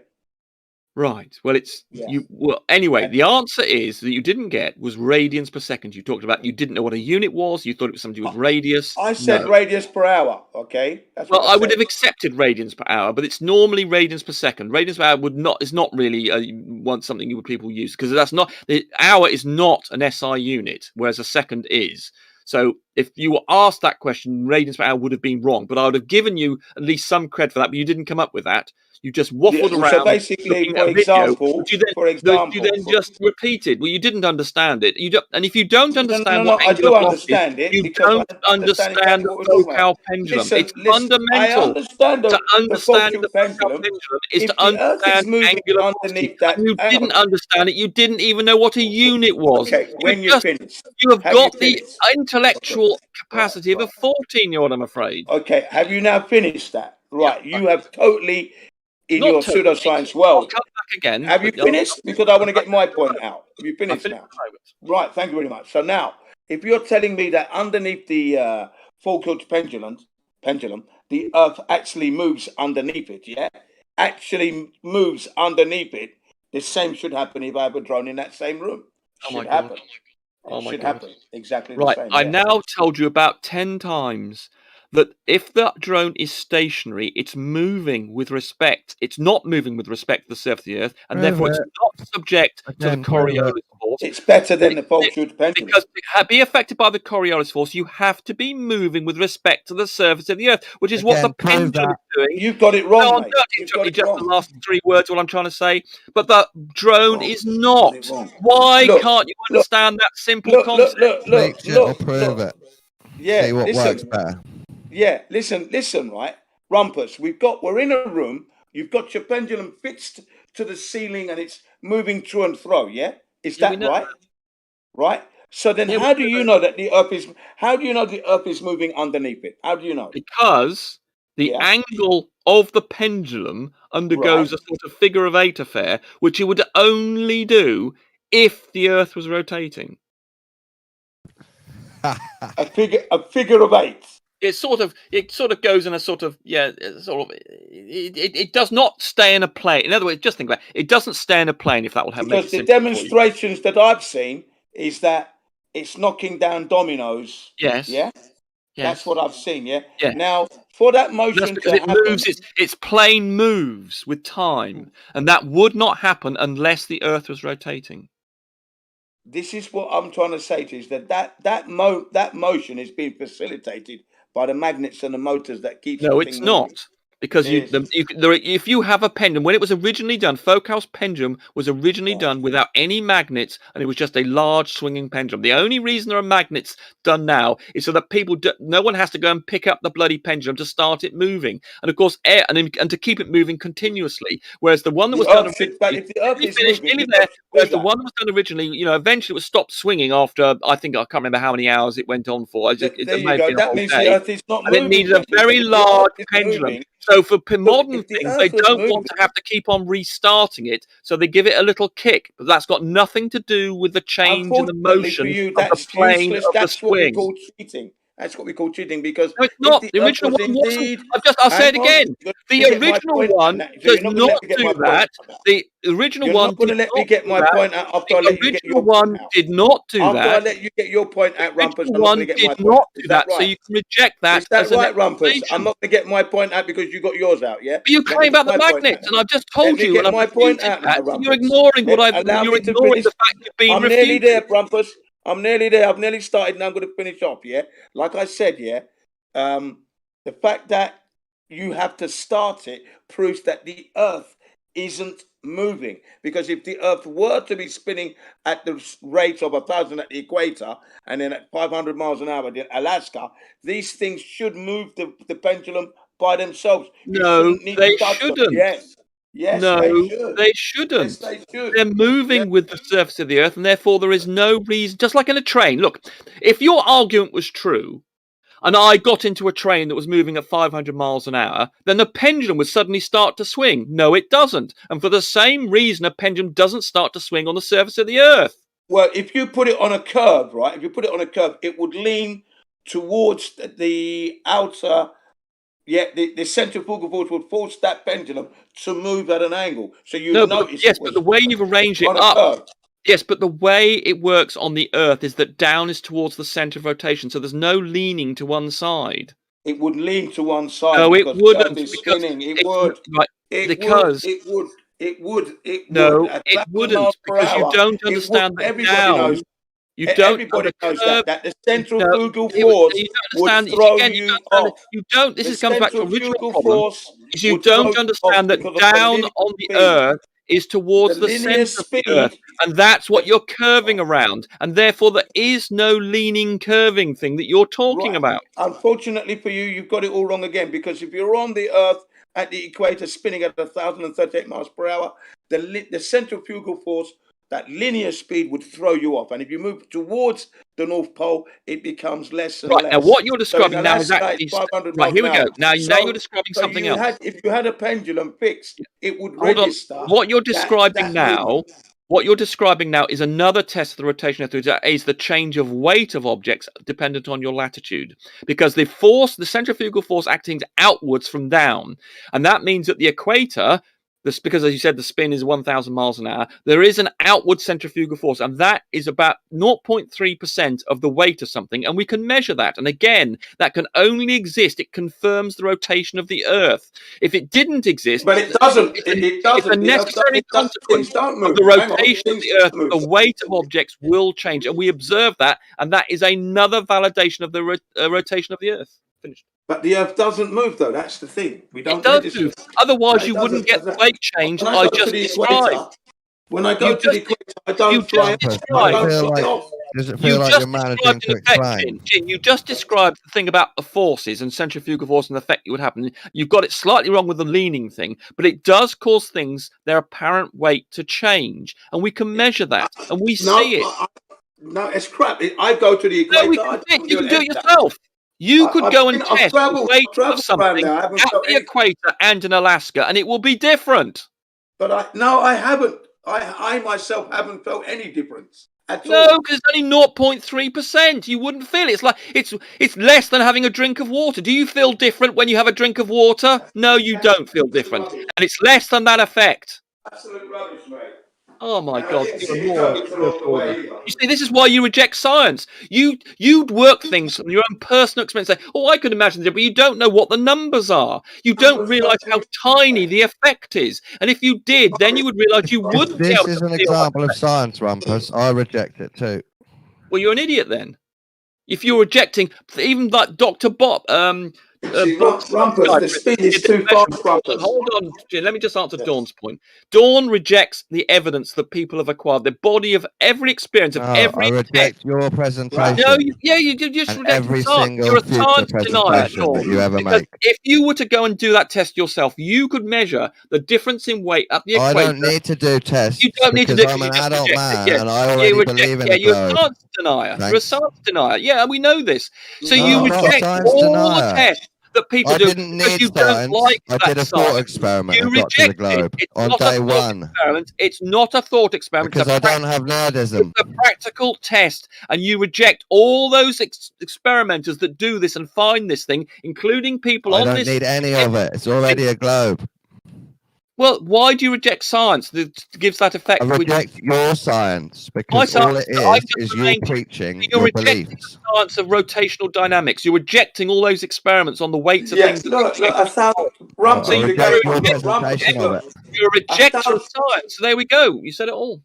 Look, Rumpus, 1,000 miles an hour is fast. It's not slow, mate. you'd be thrown off the earth. You wouldn't be able to No, stay. you don't know the numbers. It's only 0.3% of your weight. Look, I'm sorry.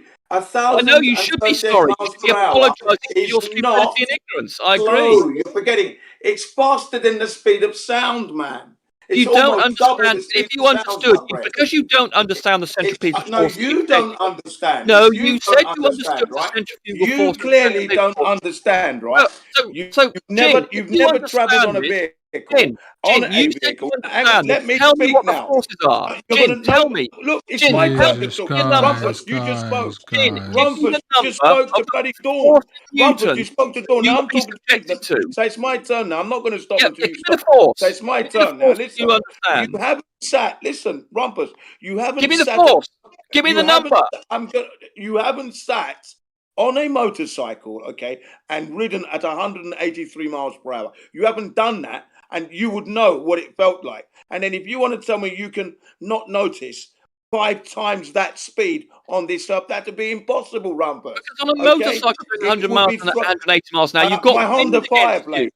You see, again, you have no understanding of what you need to think about. When you're doing 180 miles an hour, you've got a huge wind force against you. You've got the uneven ground you're going, which is bumping you around. But if you were going along in a vacuum chamber on a perfectly smooth thing, and obviously the engine's going mad as well. But if you could ignore the engine sound, the vibration of the bike, and you're going along a perfectly smooth, straight line in a vacuum, you would not be able to notice that you were doing 180 miles an hour. You would feel exactly the same as 5 miles an hour or 0. We don't live in a vacuum, so that's no good. I'm looking. Yes, but you need real world. I don't live in a vacuum. It rotates with the Earth. That's why you don't feel the Earth. I don't live in a vacuum, mate. And can I ask a question, Jim? Throw me off. Who said we live in a vacuum? No one, you moron. Well, why'd you bring up the vacuum then? Because I'm trying to get you to understand why you feel I'm wondering if at some stage I might be able to. You're fighting against the atmosphere. You brought up on the Earth because the atmosphere rotates. You don't get that. Not, yeah, they're just. Jesus, you guys could just like lather yourselves in jelly and get it over with. He brought up the vacuum. Peanut butter. Start licking, boys. Start licking. What a worry. What a worry. Do you understand that if you were going on, if the air you were moving through on a motorcycle going 180 miles, you wouldn't feel any wind? Do you understand that? You'd be dead. You'd be dead. Do you understand if the air was moving with you at 180 miles per hour? Gio's left. There's nobody left to moderate it. Jin, do you understand? He got cancer too. He had to go to an oncologist. I think we're just going to have to collectively turn them down until they just go off to live stream too. Do you understand? I don't think there's going to be any other way to deal with it. Go ahead, Eggshells. Get your question out. So I can ask you, Jerry. What do you think, if not the rotation of the Earth changing that way? I don't know if you've seen that Wolfie video. I'm taking stills from this video. And it is Wolfie gets a like, do you understand? What do you call it? Calibrating weight? At 100 and the atmosphere was moving along. He takes it to different places, flying around for the air was moving with you at 100 and measures it at different locations. So the first one is at 500, which is what it should be. It's 500 gram weight. And then when he goes, I want to get this right, feel the air on, so you wouldn't feel you're doing 100. I think that's right. It should be south. He's in Australia. Try and understand. More, tell me and if he goes north, it weighs more. Please tell me if you understand if the air was moving at the same speed as the velocity, you wouldn't be able to feel that 180 because of the relative weight. Come on, Jim. Try. Come on, Jim. Try. Please try and understand that if the air was moving with you on your motor, what would you think about it? You would not feel that air pressure. Do you understand that? Not moving. Come on, Jim. Do you understand that if the air was moving with you at 100 miles, then you would not feel the air? You wouldn't feel as though you were doing 180 miles an hour. Do you want me to unmute them? What I understand. Come on, Jim. Are you ready for round 2? Do you understand that they're if still the air going? They've been going the whole time. at 180 miles an hour? Speed, come on, Jim. Do you understand I think they must have us muted. They must have everybody else muted. Jim, do you understand that if the air was moving along with you at 180 miles on your end, though, it must be not in the feel the air on you.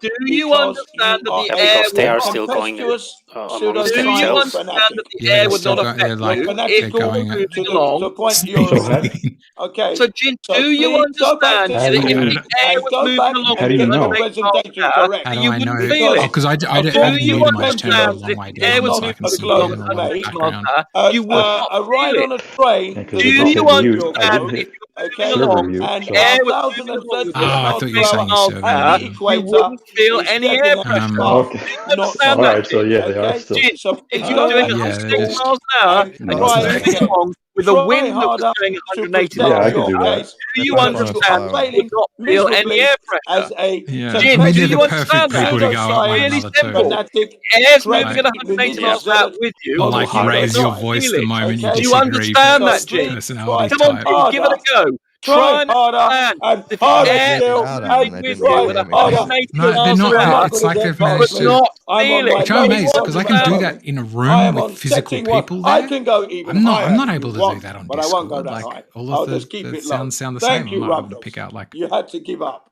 I Good. think I'm doing it in like Wicked. 3D as to where it's at. Whee! Ah, somebody muted him. I do apologize for that. Sorry. Yeah, I did. And of course, he's deafened. So That's all right. So we're not going to miss much. It was Okay, yeah. I just do your bad. apologize for that. That's rumpus, you know. You ain't gonna rumpus me, No, mate. I think Jerry did. Oh, I can only see what's muted.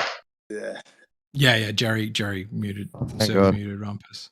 Yeah. Sorry about that. Yeah, I had to let him know that, you know, he was totally No, what I Jin, call him now it's is you a two. tempestuous. It's not just heard Rumpus. Oh yeah, admittedly. I mean, of course. I mean, you're talking to the number one rumpus of the world. But I do think it's a when it pretty comes to interesting flat Earth. effect to be able to know that something weighs different depending on its Jin, latitude. if you hear me, I just want to say you went too far. You engaged in the Rumpus Nerdism quiz, even though you didn't know the answers. And you shouted at him at the same level he was shouting at you, so you just became one shouting mess. I shouted louder than him, actually. I was starting to turn it up, actually. Well, I I mean, was actually starting to turn it up. Discord normalizes the volume. All I we can hear misunderstood is his your velocity for speed angle in because your I got voice. it We written don't down. actually, it doesn't come I through just any mean, louder. Jin, he pulled you in, and then you were part of his mess.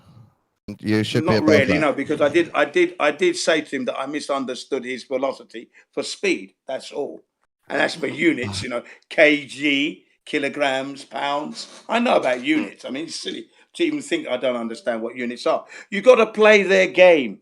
That's what I'm doing with this person. Okay. Yeah, I'm not going to take any tips from you. Sorry, Jim. It's okay. You don't have to. It's my style. Yeah. You don't need. Yeah, to I would wouldn't agree advise with you to Dawn. come against me anyway because you get the same treatment. But carry on. What's that? I would agree with Dawn. If you engage with Rumpus on that level, his demons become yours as well. Exactly. Yeah. So, you know, and that's why I said at the end there, I was beginning to turn the volume up. I wasn't even starting to get loud yet. That's why he went. He was starting to turn up the volume. Well, he went. There you go. As far as I was concerned, I didn't know he got muted, did I? But yeah, you know. But like I do said, think the much better one though is the sextant. Well, that's the number one, isn't it? You could cry that there is some GPS chip in a digi-scales that can test the, you know, that can tell what latitude it's at and give you dishonest results based on that. But I think the sextant is the best flat Earth killer. No, it's not a flat Earth killer. It's a globe killer because you can't.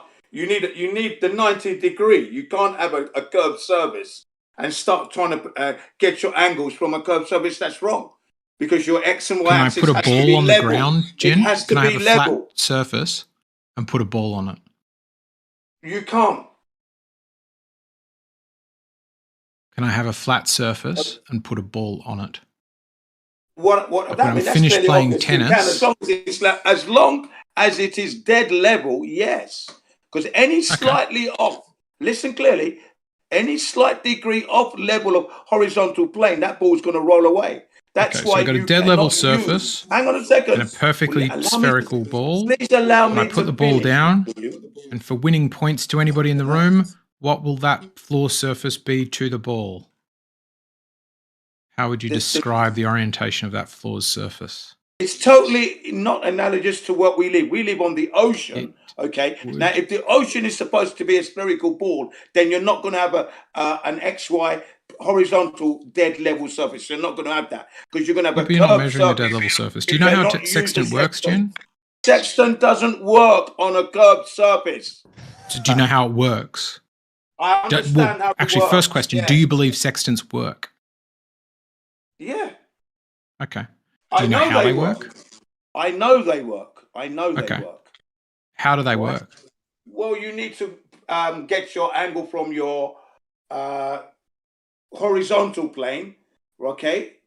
Your vertical plane, and then the angle to which you want to follow the sun by, for example. Hang on. So you get your horizontal and your vertical? True angles. Why would you get your horizontal? Well, first of all, what is your vertical to your horizontal? Well, you need your horizontal plane first. That's your baseline. No, but you don't. You need the vertical one for your 90 degree. So you have a proper 90 degrees. Yes. Can I help you out, man? You need 90 degrees. The sextant doesn't prove So the globe. if it's 90 degrees, if I know that if I've got one, the other is going to be 90 degrees from it, do I need both? You can't get 90 degrees on a curved surface. So the question was, do I need to shoot both horizontally and vertically? If you're on a ball, if I know that one's going to be 90 degrees from the other. If you're on a ball, you're not going to get 90 degrees, what I'm saying. On a flat surface, like the ocean, which is level, you're going to get your 90 degree, but you're not going to get it. And then once I've got it, if I've shot Polaris, let's say, and Polaris is at 60 degrees, what does that mean? Well, first it means that you're on a flat Earth and you've got your 60 degree on your flat Earth. Right. What does 60 degrees mean, though? Where am I on the Earth if Polaris is at 60 degrees? Yeah, that's what you're saying. It's at 60 degrees. That's all it means. But well, when we said a sextant works, I thought we were agreeing that a sextant works to help me discover where I am on the Earth. If Polaris is at 60 degrees, where am I on the Earth? You're on the ocean looking at Polaris. Where on the ocean am I? Well, I wouldn't know where you were unless I had a map. So you don't know how a sextant works. Give you the exact location. You're at 60 degrees on the Earth. It's a really simple answer. I'm at 60 degrees north. That's the answer. I'm at a line of latitude called 60 degrees north. It could have been 60 degrees north for sure, yeah. But you wouldn't have been able to get that if you hang on. You would not be able to get that straight away. You wouldn't be able to get that if you're on a curved surface. You wouldn't. That's the point I'm making. You've got your measurements because you're using dead level horizon. If you didn't, you wouldn't get that. If you put the ball, if I was at 60 table, if you put your ball on the table, what does that prove? The table would be tangent to the ball at the point the ball touches the table. But if the table is not level, that ball is going to roll off, and then you're going to have difficulty trying to get your measurements. That's the point. That's the problem with the ball. Okay, you can't have it's going to roll off a table and start to get. A second, you can't have curved surfaces and start to try and get your position with a sextant when you need horizontal leveled plane. Let me ask you another question, Jen. If I'm at 60 degrees south, where am I? 60 degrees south, like you just said. Yeah. Opposite. Now, is the line of latitude at 0 degrees, is that bigger or smaller than the line of latitude that is 60 degrees? Can you say that again, please? So the line of latitude that is 60 degrees south, is that bigger or smaller as a circle than 0 degrees, the equator? Latitude 60 degrees, equator 0 degrees, latitude 60 degrees, yeah? Yeah. So is the line of latitude at 60 degrees, is that bigger or smaller or the same as 0 degrees? Well, I think it's going to be bigger then, isn't it? Because you've got 60 should be, degrees. yeah. It really should be, isn't it? If we're on a flat plane emanating out from a central northern point, 60 degrees south has to be larger than 0 degrees, than the equator. Do you know what it is, though? Right. Go on. Smaller. It's smaller. It's smaller at 60 degrees. Within what? So it's smaller. Smaller. You can find it with a sextant. It's what the sextant shows you. I Finds would your think latitude I'd and beg to differ on longitude. that one. Because I'd beg to differ on that one. well, you don't need to. You can just look at how a sextant works. And for every degree of difference in elevation for a sextant, you've traveled 60 nautical miles or 1 nautical mile per minute. And so you can know how far you're traveling. And lines of longitude are the same length, but the lines of latitude start really small around the pole, then get bigger and bigger and bigger and bigger. And then at the equator, you know what they do? They start getting smaller again. Well, yeah, because you're going towards the North Pole now. That's why you're entering. Right, but no. I mean, as you're going south from the North Pole, as you head towards the equator, heading due south, the lines of latitude get bigger and bigger and bigger. Yeah, they do. But then, at the equator, they get smaller and smaller again. No, they don't. They don't get smaller and smaller. No. You can use it, but then I thought you agreed sextants work. Yeah, they work, but they only work on a flat Earth. So if they're moving away from the equator, but I thought you agreed if latitude should be getting bigger, shouldn't be getting smaller. So there's something wrong there. But if I'm at 60 degrees south, you agreed I'm at 60 degrees south. 60 degrees south doesn't make sense on a flat Earth. South. Right? It That's should what just that's what's printed. But are you really at 60 degrees? And if you are, and you follow that, hang on a second. If we were to follow that course, 60 degrees, and keep on that 60 degrees latitude all the way around, I'm sure the circumference to come back to the same place would be larger than the 60 degrees north. Then what you're saying is you think sextants don't work. No, I'm saying they work perfectly well. It's what it is that you are trying to equate the globe 60 degrees on a flat Earth, and you can't do that. Because we don't live on a globe. That's just how sextants work. You sight something in the sky and you get degrees, minutes, and seconds out of it. I understand that. But it doesn't prove the globe. It proves flat. That's the point I'm trying to say to you. Way, eggshells, you could show getting smaller past the equator south. Yeah, possible. Show it how? What do you mean? Like, I don't know. I just wondered if there's a way where instead of just telling Jin they get smaller, you could show you got to show it. Oh yeah. I'll get out the manual. Actually, I can probably just send you the photo. No, it's got to be physically. It's got to be physically from the manual. It's got to be physically. It can't be. It can't be your words in the chat. Yeah. Just something. All I was asking for is something extra rather than just his word. Yeah, you've got to actually. I got you.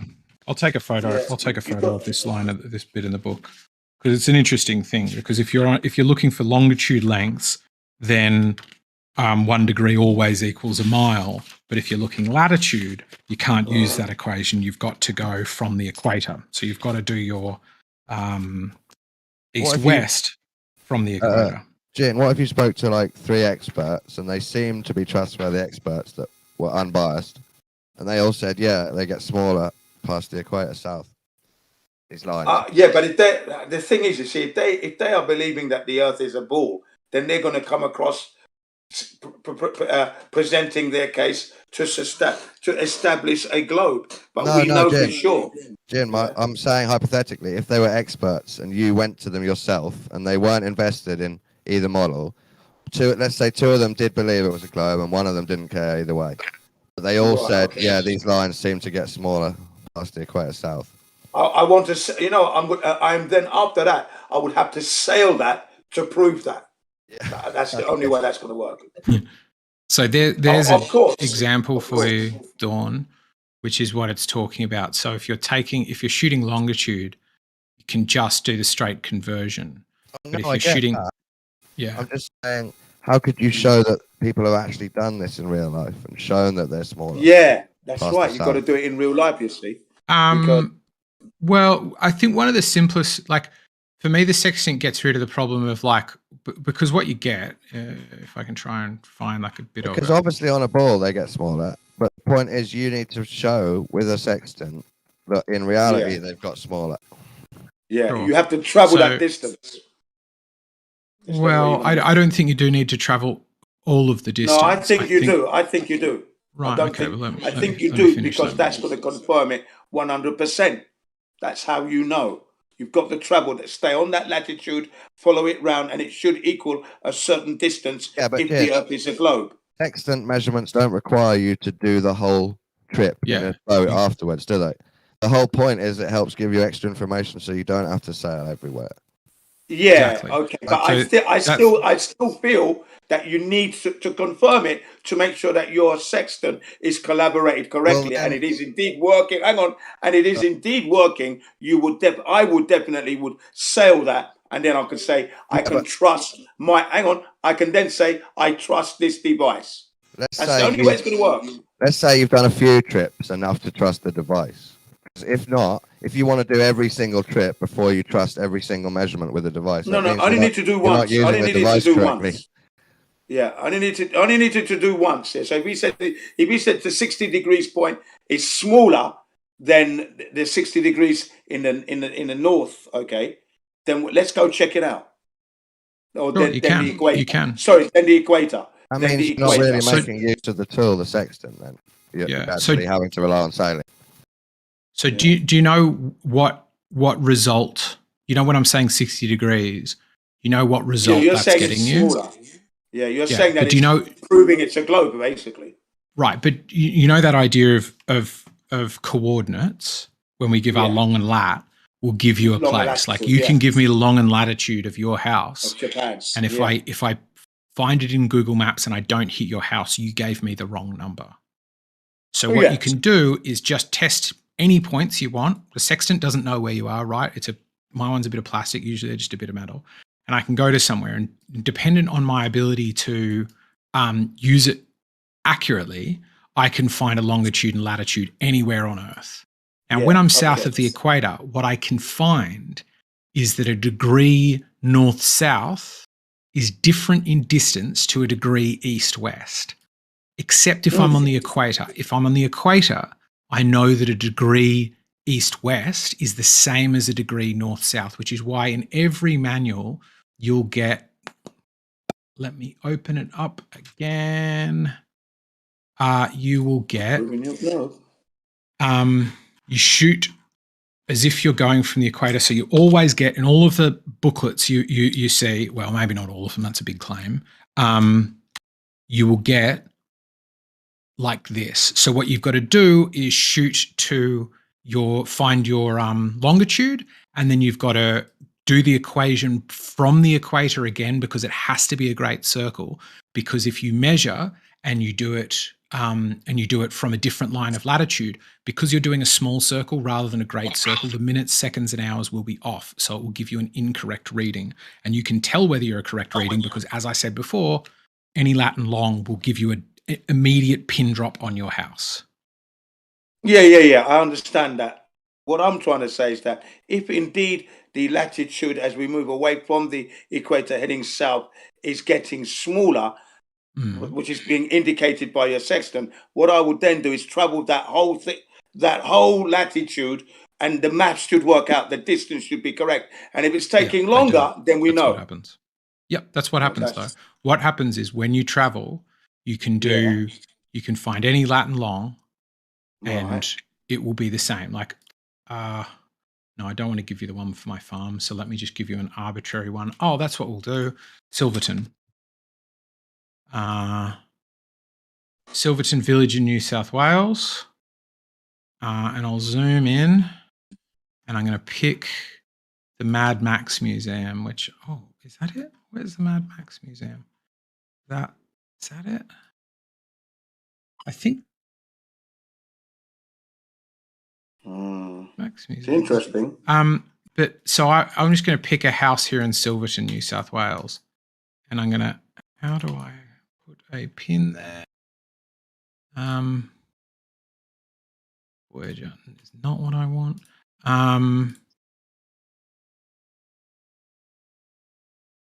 New project. Project in Google Drive. New feature. Pin. Place mark. Right. I'm going to put it on some random shed, and then I'm going to get the lat and long for you, and you're going to be able to find that lat and long. Okay. And if I was good enough with a sextant, I still haven't actually properly. I've used it to sight things, but I haven't done a proper full reading, which takes a bit of time. I'm going to give you that. That's latitude followed by longitude. You're going to find this same shed. And this is Google Maps and this is all funky, but what I'm saying to you is that is in degrees, and then they're doing it in decimal degrees, but it typically is done in degrees, minutes, and seconds. Right. And degrees, minutes, and seconds, you can test this for yourself if you want to, and you just go a nautical mile east or west at the equator, and a nautical mile will equal 1 minute. 1 minute of altitude change of any celestial body you shoot.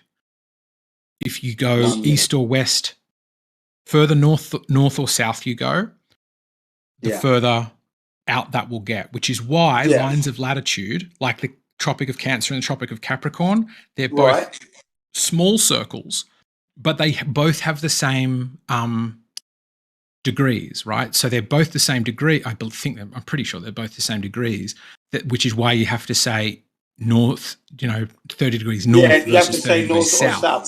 So you know because 0 degrees is at the equator. You're in if you're on a globe. Yeah. My point is this. At the equator, Polaris will be on the ocean. That has to be proven. And I say to you that what you're stating there is obviously trying to substantiate the globe, but I don't believe that is true. I believe that if you are to follow that 60 degrees point and you follow that all the way around, that circle would be bigger than the equator.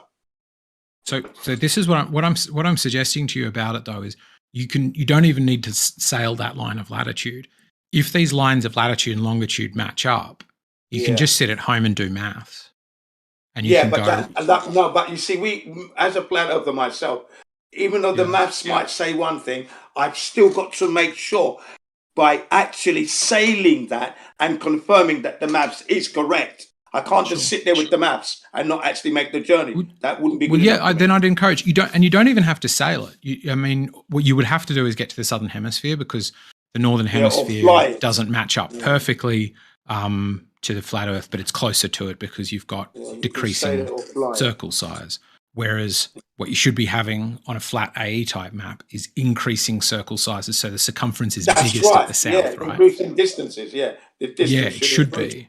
Right. The challenge is what I would do is fly it. That's the best way. And I recommend you do that, because what you'll find is that mariners, since time immemorial, there's the Mad Max Museum. Mariners since ancient times have used this understanding of how celestial body. Like, don't the flat earthers in 24/7 often use the phrase "the sky is both a map and a clock." Yeah. So that's exactly what you get from sextants, because the bit that I skipped in how you use a sextant, you don't just shoot the celestial body. You need to know exactly what time it is. So you've got to write down UTC time exactly as you take that measurement, because the ground position of the sun moves at, 15 meters per second or something like that in my manual. Yeah, 15 miles. It rockets across the ground, right? So what is so true about when flat earthers say that the map is both the sky is both a map and a clock is they're right, which means if you know the time, you can know where you are. So it's so good at telling you where you are. If you know the time, you can tell where you are. I would say the converse must also be true. If you know where you are, you could tell what the time is, I guess. I mean, I always thought that the sextant obviously needs to have this leveled horizon, which is your ocean, that's level, and then the 90-degree vertical. You need to have that to get the perfect 90 degrees. If you don't, that's what QE that's what QE that's what QE and Nathan have told you. But I think the charitable interpretation is that they are mistaken. But I knew this before I met QE and Nathan. Okay, no, I don't. I don't mean you're just parroting what they're saying, but that was a guess. Sorry, I retract that. That is wrong. So what I can show you there is a artificial horizon that you can shoot it with, and there are also bubble sextants that can shoot it without a horizon at all, because as we were saying before, dead plumb is 90 degrees from horizontal. So if we can get plumb, we can get horizontal, just the same as if we get horizontal, we can get plumb. So but it's all happening. What I'm trying to say to you, it's not happening on a curved surface. That's the point I'm making. So it's not happening. I'm trying to explain to you ways in which it can. Your actions are not happening on a globe. They're happening on a flat, stationary plane. That's why you're able to get your plumb and your 90 degree, because if you were not on a flat, stationary surface, you wouldn't get plumb. So everything would be off.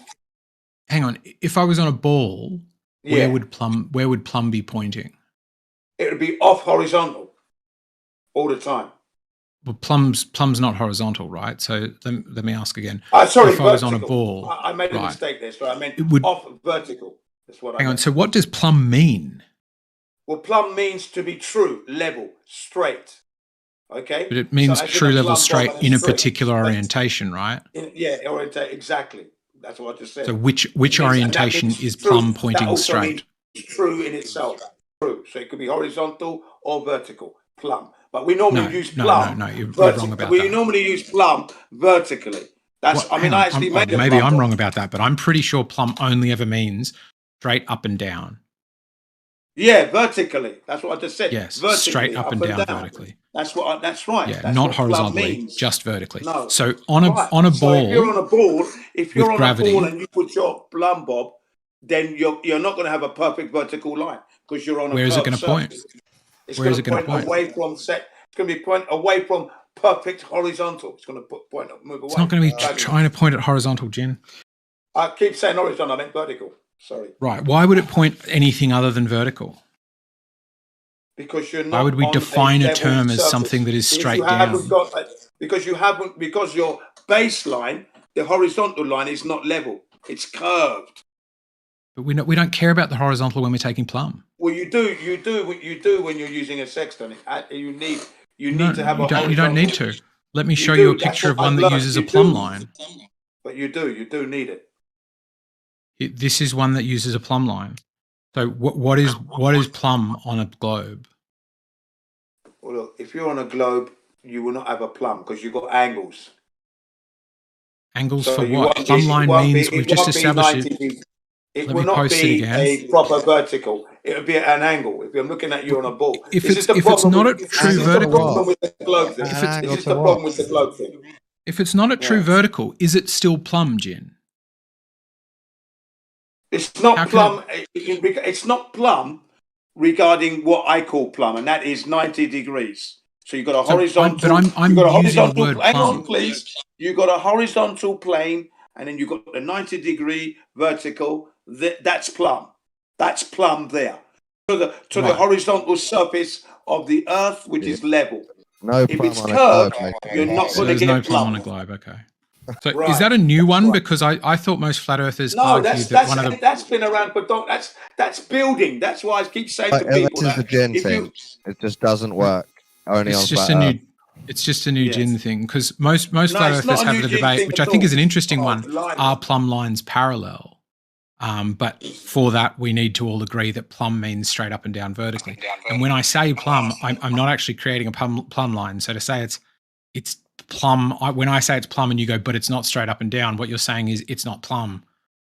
I'm saying it is. So you're not really following.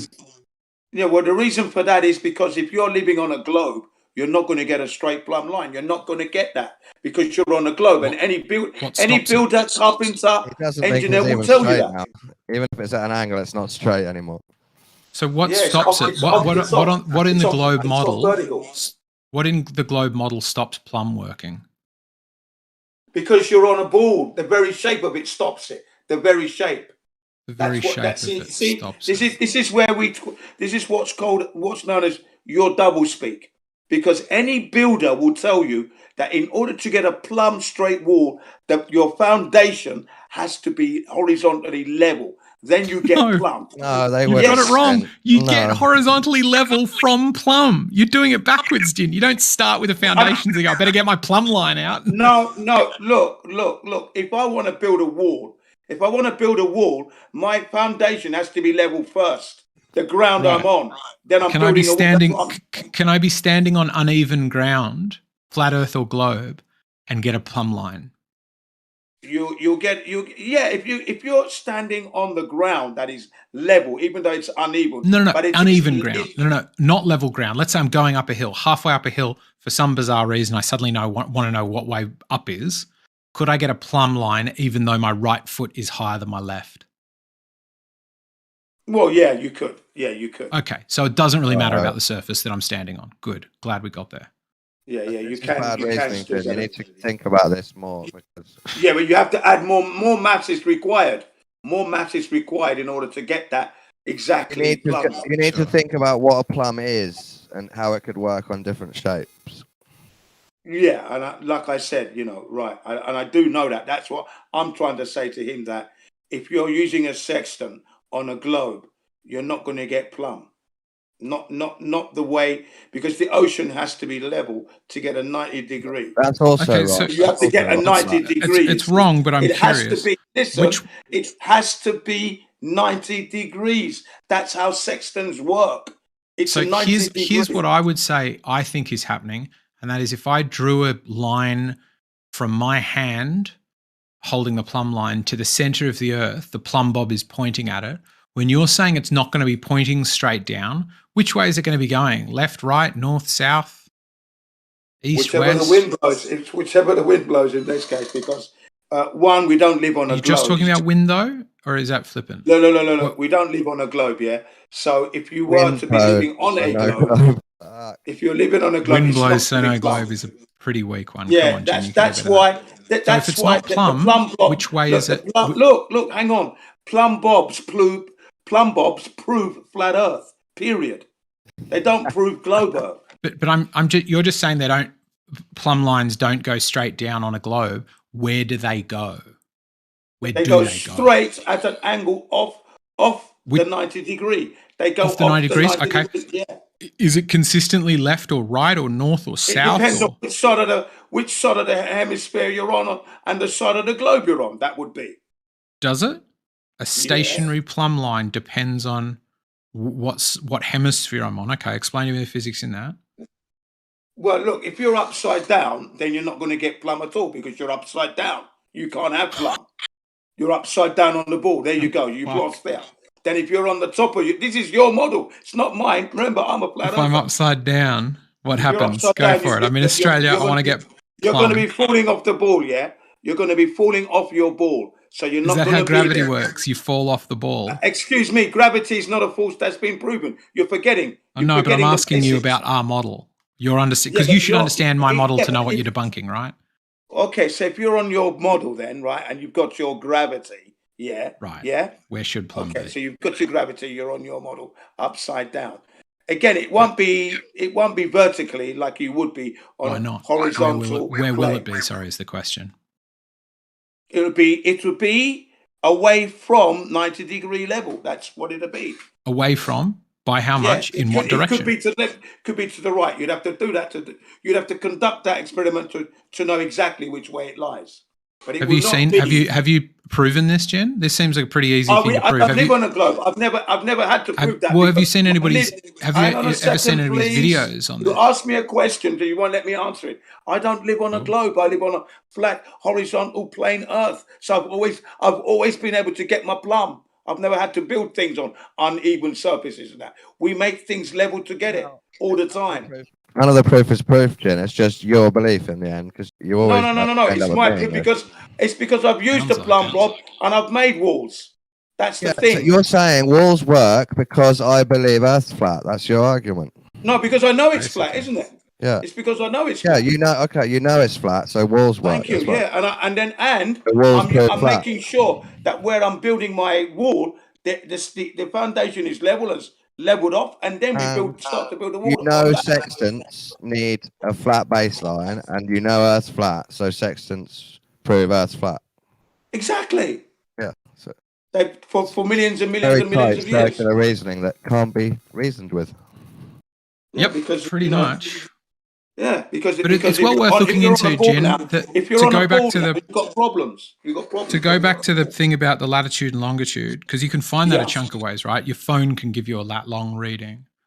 That could be a really easy one for you to do, because what you immediately find with those minutes of elevation, which you can know is robust, is you can test them over land masses and then use that to conclude fairly conclusively that those lines continue over water. So you no longer have to sail around the entirety of the southern oceans to conclude Yeah, that, I suppose, yeah. But it would 30 be, degrees south is a smaller line, smaller circle than the equator.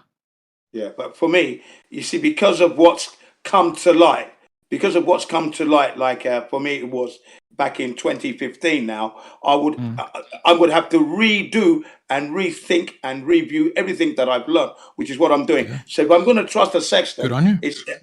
I'm going to have to, I'm going to impressive, want to fly the whole latitude round at 60 degrees and to make sure. Then I can say, yes, this sextant is a tool we can use. Right. Well, if you're making a commitment to do that, that's wrong. really impressive. That's what I mean, is that what you're saying? You're going, you will test that?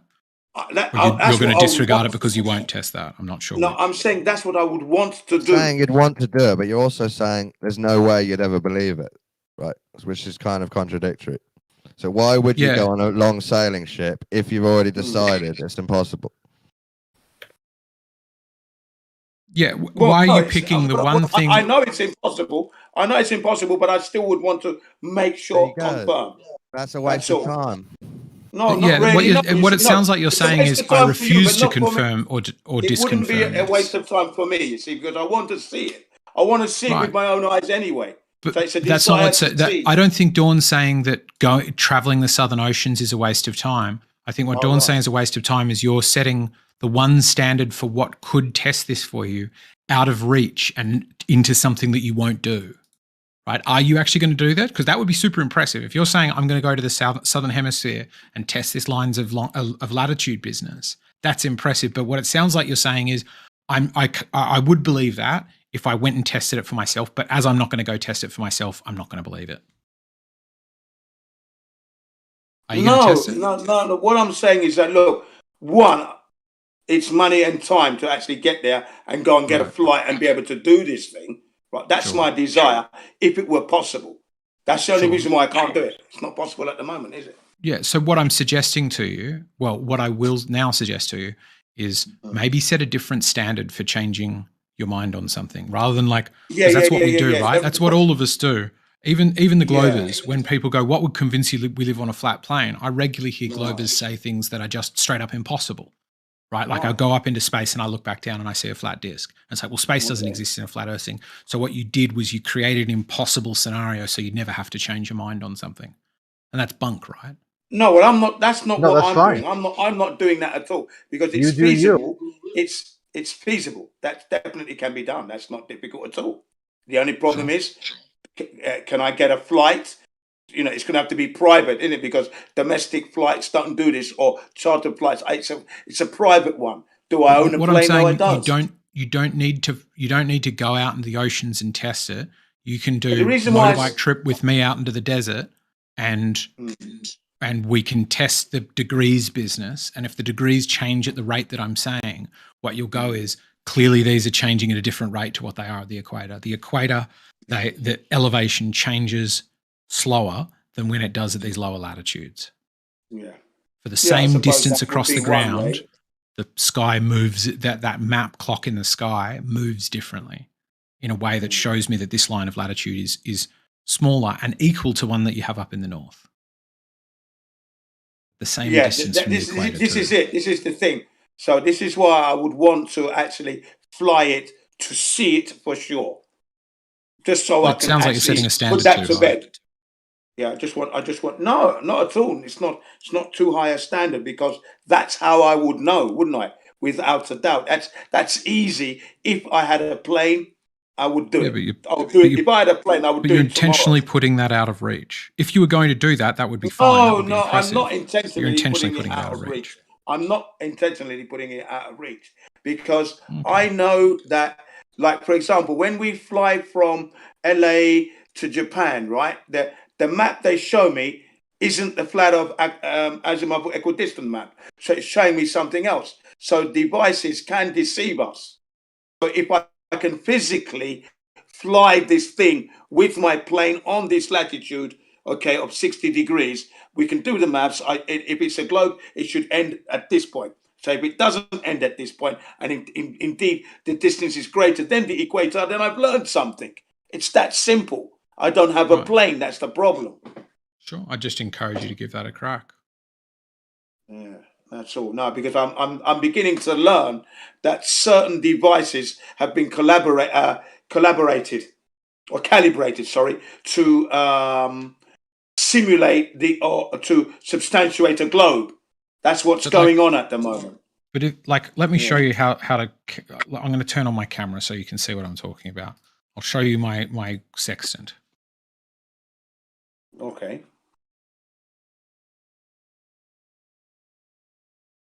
Is it a small one, or is it the one, you know, like the one that Tintin and Captain Haddock were using? You know, the old-fashioned brass. It's the same size as the large ones, but it's plastic. Different type of sextant setup.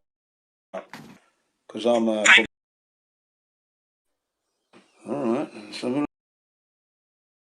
So here we are. I look like shit, but this is the sextant. Don't worry about that. No worries. So all it is a moving arm, a mirror, and then some shades so you can shoot the sun without burning your eyeballs out. How could that be calibrated? Okay, right. To know, like, there's no chips in it, no batteries. This thing's from the 60s, if you'll believe that. So, yeah, it's not electrical. It's mechanical, isn't it? It's mechanical. It's completely mechanical. So the question would be, how could you calibrate that? Because from what I'm saying, if it all makes logical sense, this thing would have to be calibrated to know whether I'm in the north or the south. So there's some evil people have gone, I'll make sure those numbers read wrong once I cross the equator. Yeah, that's a mechanical sextant. So you can use that. That's trustworthy. It's mechanical. Right. Not electrical. And this thing will show me that lines of latitude get smaller after the equator as you go south. I don't know how that's going to happen. How would you know that unless you actually measured it? How would you know? I mean, it depends what you set as a standard of evidence. Like, one of the things I would take as fairly reasonable is your country dominated the world. Like, the sun never sets on the British Empire, and they put, for good reason,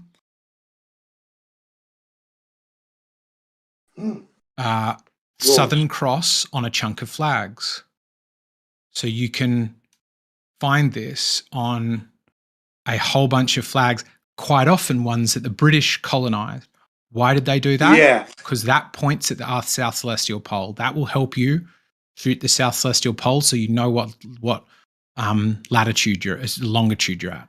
Latitude you're at. You'll see it even though it's not the Brits, but you'll see it again there in the middle of the Brazilians ones. So what you could do, if you didn't want to set the standard so high that I've got to get a personally chartered plane, is go, if I trust that the British really did go south, for some reason they found the stars were a really good way, like a map. Many of the countries are like, this is just a map of how to get here. Like, follow those. So sextants have been used since, I mean, when was the first sextant first invented? I mean, it was used, celestial navigation was used by Polynesians where they'd use their hand and stuff. 1731. I was going to say 1600s, but okay. 1731. So, like, I don't know, when is the sort of globe lie meant to have been started? Oh, I mean, it can't be a globe lie thing, 2014, if that's what we're talking about, the globe lie. Right. So this you mean the globe lie? Sorry, no, 570 years ago. 478 years ago. So this is pretty close to that. That's when they started teaching it. Right. So this is pretty close. Yeah, this is pretty close to that. And you've got this thing that you can use to just. So what you could do rather than doing that is like read up a bit on the history or just about celestial navigation and how people like Captain Cook found Australia, and then go, it seems that something at this line here, those lines of latitude get smaller. And if I don't account for that, if they're panning out, getting further apart, and the line and the latitude are getting longer, then how do I hit these particularly these places like Fiji and Samoa and stuff? Like, how are you going to hit that little pinprick in the middle of nowhere unless you've got a pretty good map and a pretty good idea of where you are from point to point? Agreed. How would you know? Mm. But like you said, you know, that the degrees are getting smaller as you move towards, as you're into the Tropic of Cancer, basically, right? The circles are getting smaller. I don't believe that that's happening. So that's what I'm saying. You can test though. You know, I can't even believe that, because if the Earth is not a globe, okay, how can I then believe that that's happening?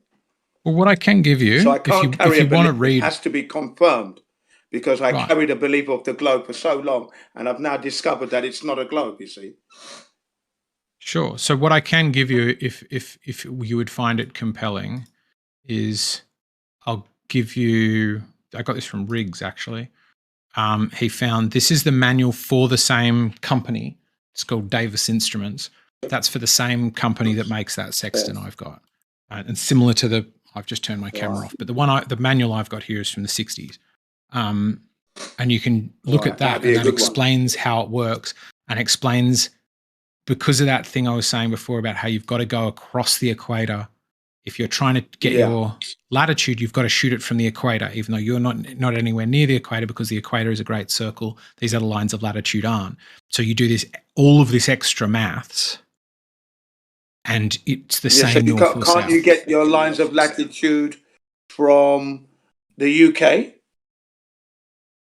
Well, UTC time's taken from the UK, so the lines of longitude do start in London, but the latitude you've got to do, it goes north-south, and so they do that through the equator from pole to pole. Okay. Right? Because if the Earth is spinning on that axis, you make that the center point, and then you have bands radiating out from there, but you can't do that same method of having lines of equal length going from the equator, because where do you center the poles on if the equator's spinning? So yeah, that's why they do it the latitude, where those lines of latitude are parallel, whereas the lines of longitude will converge at the poles. Again, all this, you know, you mentioned the spin, but the Earth is not spinning. That's the thing. It's all happening on a stationary flat Earth. All your that's navigation what we're trying to test, is isn't happening. it? Yeah, You're just asserting it again is not. Well, no, yeah. The thing is, it's true though, isn't it? I mean, that's what's been proven, that the Earth is a stationary plane. It's been proven. This, I think, is some fairly robust proof. I didn't quite get it when my dad first said it to me. I was in the 24/7 room. I think I was talking to you, and I was saying, you know, if you guys are right, my dad's a liar or an idiot, and I know he wasn't an idiot. And when I asked him what proves the Earth is a sphere, he said the sextant, and then he died before I asked him how to use it. But like, if you read through this manual, you will. You either have to, my feeling is you either have to come to the conclusion that the sextant doesn't work, all of these ancient mariners have been lying, or you live on a globe. Those are the two options you've got to come up with. No, not necessarily. No, it works, but it's working on a flat Earth.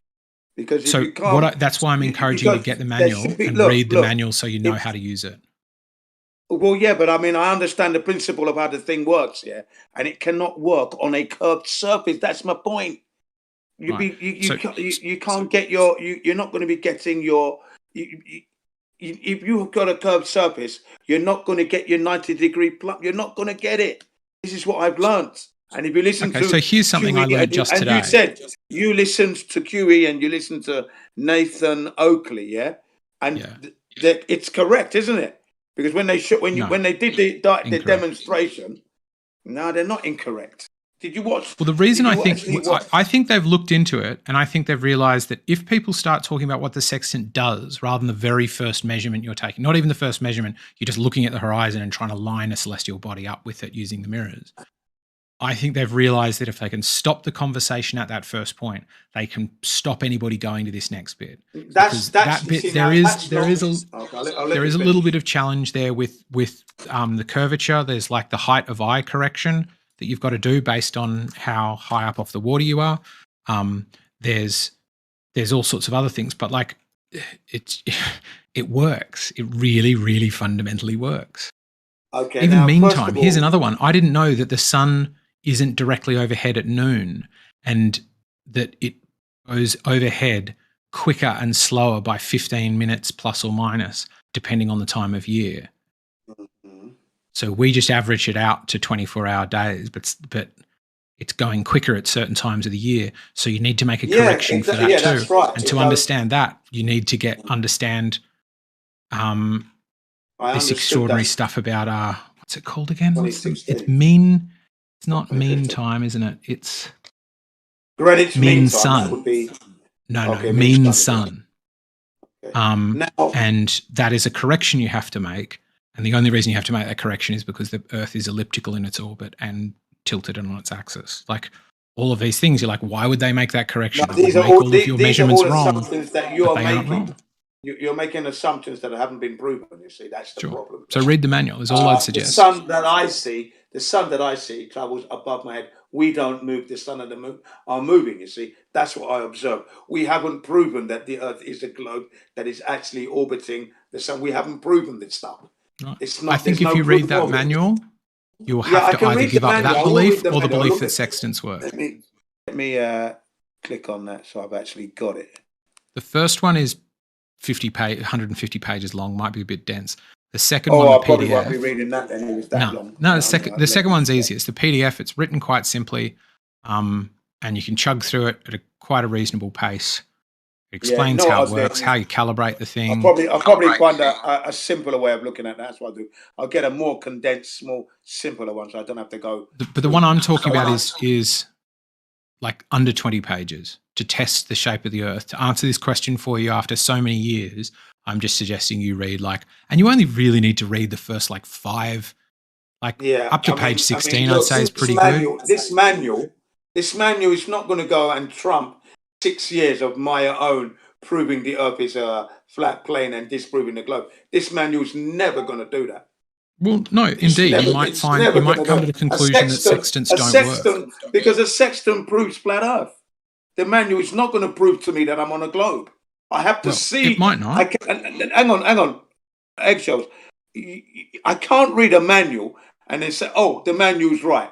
I've got to then transfer what that manual says physically on the Earth, man. Okay, on the ground that I live on, and there's your problem.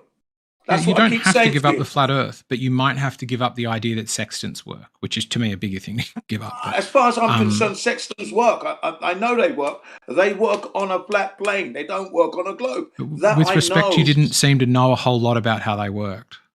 I'm still learning as well, but it seemed like I was needing to tell you things I have a basic plumb is 90 idea. degrees from horizontal. I have a basic idea of how they work, and the most fundamental part of that is you need 90 degrees first. If you haven't got that, they're not going to work. That's the basic of my knowledge already. Okay. Sure. So that's covered in the manual. We don't live on a globe, because if we were on a globe, you wouldn't have a perfect 90 degree. You wouldn't have that. That's right. You don't have a perfect 90 degree. You're right. You don't have a perfect 90 degree. That's covered in page. After you've calibrated, you can probably actually skip the calibration. So you're only really talking about 5 pages you need to really do. But yeah, you don't have a perfect 90 degree, which is why you have to correct for that, or again, you won't be getting it right. Yeah, it's a beautiful instrument anyway, the way it looks and that, and it can only work on a flat plane. That's what I'm saying. And even if I read the manual, I still have to, calibrate what I've read in the real world, because that's how you know. You can't just walk around with numbers and words, and that's how we got into trouble in the first place, because we listened to what we were told and not confirm it. Got to confirm. Yeah, sure. Yeah. I mean, if it starts to cause you to question, I picked up my sextant for what was it, $160? So that would be in British pounds reasonable. Like 70. Yeah, they're not a whole lot. That's quite reasonable. And then you can go and start shooting sights at the sun and see how you go at it. I haven't started that yet. I'm considering even maybe going and doing that tomorrow if my deliveries arrive on time and I can get out. Yeah. And then that could be a way of testing it. Yeah, I mean, I'd like to test it on the ocean myself, and then because that'd be fun, I think, as well, to try and see if I can circumnavigate my way around the place with that thing, because I already, in my own mind, I do feel without a sextant, I would be able to travel this earth and not get lost without that, because I'm just I don't think it's only really the only real use case is if you're going out to sea and you're worried your equipment might die, or you just want to do it for nostalgia's sake. I'm not suggesting you might get lost, but what it would give you a really good idea is what I'm talking about with latitude and longitude. Yeah, which that's you right. can use in your day to day. Right, because and in order to confirm that, it would mean, let's say if I wanted to confirm longitude, right, that means I believe that if I'm living on a globe, there's going to be a point where I'm going to be upside down. That's the longitude, yeah, right. Yep. And then latitude, I'm going to be perpendicular. These things I've got to feel, but I feel confident that that's never going to happen. But again, I would want to confirm that in the physical world that I live in. I can read it, but I have to, calibrate that in the real world. That's how I know for sure. Sure, yeah. Go find set a place with lat and long. Get your phone out. You don't even need a sextant for that. Then see if you can navigate to that lat and long just by making the numbers move. Yeah, I'm gonna need an aeroplane. Just head east, and so the east number goes up, and then head north, so the north number goes up, and you'll get there.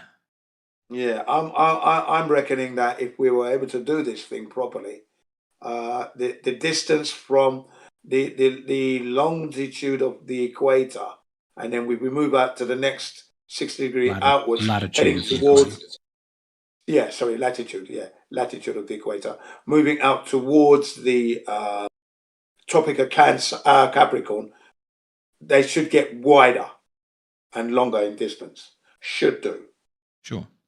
And the reason why that really hasn't been done is because that would reveal the flat Earth. Well, it has been done. That's what I'm suggesting to you. I'm suggesting to you mariners, merchant mariners, people, militaries, explorers, tradespeople, since time immemorial. They've been using. Sextants were built because we understood celestial navigation. They didn't usher in the start of celestial navigation. People knew they could use the pole star to go north since Jesus, well before Jesus. The Polynesians used it. They were the best sailors on the earth. Phoenicians. I always call them Phoenicians. Phoenicians as well. I learnt. So I don't know. How did the Phoenicians do it? But yeah. So for me, that's how I would be comfortable. In a sense, I already know that the Earth is a level plane through flight anyway. Okay, it's a big thing to challenge in yourself. Well, not really. No, maybe you were wrong about that. I'm already 1,000% sure. I'd lay my life down already right now as it is to do this extra one with the. Hang on, to do this one with the latitude and follow that round. That's just going to be an icing on the cake for me, or cherry on the top, as it were, because I'm already convinced that we're living on a flat plane from my experience of flights from the 70s, 80s, 90s, 2000 to the point where I'm here today, and I've never encountered any curvature anywhere in my travels. Yeah, it's a tough thing to give up. If you have a cherished belief that you've held for that long, it's tough to give up. It's it's the core of what they talk about when they say cognitive dissonance. It's not tough to give up because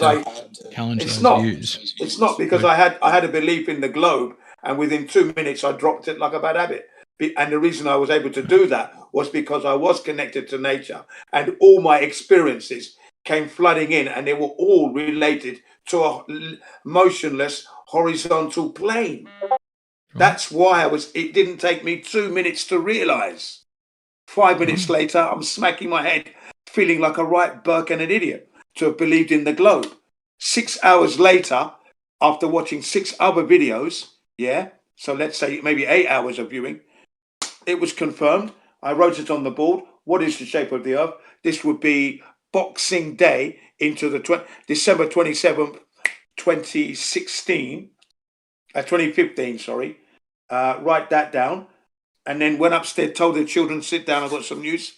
Explained to them that the earth isn't a spinning ball. And ever since that time, I've been teaching it.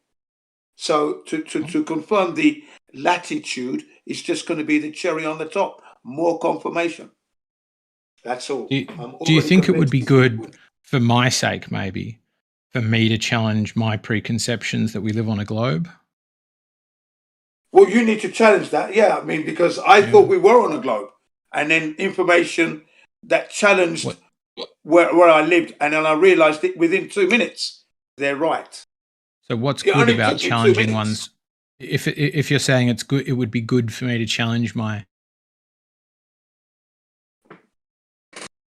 Yeah. You broke up there. Yeah, you've broken up there, man. Yeah, I lost your transmission there, man. You didn't come through. Uh-oh. He's gone. He might come back. Yeah. It's all right. But yeah, you know. But It's some sort of weird thing. Like flat earthers didn't change your mind. Yeah. You know, like I've changed my mind once already, and I am more sure about anything. There's not one thing I'm more sure about than the earth is flat. I can't think of one other fact. You can tell me right now, am I sitting in a chair? I'm more sure the earth is flat than I'm sitting in a chair. Thank you, Chris. Thank you. That's right. That's what. So it's not that we find it difficult to change our minds. No, and we're not hanging on for desperately. No, we know it's the truth. It's the truth, no matter what. And a lie is a lie, even if everybody believes that. So as far as I'm concerned, we flat earthers, we stick by the evidence. So am I right that a sextant can't work on a globe? Am I right or am I wrong? Yeah, and the best part of this is that this wasn't even a talking point until Nathan Oakley and QE brought it up. Yeah. Globalists didn't even care about sextants. Then some flat earthers like, hey, check this out. And then there's like a thermal nuclear meltdown about it. And I'm like, if this is something... Oh, go ahead. I somewhat hope it had something to do with me mentioning it, because I mention it in 24/7 quite a few times. So I don't think it is, but I like to think maybe it is. I was talking about this in the 2016, 2017, that the sextants proved flat Earth, because it was brought up back then. And I said, no, you know, they don't work on a globe because of that 90 degree, you know, and then QE and Nathan Oakley got their diagrams up and they showed you when you've got to have a 90 degree horizontal plane. It's not going to work otherwise. It's impossible. Forget that. You know, same with a bloody compass. They only work on flat planes. So, you know, I learned that a long time ago. I'm glad it's up now, though, and you know what? It's been billed as a heliocentric globe killer, the sextant. Okay? It's not a flat Earth destroyer. It's designed for a flat Earth.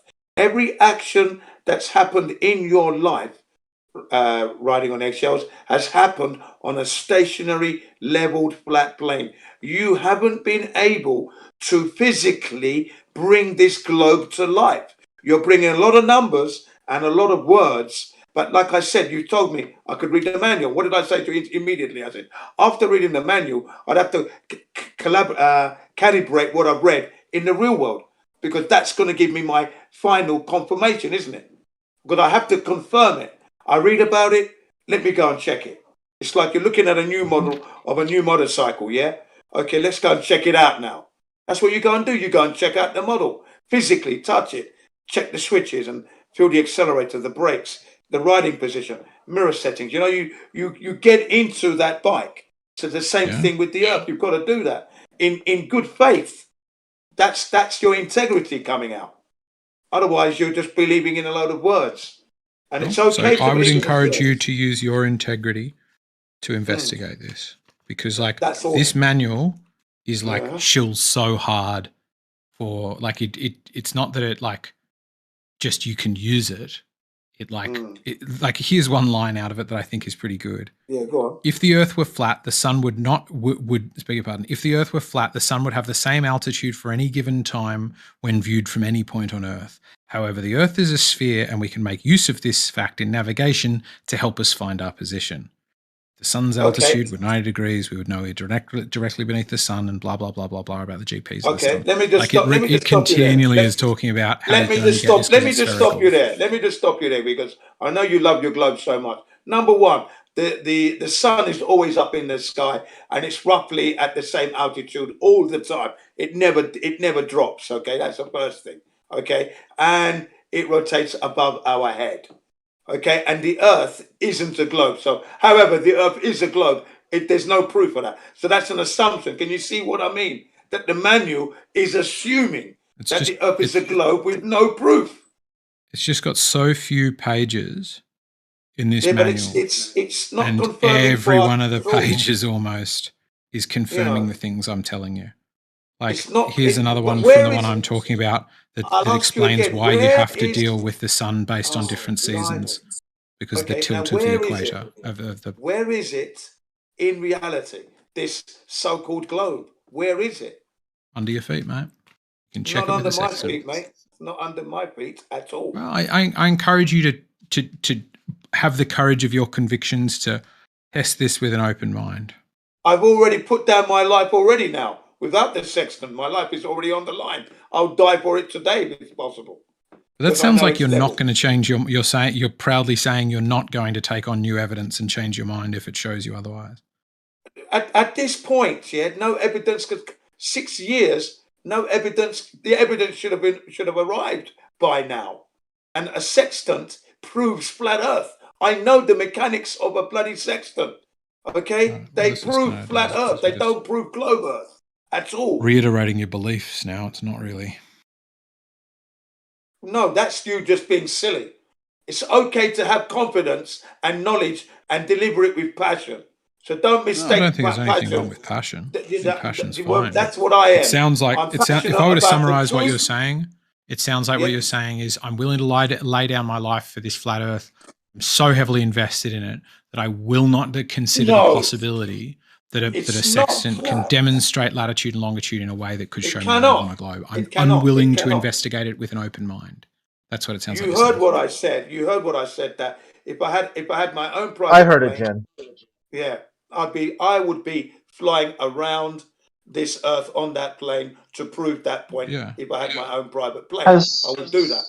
Has anybody gone through the almanac yet and determined where those numbers come from? I mean, as far as I'm concerned, that's a book of globe numbers and globe assumptions. Oh, yeah, brilliant! I didn't go through the almanac, but I went through the you might have just got here. I just got myself a sextant, and I was talking about some of the bits of the manual. But yeah, the whole thing, the whole celestial navigation thing. I'm so glad QE and Nathan latched onto it so much because it's done away with the whole argument of you can't look at the sky to know what's under your feet, because obviously sextants still for looking at the sky, and made it so popular when it is such an intensely robust globe proof.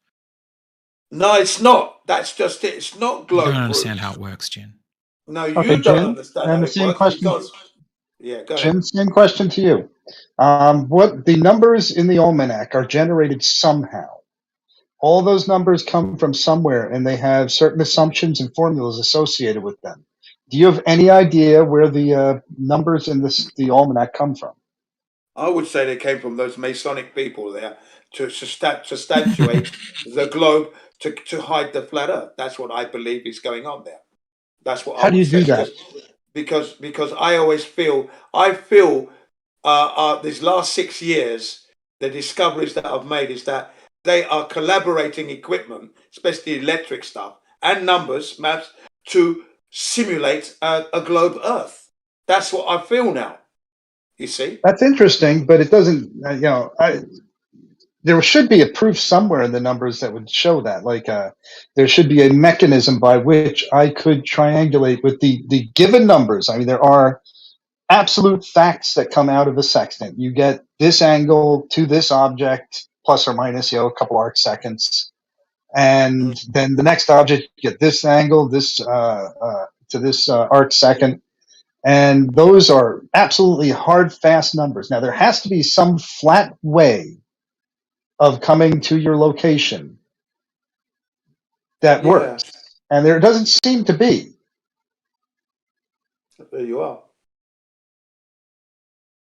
No, you're saying there you are too. There's no flat way of doing that. What I'm saying is that the sextant itself, yeah, is working on a flat plane. It's not working on a globe. It's not proving globe. That's what I'm saying. Well, if all the numbers have to be processed through a globe filter in order for it to work, then you got a problem. You got to be able to show how it works in a flat filter. Well, because the thing is, it's all working on a flat plane. That's the thing. They're not going through a globe simulated or filter. Why would they have to go through a globe? The A from A to B is from A to B. Just leave out the globe filter. When you try to do the ground position and the circle of equal altitude, I don't know of any other way than to put that through globe metrics in order for it to work. So I mean, there has to be a. I just think if it was a flat Earth, it would be really easy to map a flat Earth. It would be really easy to do the math on a flat Earth. The globe makes everything a little bit more annoying. That's right, and the numbers that come out of it keep coming out of globe. Time to get busy then. I just think that the numbers that you've got are on a flat Earth, and they're just adding the word globe to the situation. That's what I think is going on now. Wouldn't you have to then, or wouldn't it be nice if you could show it working on a flat Earth? I mean, just numerically. We're living on a flat Earth. We are on a flat Earth. That's the thing. We're actually on the flat Earth living. Interruption. Oh, I don't talk in that long of blurbs usually. Please carry on. Carry on. So you would have to explain to me how it would work on a flat Earth. Take the numbers, put them in, show how the X, Y's, the altitudes, angles all work to give you an answer. That is the action that is happening on a flat Earth. That's what I'm saying. That all the numbers that you crunch, you're crunching them on a flat Earth. You're not crunching them on a globe. You're not crunching them on a globe. See, that's the thing. You are invested in your globe. That's what you think it's a globe, don't you? You think it's a globe, don't you? That's your problem. But you're not. No, what I see is a book almanac, which is based on cosines and all sorts of wonderful things and radiuses, and they're all baked into those numbers are radiuses, cosines, all the things that you use for a sphere. And that's how they get the numbers. If you could show me how they can get those GPs and how you get your circle of equal altitude on a flat surface that would be accurate, that would be what you would have to do to prove that that's not a what I'm trying to tell you is that what I'm telling you that those numbers that you think are for a sphere are not. They're for a flat Earth. That's what I'm telling you. Yep. They all reduce down to sphere. I don't see that. Because I've seen paperwork that say it reduces down to simplify the math, they go flatter. That you haven't seen, so that would be on you to look that up, not me. Yeah. I'm supposed to find the random. Or do it yourself. That'd be even better. Like here's your environment, map it out, see what you get. Well, that's really cute, but my sources are open and findable in normal searches. I'm sure you'll have to present yours because yours is kind of a rarity. No, mine's just the Earth. Done. No, ours is in abundance. It's there every day of the week. It's the globe that doesn't exist, that has never existed, is the problem. It's a fantasy. The flat Earth has been there from the beginning of time. Is that easy? That's what you don't get. You don't understand that, you see. The globe has never been proven. We've never experienced it. You could go with the Rumpus method today. If you can't recreate the science, you deny the science. If you can't recreate from the very beginning, then you've denied it. And that was the original beginning, flat Earth. So if you can't recreate it and get back to the globe using your own observations, by the Rumpus standard, that is a denial of science. There you are. And one of the things that I find very interesting is that it's been stated that a globe sextant doesn't work on a globe. Physically, would not work. Yeah. I'm trying to get myself a couple strings together, and I've only got a 4-inch globe, so it's kind of a tiny globe. But I think I can pretty definitively prove that I can find my location using strings off to a far off distance object, and I can come to a pretty damn good estimation of my location using the methodology on my globe. Your globe. Yes, on my globe, Yeah. my physical Yeah. globe, where I take a string, carry it off to a far distant object, and I can do the GP to that object, and I can do the my angle of elevation, and I can put those all in, and I can come up with an answer as to where I am based on that info. Now, but I'd like to see you do. You cannot do the same thing and get the same kind of results from a flat map. Yeah, or you can. No, I can't. No, Well, then don't bother with it. Then is it then by the Rumpus standard you cannot recreate the science. Therefore, you are a science denier. No, I cannot. I can do it on a globe. I cannot do it on a flat map. Yeah, but the Rumpus standard is you have to be able to recreate it, which you How can't would I recreate recreate something that's impossible? Yeah, so that would be a you then. No, not a me. I can do mine. I can show you that it demonstrably works. No, you can't. On a sphere, but you can't. cannot I'm show telling it you right working now. on You a can't flat. show me anything. Yeah. Right up, straight up. It's impossible. Oh no, that's absolutely possible. No, it's impossible. I There's did it in nothing small. you can I show did it me. in small scale, but I didn't do the full calculation with it. Yeah, it's not possible. Because even in your own mind, it's not possible because you don't even care about it, and you come back here and then try to invoke me or Jen. So that right there tells me a lot. Yeah, you won't be able to prove your globe because it has to be seen, felt, and we don't see or feel that globe at all. We don't see like it. I said, I could just show you that the mechanics of using a sextant work on a spherical object. Nah, it wouldn't work.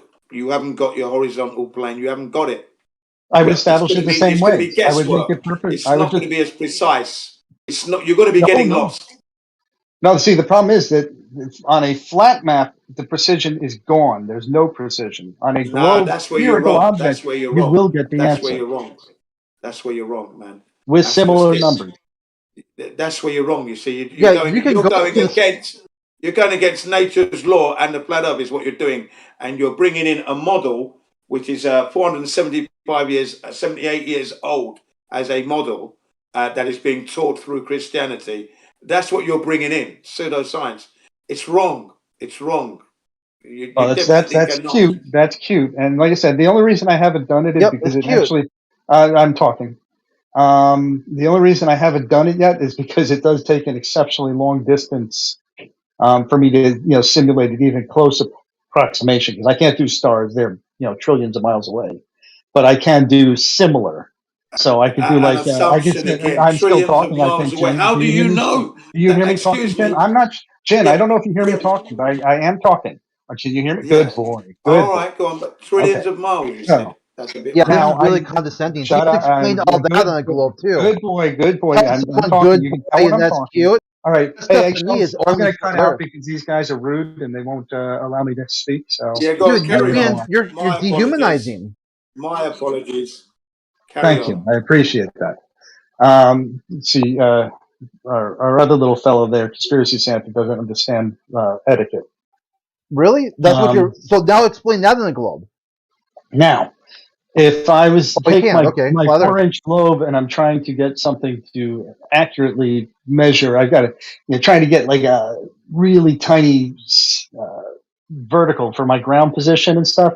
I'm going to have to use my entire yard to simulate this. But I think I can do a very credible job of using the vertical from my position on the globe to determine the horizontal on my position on the globe, and then take a protractor and I could go and make it look at the distant object to show that I could find my exact location on that spherical object. Yeah, it's going to be a lot of hard. It's going to be hard work. And, yes, and I still don't think you won't be precise. You're going to be off. I'm telling you that now because it's curving. That's your problem. No. See, that's the beauty of this. It doesn't require the actual physics of doing it. The geometry of doing it works. All right. All I need is a reference. I take my vertical as a reference, and now I can determine my horizontal. We all agree with that, right? If I have a vertical, I can determine my horizontal. Well, I would have it ran the other way, the horizontal and the vertical, but carry on. Actually, there's not almost everything is referenced to vertical. All of the tools use density and buoyancy or gravity or something to accomplish that. It's always you start from the what I call the gravitational force and go from there. I guess the sextant also can use the horizon if you want, and then make the adjustment for the dip angle to get the horizontal. Yeah, otherwise you're going to have problems plumbing it. That's the problem. You see, it No. always works. Well, plumb from plumb is easy. Horizontal from plumb is easy. Yeah, that's the way to do it. You weren't here before, Myoc. Jin doesn't think plumb is point straight down on a globe. Really? Which way does it point? He wouldn't elaborate on that. He said, "Oh, it could be left, could be right. You have to see," but he will not answer which way it will point. Just that it won't be straight down. Because I think because he knows that if you could get plumb, you can get horizontal from it. He didn't want to go there. That's interesting. I mean, that's with the assumption that plumb is always uniform, but in this case, I would have to know which way it would point on a globe. Yeah, I pressed on that for a while, and eventually we got to, it could be left, could be right. Don't know, we'll have to see. He just knew that it wasn't straight down. It's great we have this thing that assists us in determining that, this force, this gravity, this weight. That's the problem, you see. Density and buoyancy. These things are unproven, you see. That's the problem. You know, they're not. They may not be proven, but they're evident. We see that things point down. Things drop.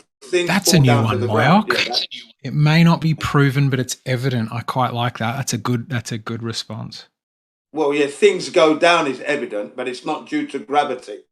That may be the case. In fact, I said it could be density and buoyancy. It could be electrical. I don't give a shit. It goes down, and whether it be on a sphere or not, down is apparently the point towards the ground wherever you are. Yeah, fine, on a flat Earth, not on a globe Earth, because at the end of the day, we're not on a globe. That's the problem. When we have the evident thing that makes things go down. Yeah, but that doesn't prove the Earth is a spinning ball. No, it doesn't prove it. Absolutely doesn't prove it. You actually have to measure it to prove it. And when you do like the reciprocal zenith angles and stuff, then you start to come into these things and start to give you indications and more evidence, which is I've got 2 points that I think are pointing straight down, but when I compare them, they're not. They're not with reference to each other. They always diverge.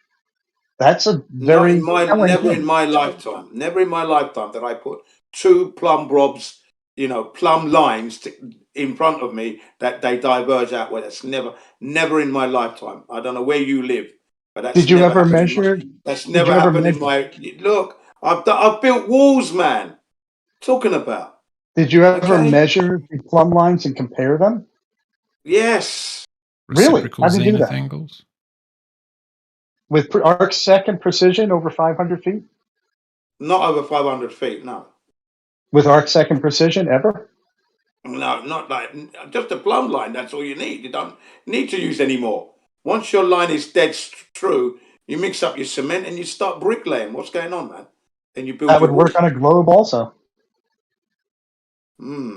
I doubt it. You wouldn't start to see the divergence until you get to exceptional distances, and then if you want to stay level, which is what we typically build walls and roads and stuff to, or to reference. The problem with the globe is that you've got to make your foundation level, and you have to take into consideration curvature all the time when you're building buildings, roads.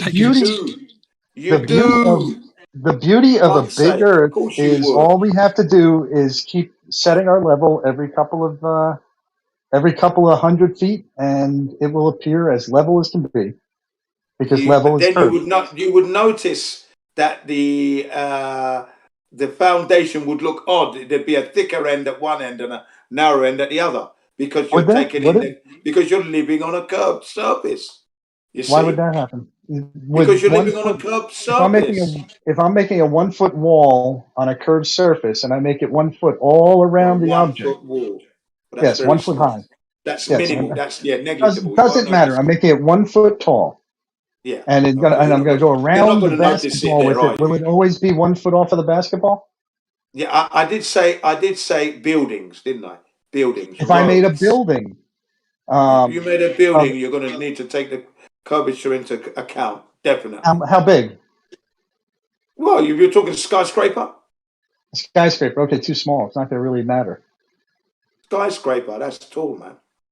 Yeah, it's tall. And when you build the next one, I can go in a straight line from a basketball. Hold on a second. And when you build the next building, it's going to lean away. They're going to be moving away from each other. That actually technically is true, although unmeasurably for most situations. It's never happened because it's been measured. They've been measured. The Brazilians measured for the curvature, and everything was perfectly true. You believe those people after all the lies that were in their documentary? You believe those people after all the lies that were in their documentary? I believe those people because they brought the technology was speaking for itself there. You know, the laser beam, the optical equipment, the GPS. They didn't lie about that stuff. Right. No, there were blatant lies in the documentary. I mean, just absolute, blatant, unequivocal lies. You're going to have to highlight why would you those believe lies anything from that source? I didn't give us see some any examples of these. What are the best examples of the lies? I'm curious now. I was going to go to One example was they did a radar measurement across a lake. I think I can't remember the numbers, but let's just say it was like 26 miles over the surface of the water. Yeah, that's about right. Yeah. And they brought it down. And if you look at the screen in the video, the screen shows 2 miles on the numbers that they're saying are 26 miles. So you actually have deception. Yeah, what documentary is this? There was a discrepancy at first because the machine wasn't calibrated properly, so they redid that, and then they got the required result in the end. So yeah, there was a discrepancy with that. But the discrepancy that you have. They didn't set it up properly. That's all with that one. But then they had their GPS, they had the laser beam test, they had the optical with the binoculars and other things. And every single thing proved flat. They didn't find one shred of curvature anywhere. So come on, you've got problems, man. You know, you've got problems. You know, you're carrying a belief or a globe that doesn't exist. You're showing this cognitive dissonance, and it's terrible. You know, another thing that they did was, just as professionals, that was very questionable. Like when they did their building measurements, they didn't break it down to I forget what they call it, but the Cartesian coordinates. They kept it in latitude and longitude, which so they show the top of the building's at this latitude and longitude, and the bottom of this building's at this latitude and longitude. Therefore, they're the same distance apart.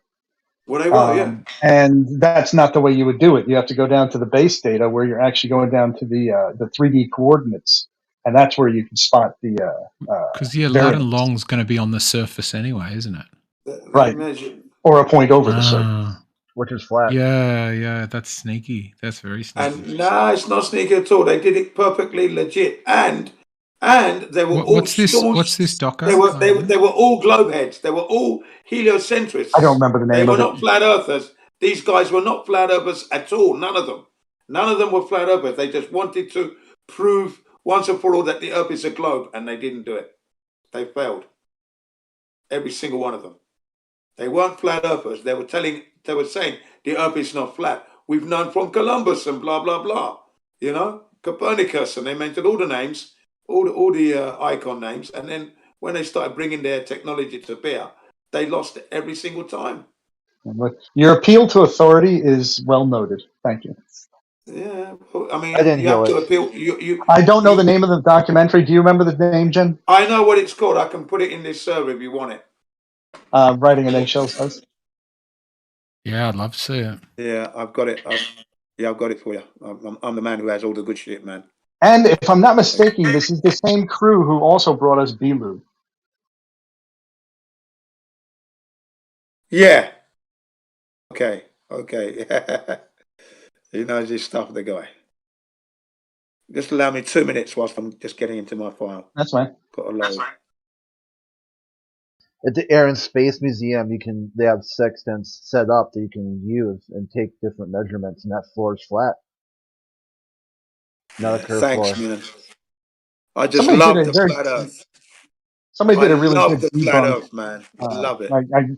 Maybe once he posts the video, I'll be able to find the debunk on it. There's quite an elaborate debunk, I think. You're never going to find any debunk on this thing, man. You see, you're acting like somebody who cannot let go. You're finding it hard to let go, and it's not there. The globe is not Funny there. you saying that, Jen. What you were saying before about whether you'd check out this manual and check with the sextant. It's funny you're saying that. Well, yeah, but I said if I had a plane, I'd go out and check it tomorrow. Yeah, you set one impossible way to change your mind on it, and then said you're not really going to change your mind because you're 1,000% convinced. And no. You would only check the manual to confirm that you live on a flat Earth. You see, I'd read the manual, but I'd still have to go out and confirm that, wouldn't I? The manual wouldn't be enough. Yeah, I strongly encourage you to. Yeah, right. It just wouldn't be enough to for me to be convinced by reading it. If you go do it, yeah. If you go do it beforehand, you've got my promise now that if you go do it and take the measurements and everything, I'll reimburse you for the cost of the sextant. Bernard, this guy's mad. Okay, well, you know what? What I want to confirm is that what is it? Latitudes, latitude and longitude. Yeah, latitudes decrease as we move towards the Tropic of Capricorn. The length of a line of latitude decreases as you head south of the equator. And the other thing you can check while you're at it, if you want, that's right. which is sort of matched to this, is the lines of longitude converge. It's their converging that makes the latitude lines get smaller. They are parallel. I don't believe any of that's going on. Get small. Right. Yeah. No, can test. That's an absolute requirement. In fact, if you go to the manual, the almanac, and you start doing a cursory analysis, you'll find that it's absolute fact that happens. That the stars, the latitudes happen. Longitude happens. The latitudes are supposed to get increased in decrease as we move towards away from the equator, heading south, heading towards I believe that's not true. Well, no, that's required for navigation to work. Yeah, you can test it. You can read that manual to get an impression of what I'm talking about. Why you have to, when you're sighting something and you're getting your latitude, you need to go down to the equator and then back up, rather than just straight at your location, because it's not a great circle. And then go test it somehow. There's plenty of ways to test it. You can stay at home and just do it on Google Maps, really. Right. That's what I was going to say. You could just pick two latitudes, down in the southern hemisphere, go way off the coast of Australia, go south, or even on Australia. You'll see it. Do one at the equator and see what the numbers come up with, and then do one at the, at southern tip of Australia. You'll see a marked decrease in size. Mm. And at the same time, I should be experiencing this curvature as well, should I not? Should I see the curvature? What are you going to? You're not going to see anything. I've got to see it, and the attitude of the plane will be changing degree by degree. Isn't that not true? Yeah, no. Wouldn't if you're doing stellar navigation as you drive down there, you'll get the same answers. Yeah. Yeah, you can certainly get a sense of the curve by doing sighting things as you head south, and you notice that as you get to the equator, Polaris is on the horizon. And if you go below 2 degrees of the equator, like if you go 2 degrees south, 2 degrees below the equator, Polaris is not visible anymore. And that's one of the simple ones. Like if you want to disprove globe, just show me Polaris from anywhere in the southern hemisphere below 2 degrees. Won't be there. The fact that you can't see it from where you are proves that the You're just going to say proves flat Earth. We've heard it 1,000 times. Well, of course it does, because it's the angle of resolution and perspective again. That's why. Right, but it goes behind the horizon. and then I can bring it back into view by going the other way. How isn't this working? I think the interesting thing about how that claim is made is it requires that perspective somehow be some kind of a weird logarithmic formula that changes the size of things coincidentally at the same rate as a sphere. Yeah, and like if distance is causing that perspective effect, why does standing up, if I'm on the beach at sunset, I can stand up and bring the sun back into view? It's the same distance horizontally from me, but for some reason affecting my vertical. Again, it's the angle. Change it. Again, it's the angle. You're not looking at the angle at which you're attacking to see. You know, that's the problem there. You're not understanding the angle at which you're looking at it from. That's why that's happening, because you can lie down on the ground, right? Put a coin there, you can't see it, but as soon as you stand up, you see the coin. Angle. That's all that is. Well, if you can't see the coin, it doesn't mean my floor is curving. Below the surface, it's not doing it right. Doesn't prove that my floor is curving. You see, that's what that is. It's the angular resolution, the law of perspective, natural phenomena. Wolfie's 6020 put his camera on the floor on a ship that was, I think the main hallway on it was 900 feet long. 900 feet long, he put a lens cap at the far end, from his camera. He took a lens cap, put it at the far end of the hallway.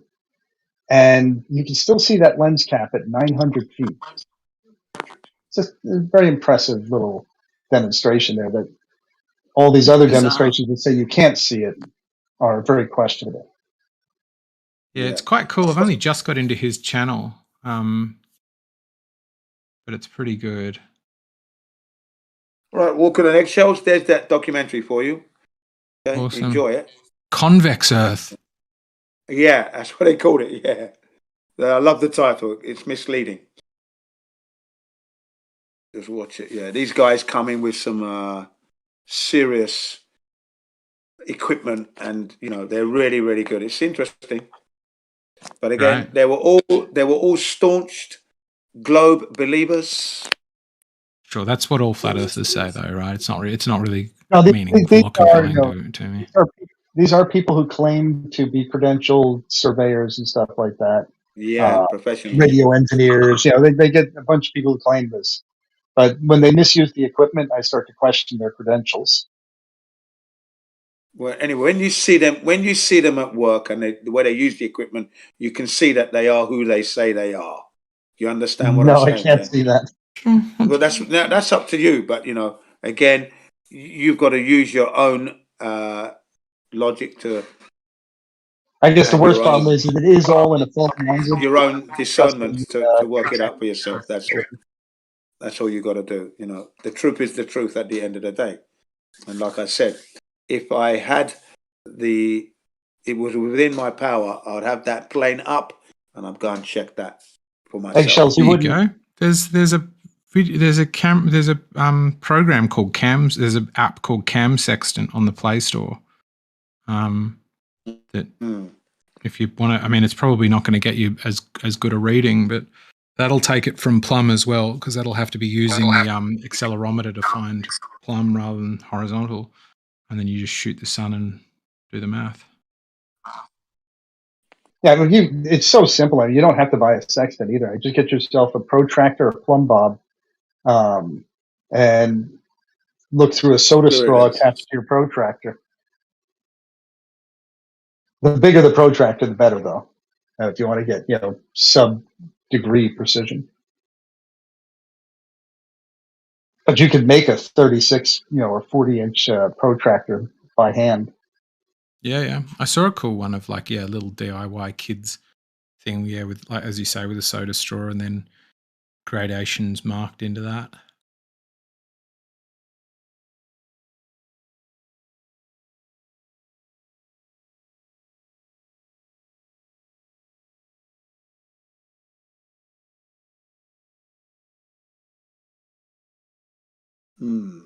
Yeah, I made a few protractors in my day.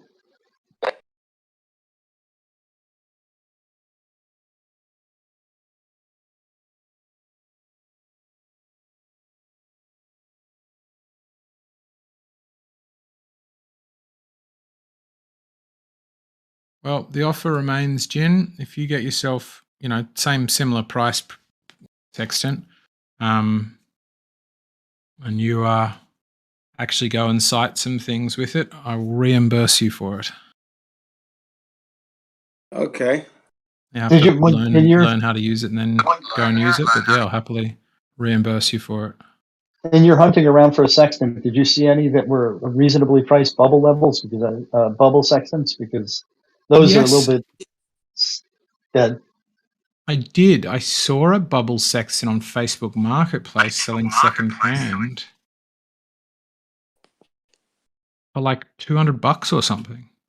Because that one makes it a little bit simpler to define what's going on, and it eliminates the horizon measurement, so you can use it on land. Well, yeah. So I was considering getting it, but then in my reading on it, there was stuff saying you've got to keep them calibrated and stuff. There's more error in them. But yeah, there's one not far from me for $300. Well, 3 hours from me. $300. That's still a lot. I avoid spending any money on flat Earth. It's like I've been tempted by the P1000, but every time I look at P1000, I keep on saying, you know what? I am not that much of a camera guy. I won't have any use for it above and beyond looking at the horizon. I just love gadgets. I was going to say the P900, okay, compared to the 1000, coming from an American photographer, he said when he took them both out into the wild, he said the P900 is very capable camera. It does everything you want, especially when you're looking at the stars and things like that. Perfect, he said, and it's easily portable, not too heavy. Perfect. Not perfect. The 1000 is okay. It's nice. It's not that much better than the 900, he said, and it's very good for taking animals in the wild and nature and all that. That's the camera you want if you're going to be doing, wildlife from a distance and you don't want to get too close. Great for that. But the P900 is the tool to use. It's no lesser than the 1000, he said. So that's strange, because the P1000 is a great machine for zooming. That's its only real claim to fame. As far as the optics on it, they're kind of shit. The CCD on it's kind of shit. It's if you're getting into like snooty camera work. I thought you weren't a camera guy. Any You professional sound like a camera camera guy would, to me. You know what I mean? any professional camera guy would not choose a P1000 for wildlife. Well, but I think it'd be perfect for what flat earthers want it for. Which Absolutely. Is, well, this the highest zoom you can get without having to buy yourself a $900 lens. Look, this American photographer said if you want to take wildlife shots, animals in the wild, the P1000 is your camera. He said. Yeah, but that's got to have a caveat on there for the price or for the consumer grade. It's a good all-around camera for just getting lots of zoom and then taking okay pictures.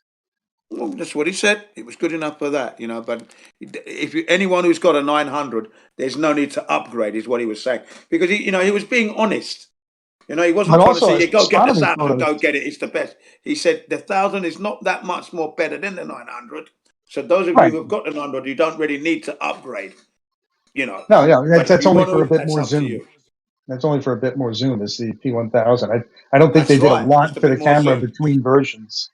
But looking at the the quality of the optics and everything, it's an okay camera. It's an okay not great. Yeah, it's good enough. Remember, it's made by the Japs. Yeah, it's terrible. Terrible for astronomical photography, though. The P900 is pretty good. If you want to look at the moon and things like that. I don't know how the mechanical zoom on it and stuff. Not mechanical, manual zoom on it works. Not manual focus and stuff. But for you to focus and get the light settings and stuff right for the sky, you've got to do a lot more work with one of those than like a manual ring focus and stuff like that, where you can actually I agree with you. analog. I agree with you there. Now, I agree with you there. I don't really like these digital cameras because, like you said, it's a lot of faffing around to try and get a decent shot. I prefer the analog cameras is what you're talking about, and I love those to death. Yeah, yeah. I'm A an digital old school. camera is okay, but you gotta, there are adjustments that you should be able to make by hand on the lens manually. Like an analog lens. Yeah, but you can't. Adjust. Use too much going on. Too much going on. I tried. I tried with my Canon G9, and tried to use it manually, and that it was just bloody nightmare hard work, man. And even I'm then, trying to it's get still it wasn't perfect. with Got to my have it on a tripod as well. with my Without a shitty tripod, it's not good. with my shitty phone, my Samsung. I've gotten some credible nighttime shots, but for some reason, every time I look at the moon, and every setting I've tried, and like I said, I'm a less than amateur at using the camera, but playing with all the dials, playing with all the settings, I cannot get a crisp image of the moon that will show me what I see even close to with my eyes. Yeah, I know. Yeah, a camera will never ever beat your eyeball. That's a Oh no, that's false. That's false. well, I've You look at the tried. moon. Go out and look at some of the photos that have been taken of the moon, and tell me you've ever seen anything like that with your eyes. Well, that'd be different, yeah, because that's distance, isn't it? So that's going to be obviously that's going to show you something that you can't see with your eye. That's why you can't see that from the distance that you're taking it from. You can't zoom in enough. I'm talking about in your room, locally. The camera, your eyeball, it's never the same. The camera never matches the eye. But things distant, like the moon and that, well, of course, the camera's going to do better than my eye. I can't focus on the damn thing. When I said that, I meant within my vicinity. No camera can beat the eyeball. And I've tried. I think the analog cameras do a better job than the digital ones. But there you are. Damn it! I have something playing in my background and I can't find it. Ah, there, found it. Damn. I had YouTube just suddenly come to life and was talking all over you, Jim. Oh yeah, sorry, yeah. Better turn my one off as well then. Put my YouTube there. But yeah, as far as the eye the real claim to fame that I think the eye has over most cameras is its dynamic range, its ability to see a bright light next to a dim light. I still haven't seen too many cameras that can do that. I'm sure there are ones, but as far as resolution goes, absolutely crushes the human eye. Yeah, long distance, yeah. Long distance, yeah. Not close up, no.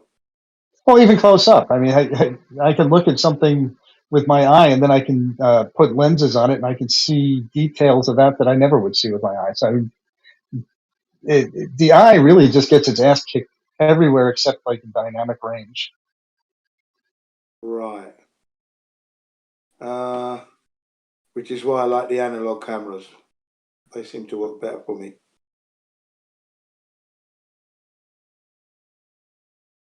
But I would still like to have a P900. Still like to have one of those. And you want to talk about eyes? I mean, there's one thing I remember. I was in a parking lot one day, and I used to go out to that parking lot and flip French fries out the window because I didn't want to eat them. And all of a sudden, you'd have a seagull fly in, and it's like, where was he waiting to see me do that? Finally, one day, I decided to watch. Yeah. I watched the sky, and there was like nothing for like within the 500 feet of me, and I tossed that French fry out in the parking lot. And within like 30 seconds, some seagull that was flying overhead said, "Huh, I see a fucking French fry."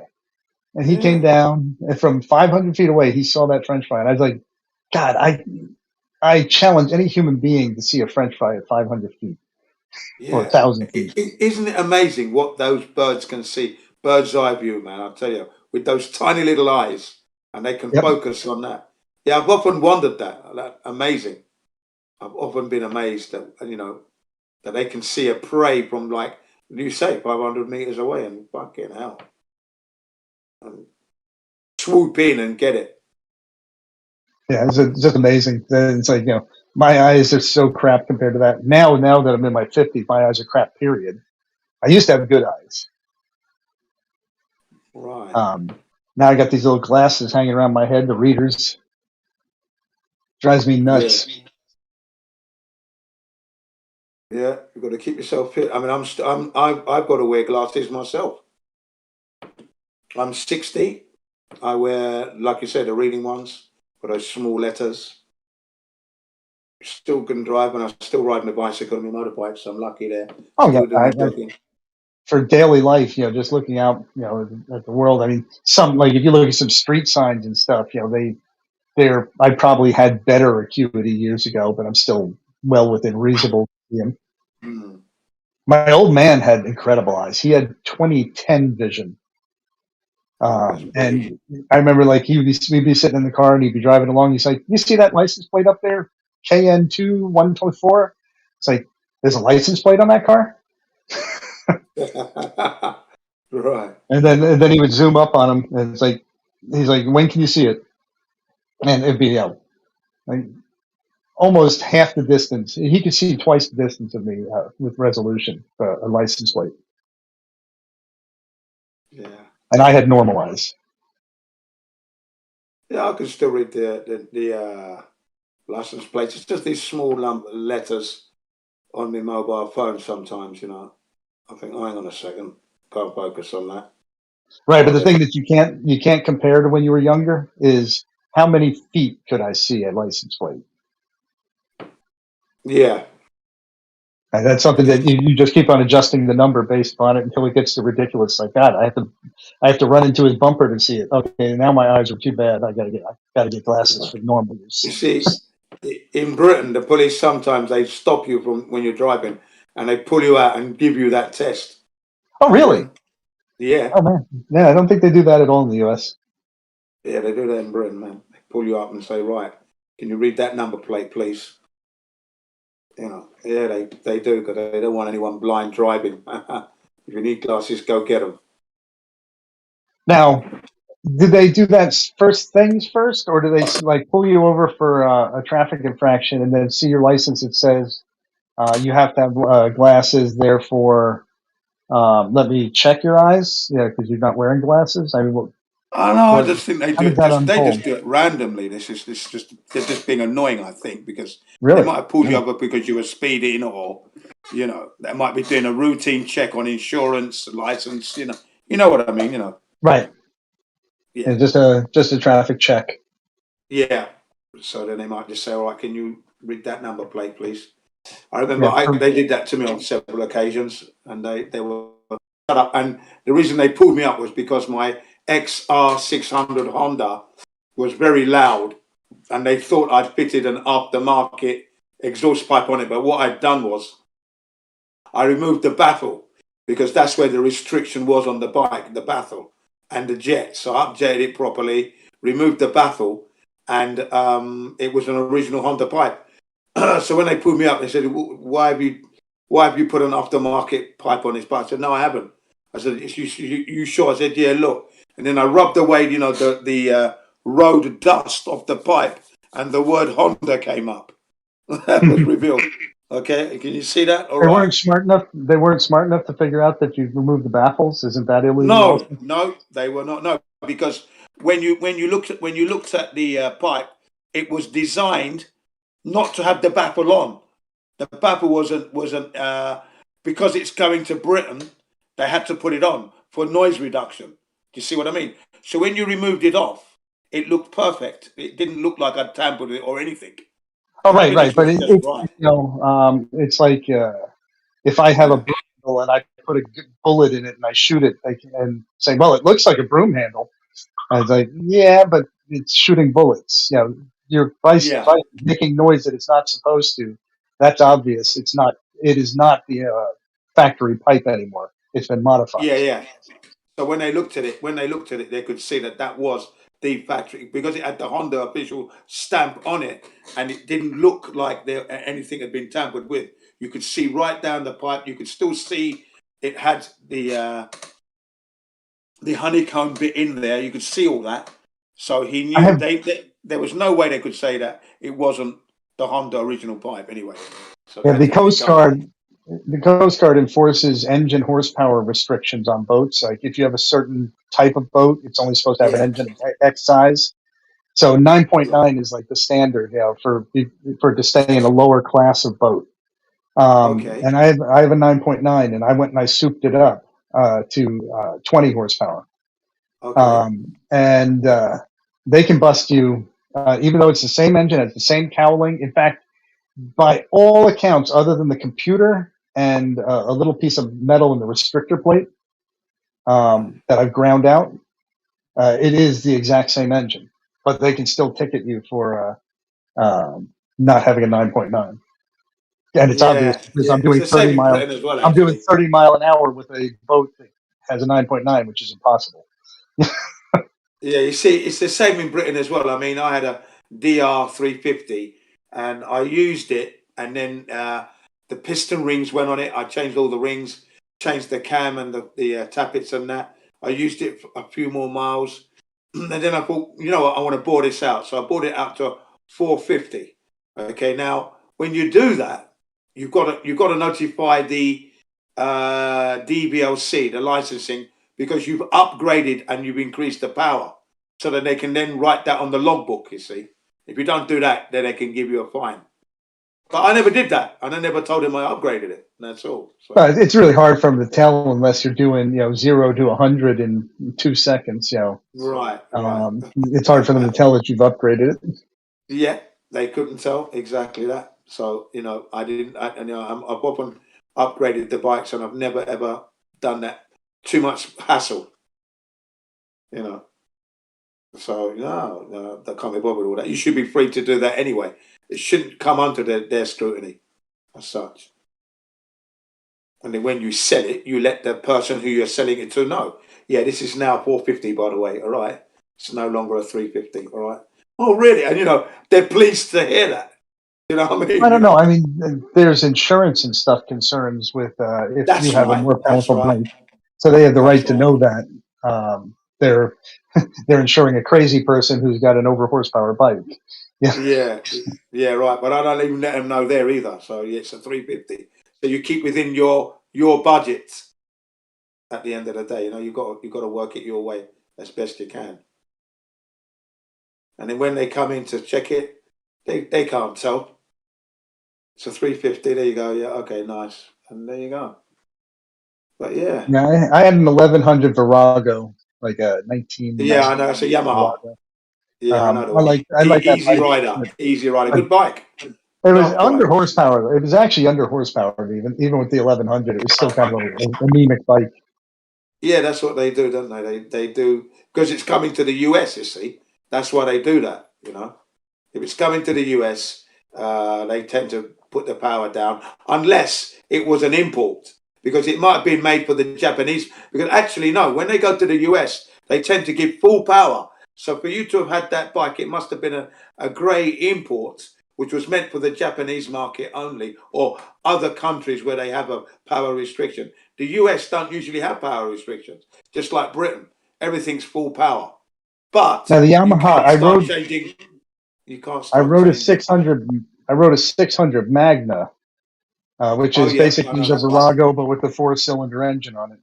Yeah. And that thing was that one was going to get me in trouble because when you got into the power band on that thing, it was a lot of fun. Yeah. Was and that was that a Honda? Tickets. The Magna, is that not a Honda? That's a Honda. Yeah. I thought it was a Yamaha, but okay, it could be. It was my friend, so No, I didn't. it's a Honda. It's a Honda. It's a nice bike.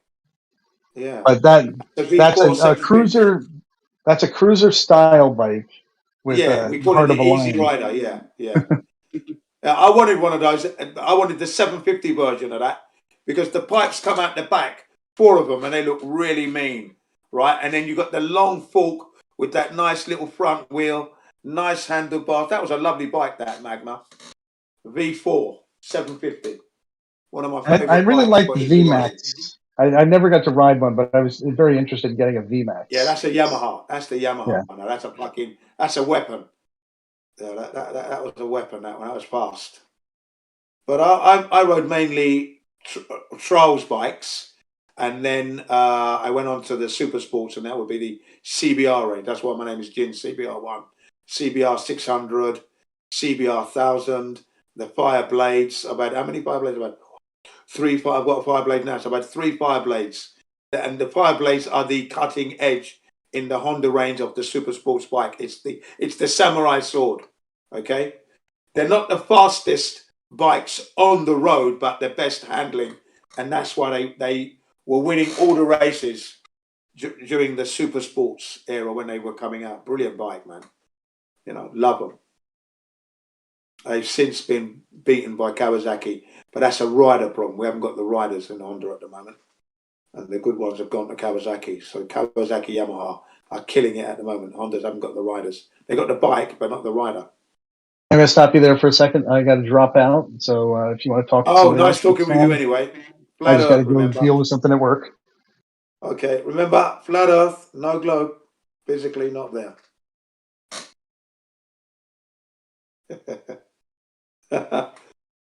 You there, Crit? Are you gone? He's not even in the room. So no. He's not there. Yeah. Never mind. But interesting, isn't it? This the sextant argument coming back again. It was around in 2017, doing the rounds. Yeah, I think of it as a newer argument because plenty of arguments are from 2015. So anything after that is still new. Yeah, I suppose. But it's coming back anyway. I had it 2017, and I knew that it cannot work on a curved surface. That's the thing. You sucked me back in for a second. Yeah, no, it's always been there. This is the first time that flat earthers actually have addressed it. So, I mean, it was around since the beginning. Navigation was always cited by the globe Earth as being a globe proof, and now it has come around again, and flat earthers are claiming it as a flat Earth proof, but really are not demonstrating it yet. Oh, they're demonstrating it every day. It only works on a flat plane. That's the thing. It's been working on a flat Earth for ever since its conception. So we haven't had this globe yet.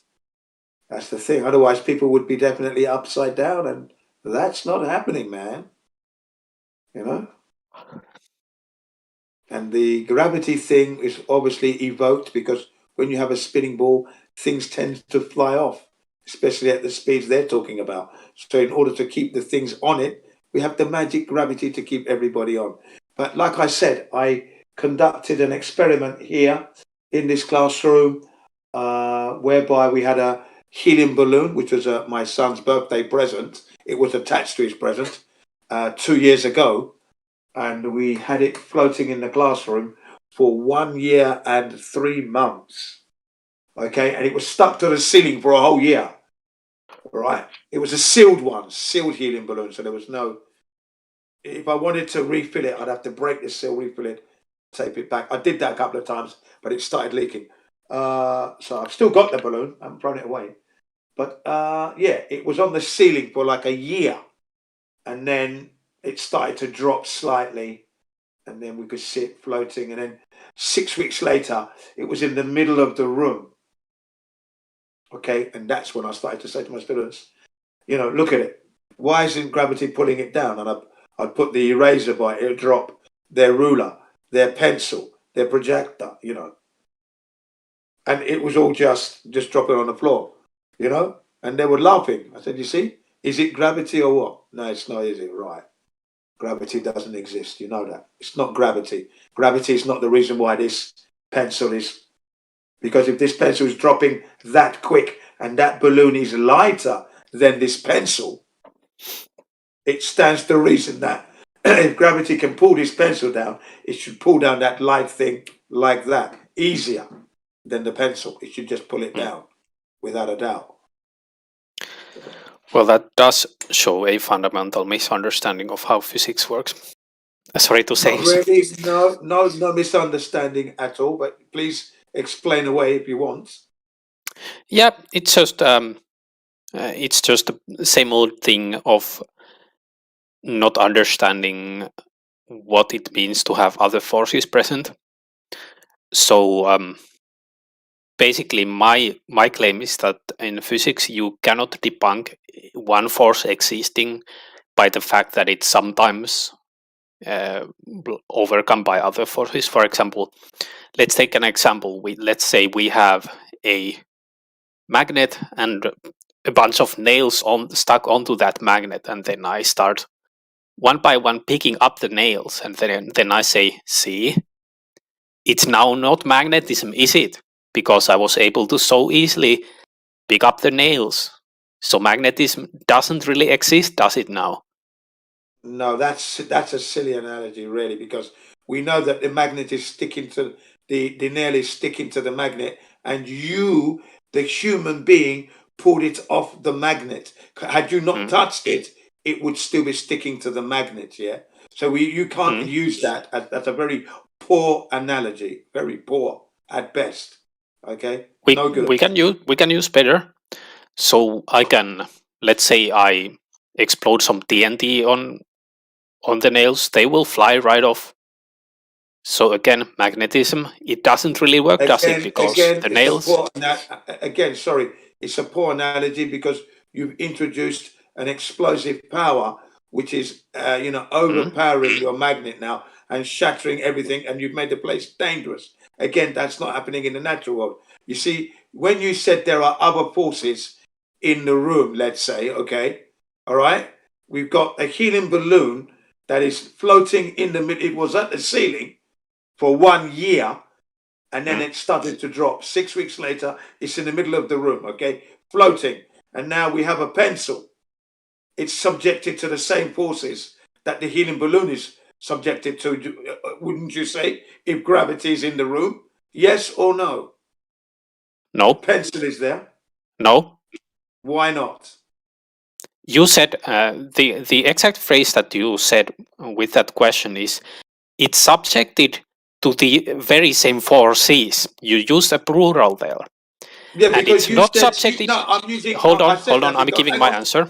Hold on. Yeah, but hang on a second, because you said there were other forces. That's what you said. I'm not saying that. Yes, indeed. Right. Yes, indeed. So when you ask me the question, is it subjected to the same forces? I can say, of course not, because the balloon is much more buoyant. So the buoyant force on the balloon is much stronger, isn't it, Jin?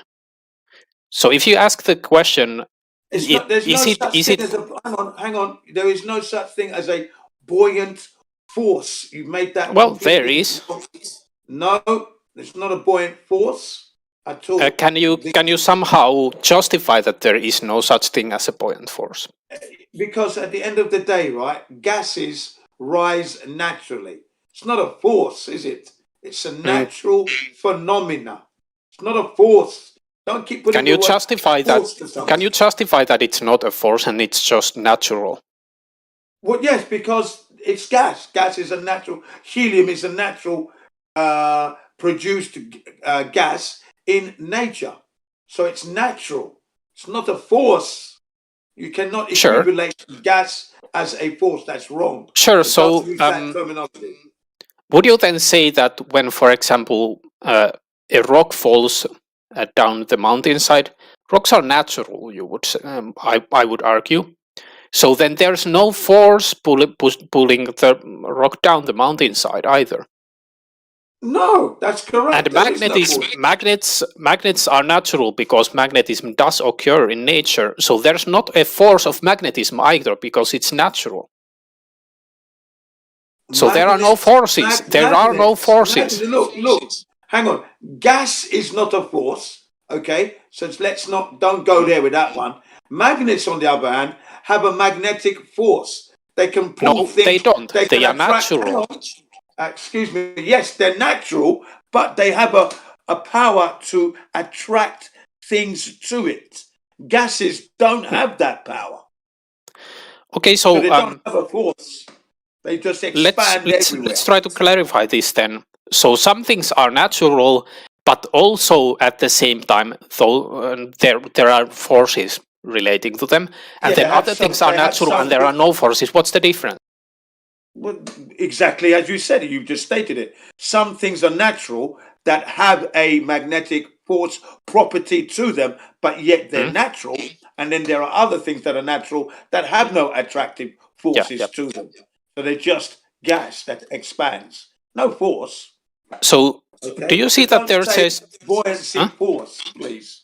Wrong do you see that there's a small problem because you use the sort of argument that this is natural, therefore it's not a force, but that kind of hinges on the logical assumption that things can only be either natural or a force. So if I can say that something is natural, therefore it means that it isn't a force. I'm not saying that. I'm not saying that. That's so not what do I you am have saying. then? Okay, well then we have clarified that. Then if you're not saying that, then what do you have? What do you have for buoyancy not being a force, other than it being natural? It's just the natural order of things. Gases rise. Helium gases. But can you verify? Because, can you somehow justify that? Let me finish before you jump in with your question.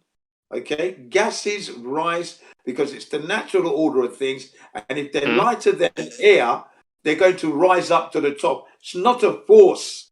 Okay, you people like the word force. I don't know why you love the word force, but stop that. No force. There's no gravitational but you already force down. Hang on.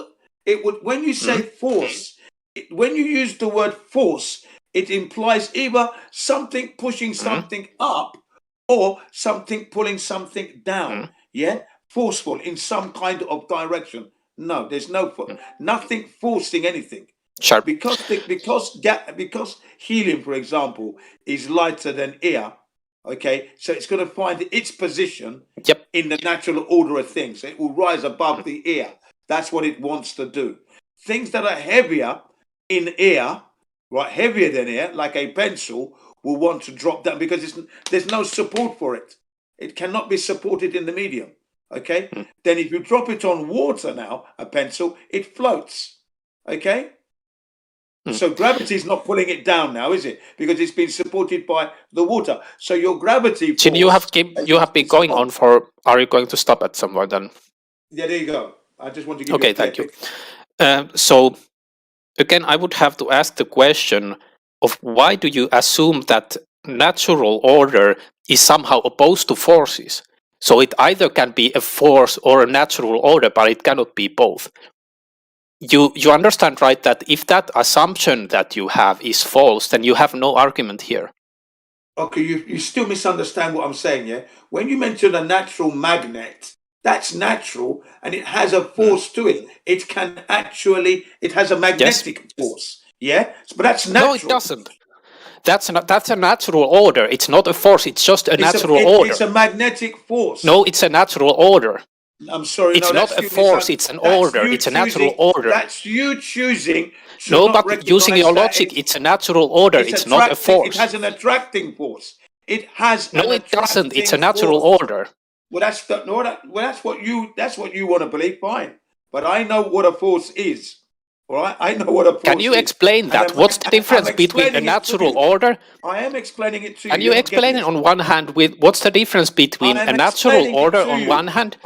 Yes, but you need to listen to the question in order to be able to explain it. You won't explain it because you don't understand that nature has an abundance and a variety of things. Yeah? You didn't listen to the question, so how are you going to answer it? Whilst I am talking, okay, just wait your turn. I can let you go, but then it just means that I'm going to have to ask the question again because you didn't listen. A variety of things. Okay, there's a variety in nature. So you're going to have a magnet which has an attracting force. It has that, an attracting force. So when you touch certain material, it's attracting to that magnet, okay? That's one natural order, okay? There are many things in nature that are natural and they do and act in different ways, okay? But to say something's dropping down is a gravity force, no. Gravity hasn't been proven and there is no force, okay, pulling that down. Nothing's pulling down the pencil. So there's nothing forcing the pencil down, nothing.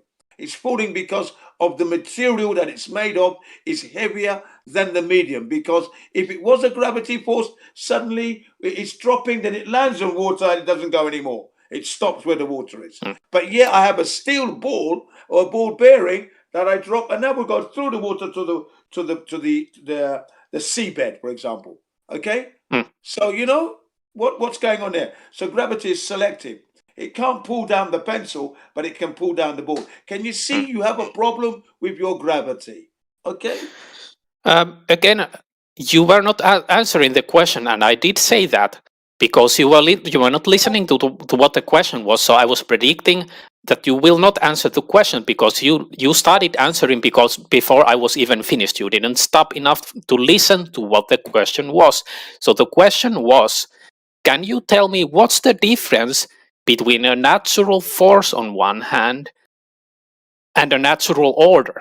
What's the difference between a force and a natural order? And you went on a tangent. You didn't answer that question. Here we go. The natural force is part of the natural order of things. So a magnet comes under the natural order of things, even though it has an attractive force. That's a natural attractive force. It's not man-made.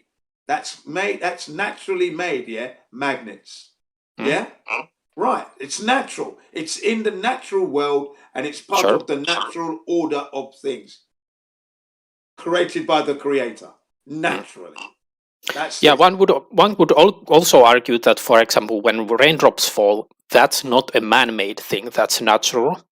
So is things going down also part of the natural order? That's a natural is it a order, force of part of the natural order? It's a so natural it's a force. Order. It's not a force. It's a force that falls under the natural order. It's natural order. Exactly that. That's correct. It's part of the natural order of things. Yes, it's a force falling under the natural order of things. It's a force falling under the natural order of things.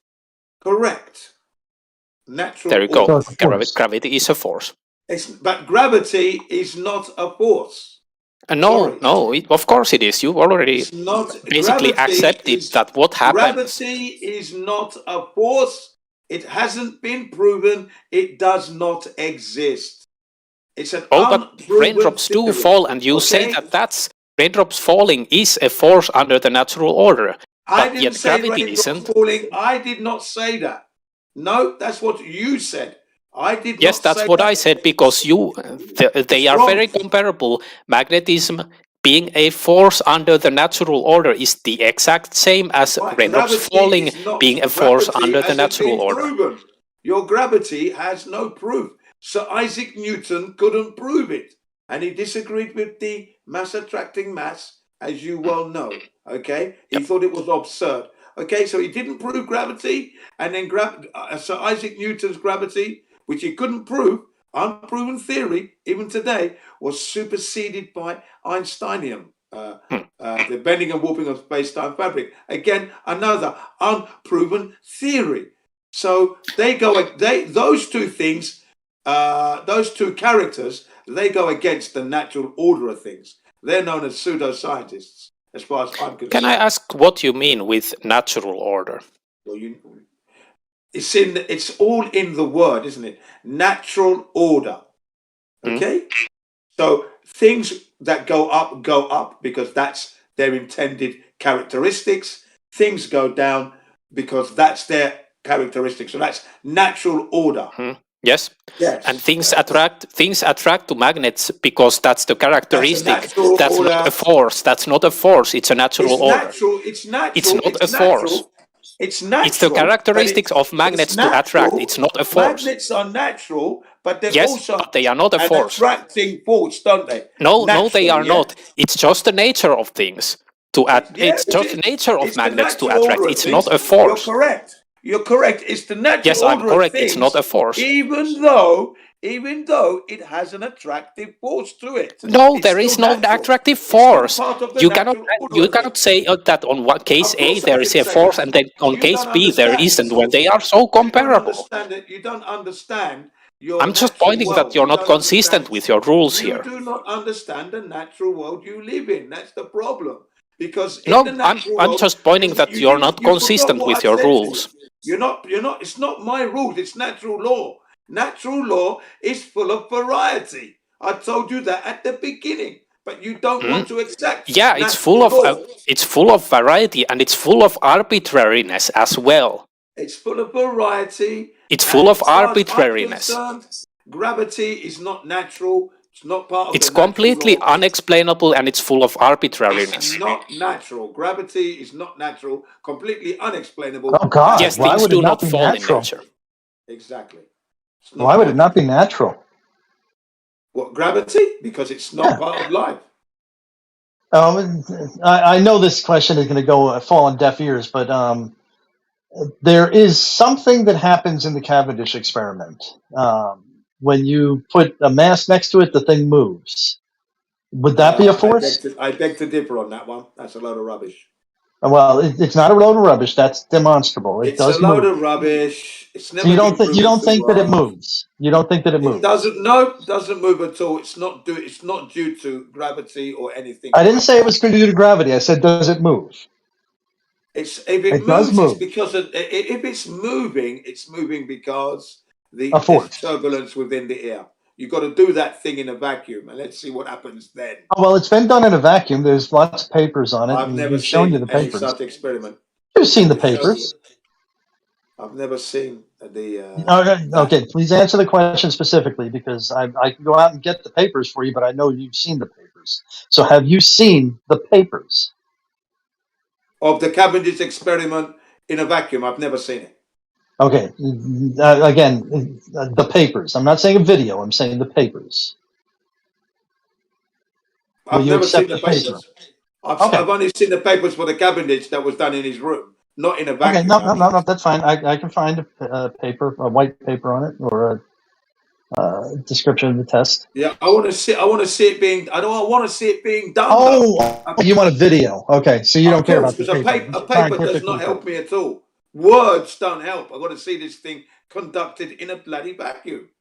Come on. Okay, well, how would you tell it's a vacuum? You're going to just deny it's a vacuum because you see it in the vacuum being pumped out. I want to see the biodiesel did it.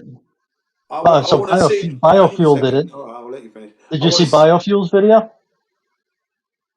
No, I've never seen that. No, she's going to have to bring it to me. Okay, biofuels did it. I want to see the vacuum being the room or where he done it being pumped out on a meter. Do you want to see the gas? Oh, okay, a meter. He does have a meter. See the gauge and see that it's almost a perfect vacuum, and then I want to see the Cavendish experiment being conducted in that room. So I don't know how you're going to do that. He did it. He must have had an oxygen tank on. But Chemo just says that it moved because what did he say? Luminous rough ether. What was that? The the ether. No, he was still saying that it was something else. He said because he bumped the container, it moved. Well, that was one excuse, and then when that got resettled down, he then went, well, it could be something like the ether, or it could be vibrations, or it could be any excuse I can try and think of. Yeah, turbulence within the air. Yeah, I mean, there's no turbulence in a vacuum. It's the worst experiment that is an experiment that you could bring up your Cavendish. The worst one. What he did was he put it in a vacuum and he put the masses on one side of it and it moved. Then he took the masses away and it didn't move. Well, it returned to its natural state, its unstressed state. Then he put the masses back in and it moved again. So every time he moved the masses either in or out of this experiment, it would change the position of the masses. Yeah, but like I said, it's the worst experiment that isn't an experiment. Well, assuming what I just said is true, what do you say to that? How's that the worst experiment? Well, like I said, I've still got to see that with my own eyeballs. Right. No, I understand. It's hard to find because I think that it was taken down, but I'd heard that it was back, so now I got to try and find it. Yeah, we'll have to wait for biofuel to come and I'll ask him for that itself. But there has to be several other people doing this thing, not just biofuel. Why don't you do it? Being done. I mean, I'm surprised it hasn't been done in the universities. Do you know what I mean? You know, it has. It has. Where's the video for that? They didn't video it. They don't video it. It's not really video worthy. They should do. They don't have to. And basically what they do is people take, when you do a scientific experiment, generally speaking, you take people at their word unless you find an exception with it. Good enough. Then what you do is, the way that it works is if you take exception with how it was done, you don't tell them to do it again with a video. You say, I'm going to do it. That's how it works in science. I agree with that. I agree with that. But at the same time, they should really document it in a video so that we can actually see it being done for those who wasn't there on the day. They should do that. Why? Of course. Why? That would go a long way to show other people what they did. It's proof, isn't it? Sure, but we show you videos from space and you'll claim they're fake. So what's the point? Because we can't go there. We can't go there. I know. Well, that's your claim, which is countered by the fact that we have videos from space. You haven't gone there. And now I haven't gone there. So unless you do the experiment yourself, Jin, by your own admission, Jin, by your own admission, you need to do the experiment yourself, don't you? Are you going by to your own admission? Are you going to let me finish what I'm going to say? And then I was trying to just get a point in quickly, but you just kept talking. Barraging through, and then you're not going to talk. I'm just going to keep talking over you, and then it's going to be silly. Right, so let me just finish what I was saying here. You haven't been to space to confirm that, so you're carrying a belief anyway. You believe they've done that. You don't know they've done that. Yeah. Cool. So my response to that, Jin, is so unless you do this experiment yourself, you cannot believe it. That's your own words. You see, the thing is, if I see them setting up the equipment, I can say, okay, this looks good. And then like the other gentleman just said... But it could be fake, Jim. Hang on a minute. Look, you see, you're not letting me finish. Then I would have to conduct it for myself to make sure. Sure. And we can show you videos of something taking off from the Earth, going all the way up into low Earth orbit, as pretty much one uncut thing. That's claimed to be fake. So that's showing the setup, that's showing the launch, that's showing the delivery into space. That's not good enough. We have documented people going up to the ISS. That's not good enough. We have their video footage. That's not good enough. So again, going back to your point, Jin, I don't think it would matter if we did all these things for you. You'd still find a reason to hand wave it away unless you do the actual experiment yourself. Yeah, it's not exactly. It's that's right. It's not, and it's not a reason. So, hang on a second. Can I not? I'll let you speak, didn't I? Right. It's not that I hand wave it. It's that according to NASA and the astrophysicists regarding the ISS, that zone is highly radiated to the tune of 25,000 rems, which would kill anyone many times. Instant death there. I'm sorry. And it's not what they say about that portion of the. It's not what they say, and I've shown you these. I've shown you these citations many times, and you keep making the same claim. Citations as well. I've shown you mine, and they. Yeah, and I asked you a very simple question about your citation. Do you remember the question I asked you? I said, "What type of radiation are we talking about? Alpha, beta, or gamma?" What was the question? The question I asked you was the type of radiation up there. Is it alpha, beta, or gamma? What percentage is alpha? Gamma. Okay, so I would like you to produce something that says it is, because I showed you a number of things that said over 90% of the radiation up there is alpha and beta. No, you haven't. No, because it didn't say what you said it said. I did. I've showed it to you time and time and time again. We went through a citation you posted, and it didn't say what you wanted it to say. Gamma radiation, man. It's gamma radiation. Okay, gamma radiation it is, and it would wipe any living thing out up there. And I would like you to post that citation. And that's from 247 miles from the Earth's surface, which is exactly where the ISS is operating. That's where it starts. And show me at that altitude that you've got predominantly, I won't even say 100%, I'll say 80% gamma. Show me anything that gives me that percentage of gamma radiation up there.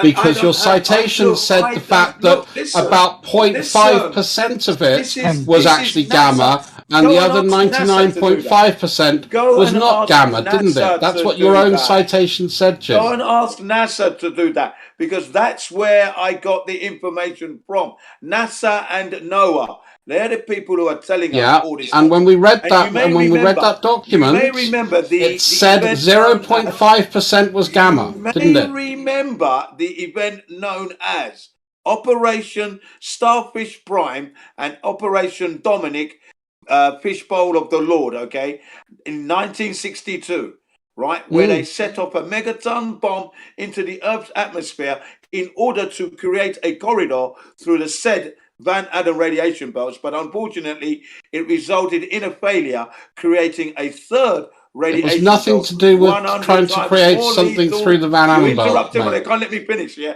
it was more lethal than the actual current Van Allen radiation belts. Okay, 100 times more And then in lethal. that same discussion, Jin, someone posted up an article showing how that radiation faded away, dispersed pretty quickly, and then went back to according pretty to much Noah, it's normal different. rates.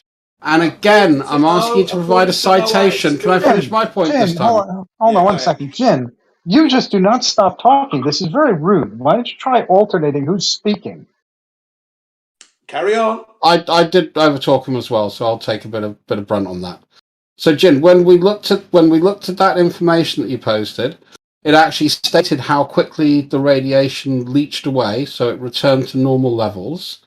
The actual airbursts they were doing were not trying to knock a hole in the Van Allen belt.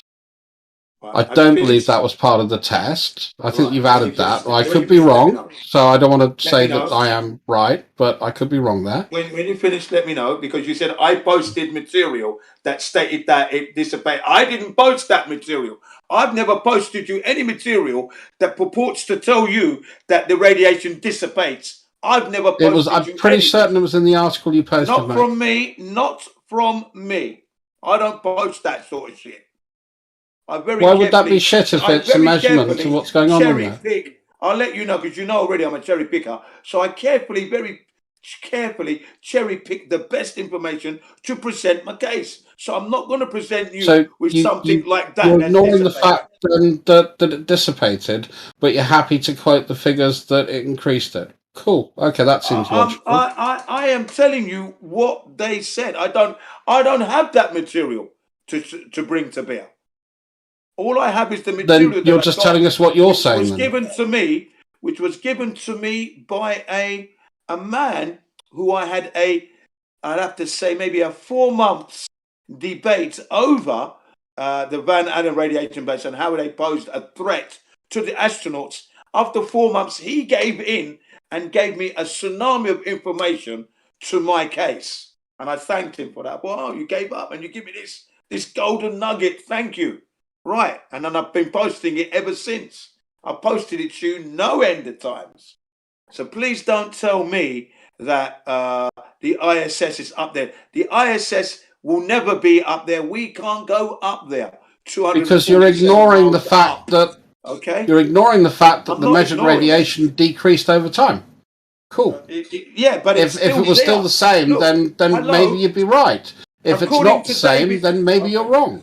I'm not wrong. According to David Percy, who's from the Royal Society of Photographers in Britain, David Percy, he's a film producer as well. He award-winning film producer, by the way, who produced the documentary "What Happened on the Moon," Part 1, Photographic Anomalies. Okay, and then "What Happened on the Moon," Part 2 and 3 together, which dealt with the radiation and the dangers within and the problems with rockets. Okay, so that's nearly a 4-hour epic there. Okay, from these people. They said that at the time of the event, they created a radiation belt 100 times more lethal. That was to the tune of 250,000 rems. And then over the years, it's dissipating, yes, but today it still poses a threat. 25,000 rems still posing a threat. It is dissipating, but it's still there. And that if the ISS is in the zone where it's at 250, it's right there. Those people would be dead. That's the point. According to their story. It's not my story, yeah? That's what they tell us. I don't believe that they're up there, and I know they're not up there, but this is what I'm saying. How can they be up there if all this environment is so dangerous? What are they doing there? Okay? So the ISS is not there. There's no way I'm going to believe the ISS is up there. I know it's not up there. According to their story, it can't be. Well, again, you're only quoting the bits of the story that you like, Jim. You've got too many anomalies against you. You've got no curvature, no ball, no spin. They didn't go to the moon, and now you want me to believe that they're fooling around an object that doesn't exist. That's what you're saying, okay? Please prove all your stuff. Bring the irrefutable evidence, and then I'm going to shut up. When you can't, It's just delusional talking on your part. You people are acting crazy and delusional. Cog this. You've got no evidence, man. We're asking for evidence. Can you please bring the evidence that makes you so sure that you're on a globe? That's all you've got to do. You haven't done it yet. Blimey, please. Help yourself. Help me. Help yourself to help me. If you get what I mean. Yeah, man. Solid. Solid as a rock. I'm going to get this guy overnight. You're not going to get him over 20 nights.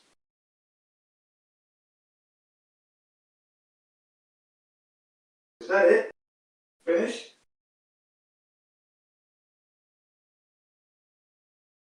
Well, considering you're not giving anyone else a chance to speak, I thought I'd just go on deafen for a bit. Then you speak now, right?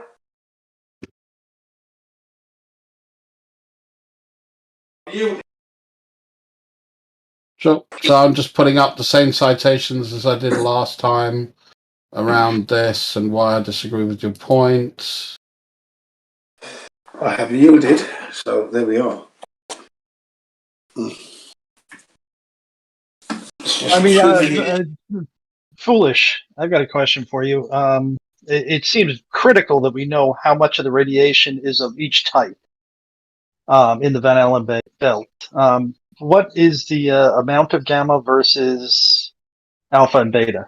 I asked him several times, but I haven't answered yet. I believe it's about 0.5%. 0.5% of it is gamma, and the rest is beta and alpha. Alpha making up the most of it because that's just your energetic photons. Okay. And if that's the case, what does it take to block alpha and beta particles? Well, alpha you can block with a thick piece of paper, and beta you can block with things like foils, heavy metals, thin pieces of lead, water. Gamma's a bit more difficult. That's where that's the stuff that damages. Okay, when you're ready.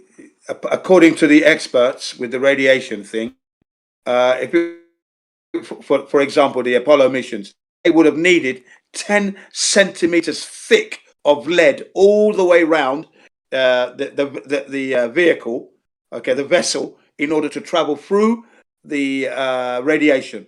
Now, there are also other problems that they're going to block gamma. That's for the radiation. Gamma, yeah, it's going to block gamma. No, that's what you would need. In order to keep you don't need the to block gamma, astronauts there's safe, none of it there. As far as I'm concerned,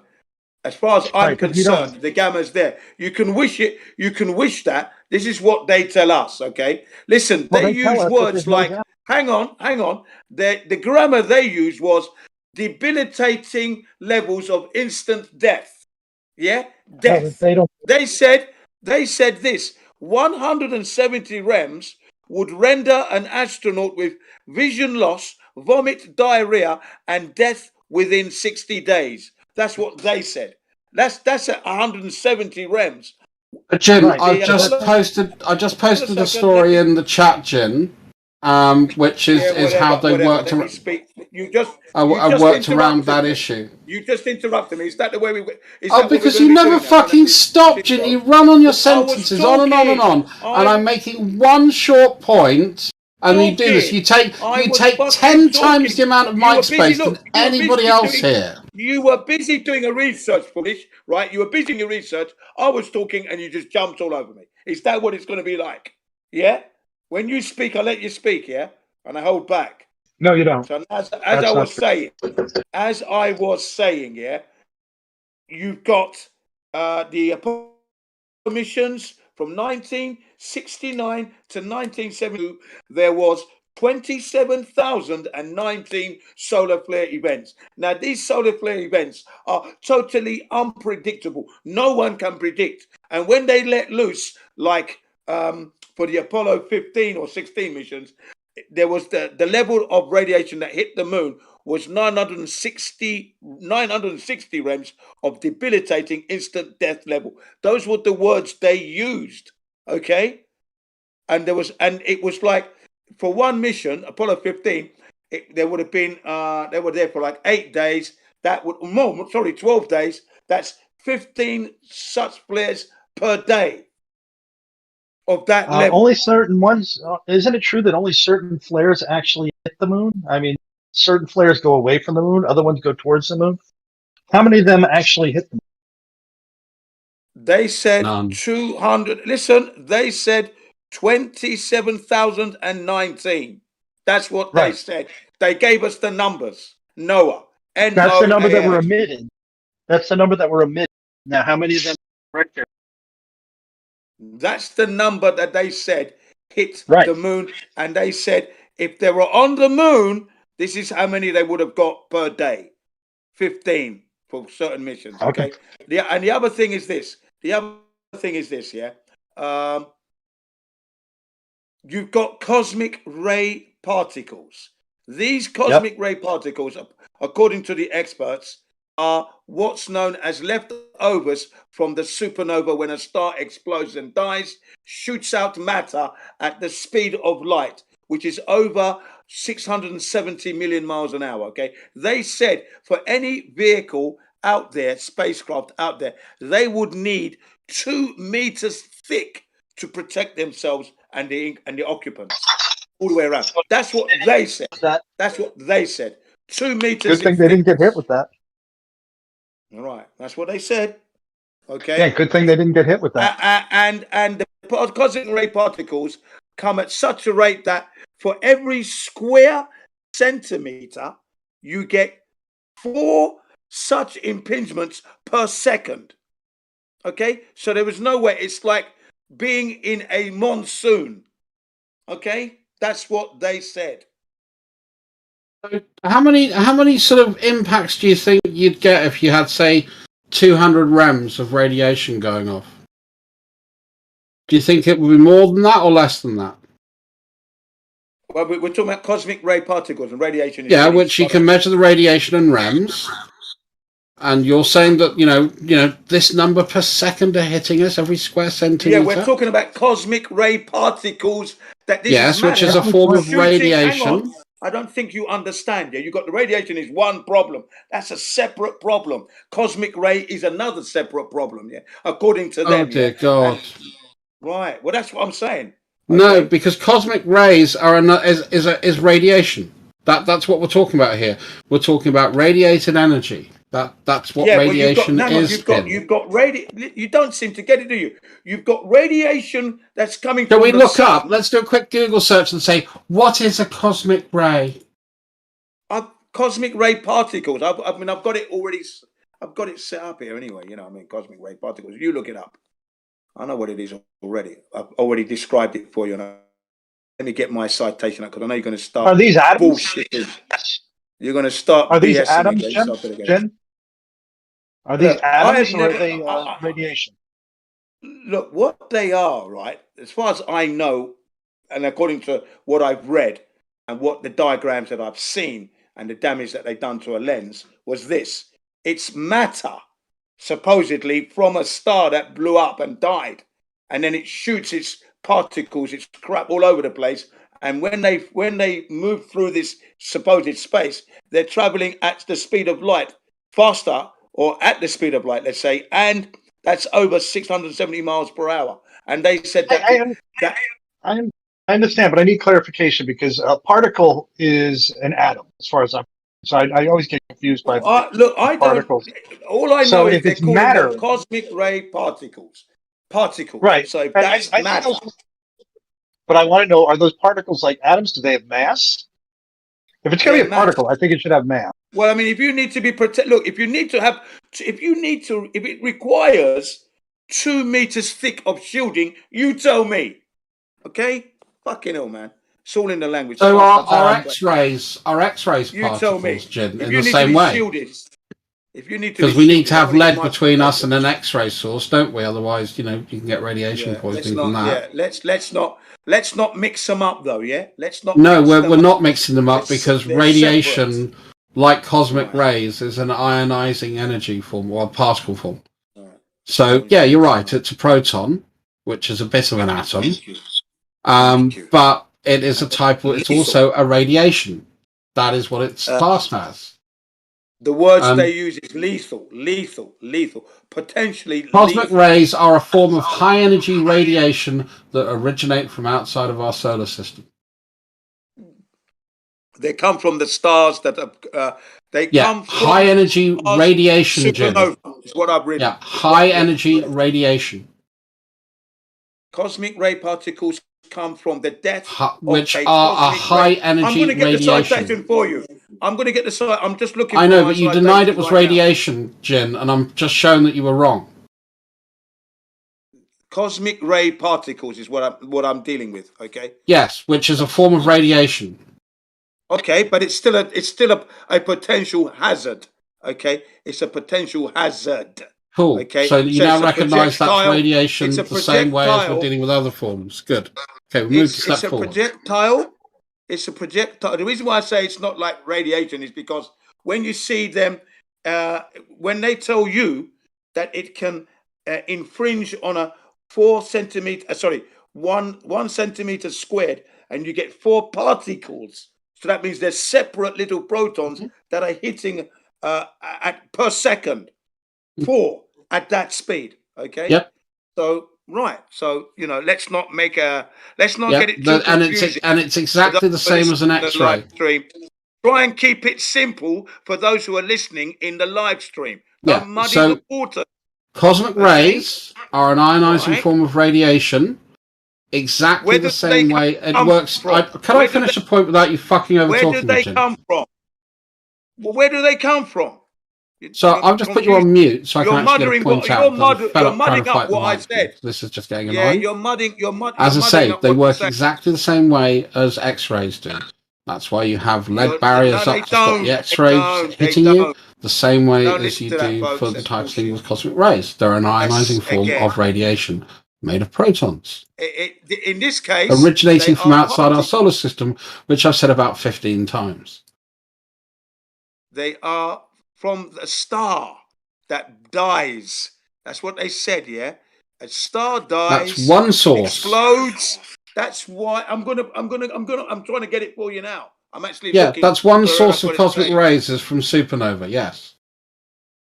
Thank you. Right. That's one source. It's not the only source. That's the one I'm talking about. Cosmic ray particles. Well, what's the difference between supernova? That's what I'm saying. Okay. So is that the only source of cosmic rays?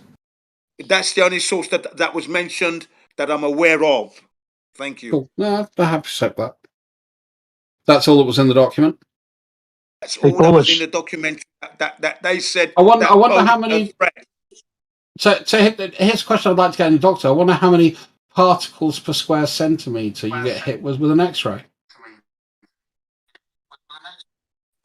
Well, I don't know. That one. That I bet it's 4 square centimeter. Hang on a second.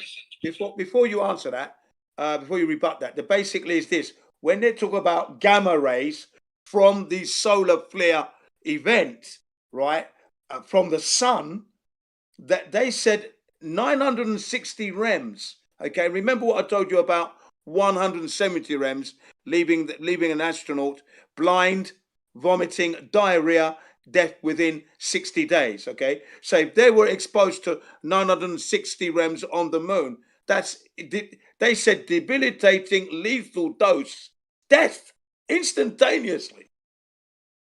Yeah, right? You're forgetting something. And then, hang on, and then they'd have to travel through at that time through the 3 belts, because there was one that was artificially created by the Pentagon and that. Okay, that one was 250,000 rems. There were just too many anomalies and obstacles to make a successful Apollo mission. Well, how many rems are you going to get if you have an aluminum-skinned aircraft or spacecraft?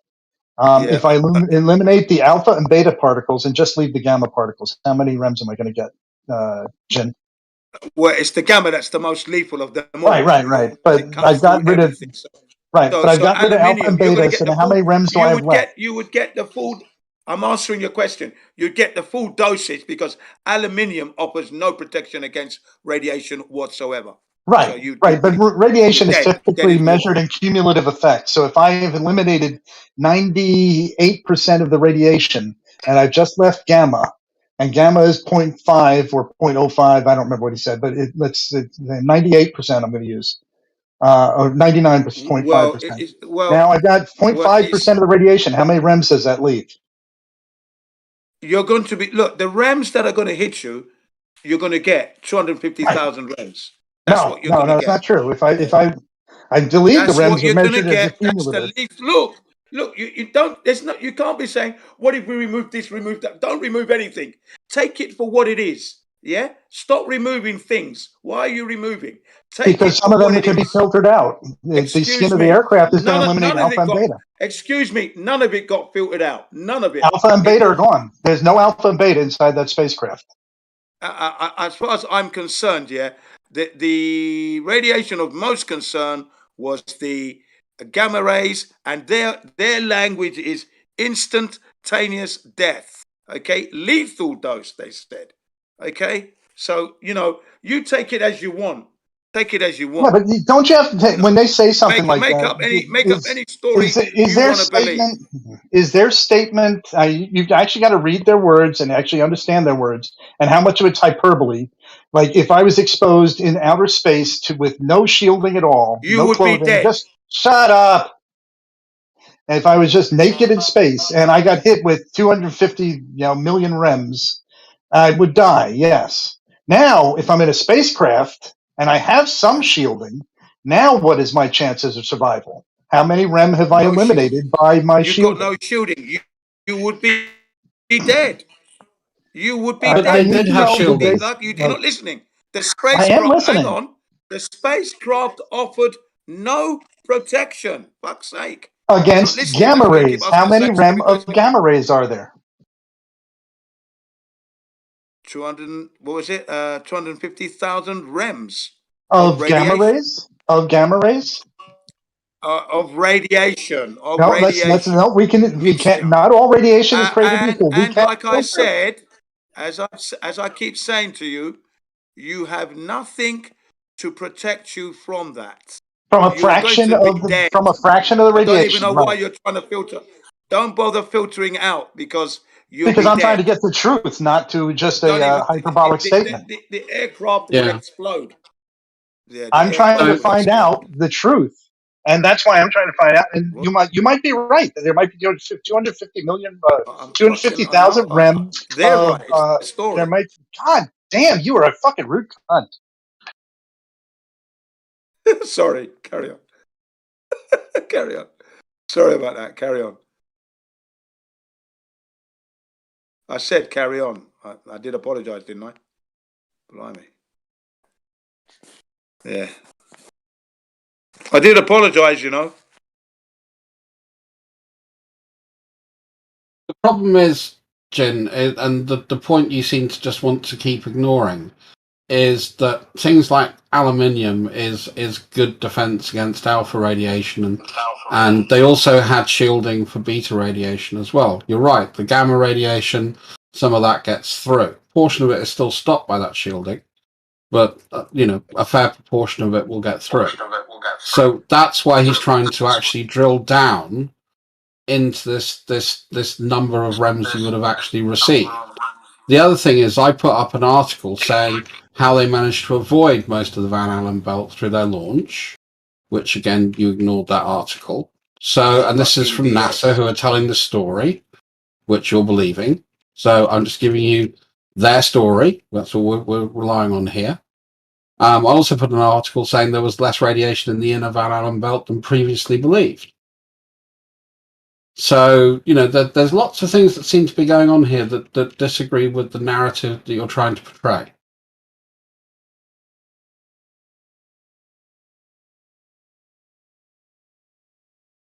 Right.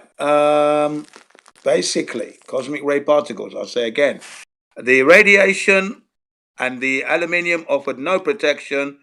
They're going to be dead in their vehicle. They'd be all dead. Okay? But if the majority of it is alpha and beta, and we're blocking the majority of that radiation, then we have to look at what's left. And for you to say that aluminium offers no radiation shielding against any radiation, then that is factually incorrect. Guess what they said? They said if that they're going to go to space. This is Bill Wood speaking in the documentary What Happened on the Moon, and we're talking this will be in part 2 and part 3, which are combined. He said that they would need 10 centimeters thickness of lead shielding to protect the capsule and the whole rocket, yeah. And then they said, well, did they do that? They said, no, NASA could not fashion or produce such a shielding because of the lift capabilities of the Saturn V rocket. It would exceed that. They didn't do that. So what was the guy's name? Bill Wood. Can I not finish? I'll let you speak. Right. I just wanted the name of the guy. I'll let you speak. So let's wait a second. So then Bill Wood then said, no, they just went up without it. They went up without it, were his words. Without the shielding. They had no shielding. Fuck. Right. I yield to the right noisy gentleman. Go ahead. And I've posted my citation. Read it and weep.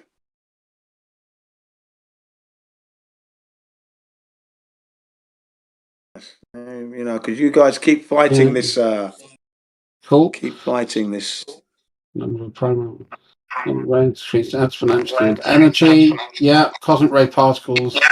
The highest energy has an energy that's equivalent to a lightning bolt instead every second.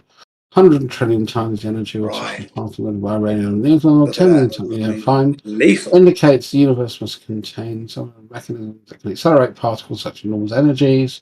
Recent studies have found that supernova are one such source of cosmic rays, but they cannot explain the source. Yeah, great. So that agrees with basically what I said. Yeah, right. Well, there you go. Nowhere in there does it say that this is deadly and it will kill you, and it's all this incredible thousands and thousands, hundred thousands of rends. Hang on. Can you read? Did you read the lightning bolt bit? Yeah. Yeah, sure. Did you read? Yeah. Right. Yeah, okay. I've been on a ship, Jen. I've been on a ship, Jen, that's been hit by lightning multiple times. So what? Yeah, always the case. Well, didn't as far as this goes, and these cosmic rays hit us on the surface of Earth also. So if these were the energy of a lightning bolt, how come you don't die every day? Because you get hit with gamma rays every day. So apparently it's kind of hyperbolic when they say it's a lightning bolt. The Van Allen radiation belt takes most of that away. Yes, that's why we're lucky on the Earth. Apparently, the Van Allen radiation belts protect us from such flares and particles. Well, the magnetic field of Earth is what protects us, and the Van Allen belt kind of conforms to that magnetic field, which is why at the poles you can get out of it really easily. That's cool, Jen, but that we still get hit by several lightning bolts a day. So whatever this guy is saying, I don't understand when they start saying it has the energy of a lightning bolt. Apparently, it can't transfer that energy to the person because we don't explode every day. We don't get burned every day, yet we get hit with cosmic rays every day. And when you go up in an airplane, you get hit with that much more. So I'm not sure that when they say it, you're getting hit by a lightning bolt, that's a fair analysis. What do you say to that? Well, what do you mean? Well, we get hit by gamma rays every day. I say to you, lethal doses when if you are ever going to leave the Earth's atmosphere and go into space, which we know you can't do, but if you were to venture out there, please tell me that you're going to survive it, okay? Right. Now, my question, though, is they describe it as a lightning bolt, and you like to say how it's the energy of a lightning bolt hitting you in your body. Now, at any point in your entire life, have you been hit, or have you felt like you've been hit by a lightning bolt? Never in my life. Okay. But we do get hit with these gamma rays all the time on Earth. Not many, but Not we do. not And you gamma really- rays. Not gamma so rays. We don't get gamma yes, rays. no, gamma rays get to Earth. Yes, they actually get through the atmosphere. Not gamma rays. I'm afraid. A lot of them don't. Not It's, gamma they're rays. filtered, but we still get hit by them. Gamma. Gamma. Gamma rays. I'm Gamma telling you now. rays. Yes, we get hit with them. Citation required. I don't believe we're getting hit by gamma. We're exposed to 3 millisieverts per year. Gamma rays. Are you kidding? The thing is, when you're out there at 250,000 rems plus 960 rems of debilitating levels of radiation from the sun itself, I'd like to know how you're going to survive. I'm only complaining about the gamma rays, and they're likening them to lightning bolts because you like to do that. And I don't think that you can fairly say that when you get struck with a gamma ray, that you would have the. Oh, let me finish. You can't really equate the effects of a gamma ray hitting you with a lightning bolt because we do not. It was cosmic ray particles. It was cosmic ray particles. It wasn't gamma rays. It's the cosmic ray. I don't believe they're different, but let me look.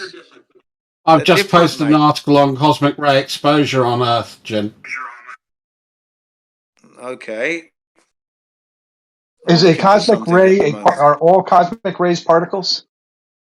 So gamma is part of a cosmic ray. Cosmic ray particles. Yeah. You should go and at least read one of the articles I've posted. I've posted about 6 so far, and I've read every one of yours, and you don't seem to be doing me the same. Yeah, okay, yeah. I was looking for something to post for you, that's why, but okay. Well, you haven't looked at any of them. I've looked at all of the ones you posted. It's a bit, okay. It just tells me that you're not interested in the truth. You're just interested in your narrative. No, I'm interested in the truth. And the truth is that my narrative rules everything. Come on, man. Well, that's a lovely opinion, and I'm sure you're foolish enough to try and say it's a fact. But It's a that's fact. just your opinion. Yeah, of course. Because the same guy that you're talking about, Bill Wood, talks about his work on the Sky. Oh, what was it called? The one before ISS. Skylab. Oh yes, Skylab, yeah. You know, and how he worked on that, and how all the interesting stuff did. I've just read a little article about it. So it doesn't seem to me that he thinks it's impossible for people to go into space. It seems to be exactly the opposite. No, there are 2 types of Bill Woods. There are 2 Bill Woods with the same name. One works as a rocket technician engineer, and the other one works for NASA. There are 2 Bill Woods. Okay, that's something you didn't realize. Yeah, this is the guy that was the specialist for the rocket for Saturn V, and also responsible for Skylab and the Apollo-Soyuz manned missions in 78 and 73. Right, well, that would be the Bill Woods that said that NASA had no protection in their rockets, and it would require 10 centimeters thick. That's the Bill Wood who said that. And, you know, why would he lie at the end of Do you have a post for that? Did you post that in your links, and what time? No, he hasn't. I'm not going to give you a timestamp. You're going to have to find out for yourself. But I can give you the video, but I'm not going to give you no timestamp. You watch it and search. Oh no, okay. I just wanted to know if it was in the chat already. No, I'll post it for you now. Then hang on a sec. If you want that, that's no problem. Because I do have a problem with this. And when they talk about these kind of things, they often talk in hyperbole. You know, it's if you had no protection at all, you would receive this much radiation. However, we do have protection, but they're not trying. They're just trying to tell you. No, that language didn't come across like that at all. No, what it was that if anybody was foolish enough to go out there, this is what would have happened to them. Unprotected. That's why we know. That's why we know they never went there. Well, no, that was the. He didn't say that, did he? He's still a believer in the. That is the tone of the documentary.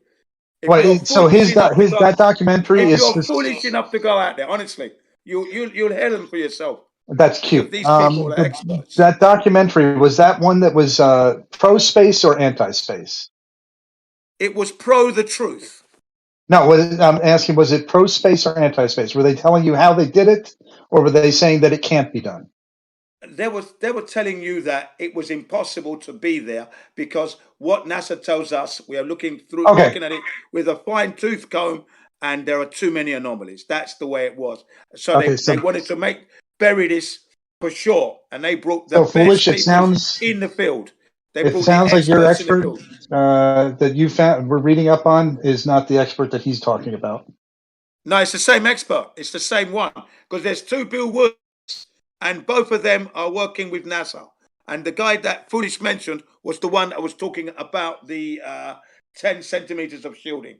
Okay, that guy got it bang on. He said no, they didn't have the protection. They just went straight up without it. So he said they did do it. What?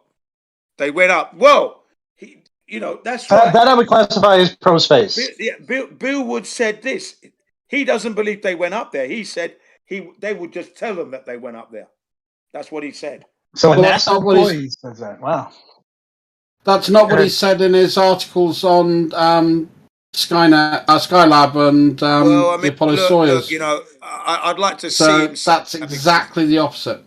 In the video that I'm going to be posting, you're going to hear him say it word for word verbatim out of his own mouth. So I got no qualms there. You know what I mean? And I know that the moon landings were a hoax, impossible. We're never going to go. We can't go. Okay, won't go. Mustn't go. Never go. We're trying to. There's one thing I find very frustrating about you, Jen. Everything you have to do with a little story attached to it. We're trying to just ascertain the facts and discuss this, and you keep on going. I know they didn't go. They won't go. They'll never go. That kind of additional information is stealing my time. But it's stealing my time. time. I mean, come on. No, it's true. It's not. That's what we're discussing. That's cute. I don't even think you believe that, Jen, because the way you're laughing. It's the truth. All right, is this the video? Is this the video where he says it? That's the one. Yeah, that's part 2 and 3. I'm trying to get part 1 for you, which I recently found because it was taken down because it was so revealing that it was taken down 2 years ago, and I found it this year because I kept looking for it. And guess where I found it?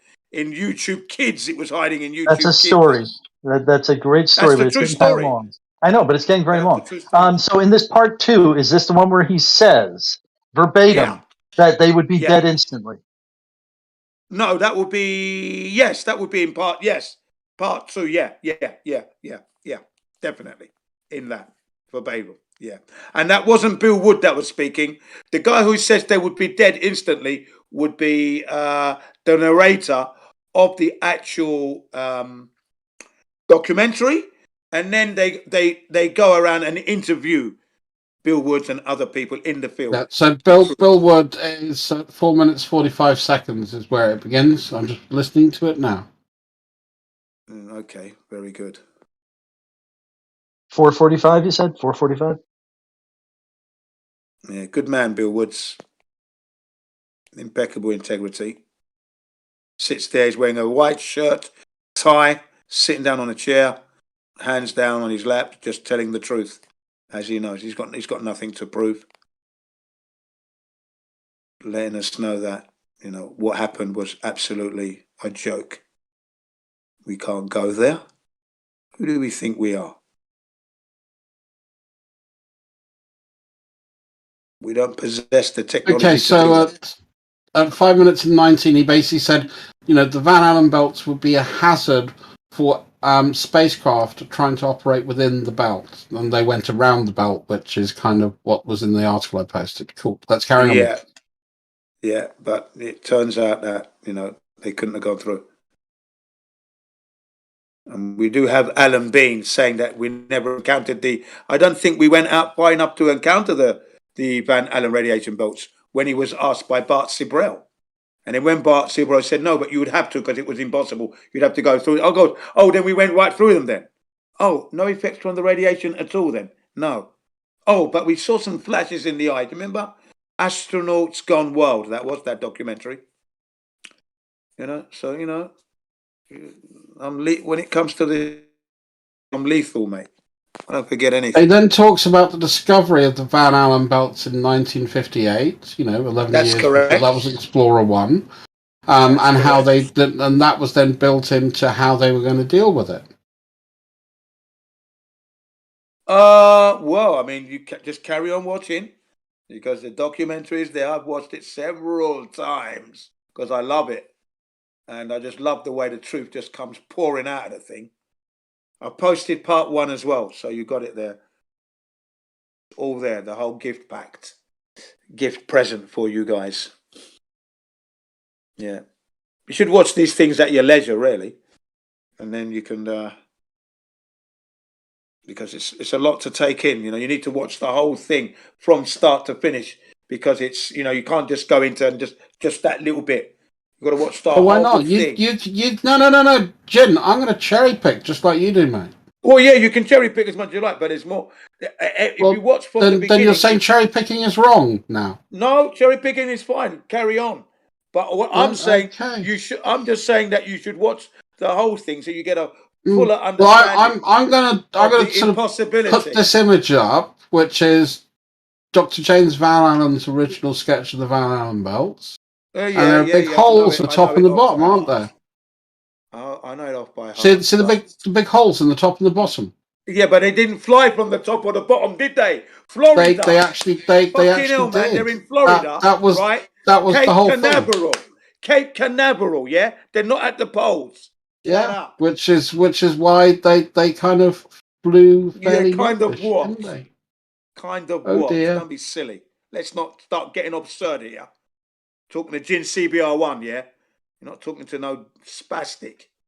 I would never call you a spastic, Jin, because I don't use words like that, but I would not say that you're the sharpest tool in the box. Yeah? I might be the bluntest, but I'm the most painful when I bring the truth. Could you define it for an like a heavy American? slab, bang, take it. For an American, could you describe the term define spastic, Jim? Yeah, I know. It's someone that's very incapable of thinking properly. That's all, No, spastic is someone that suffers from normally a motor functional disease. Yeah, motor problem. Yeah, sorry. Yeah. Yeah. So basically, they'll have very jerky movement. So jerky movement. And Daniel Day-Lewis, for instance, in My Left Foot, he would have been classed as a spastic back in the day. Yeah, I met spastics who are also mentally impaired as well. Right. No, so basically, that's how you're using it. I mean, since you're the one using it, I don't mind using your definition. No, I think you match it. Yeah, but I won't be using that again anyway for a little while now. But never mind. Thank you. But yeah, you know what I mean, though. You're not talking to a retard.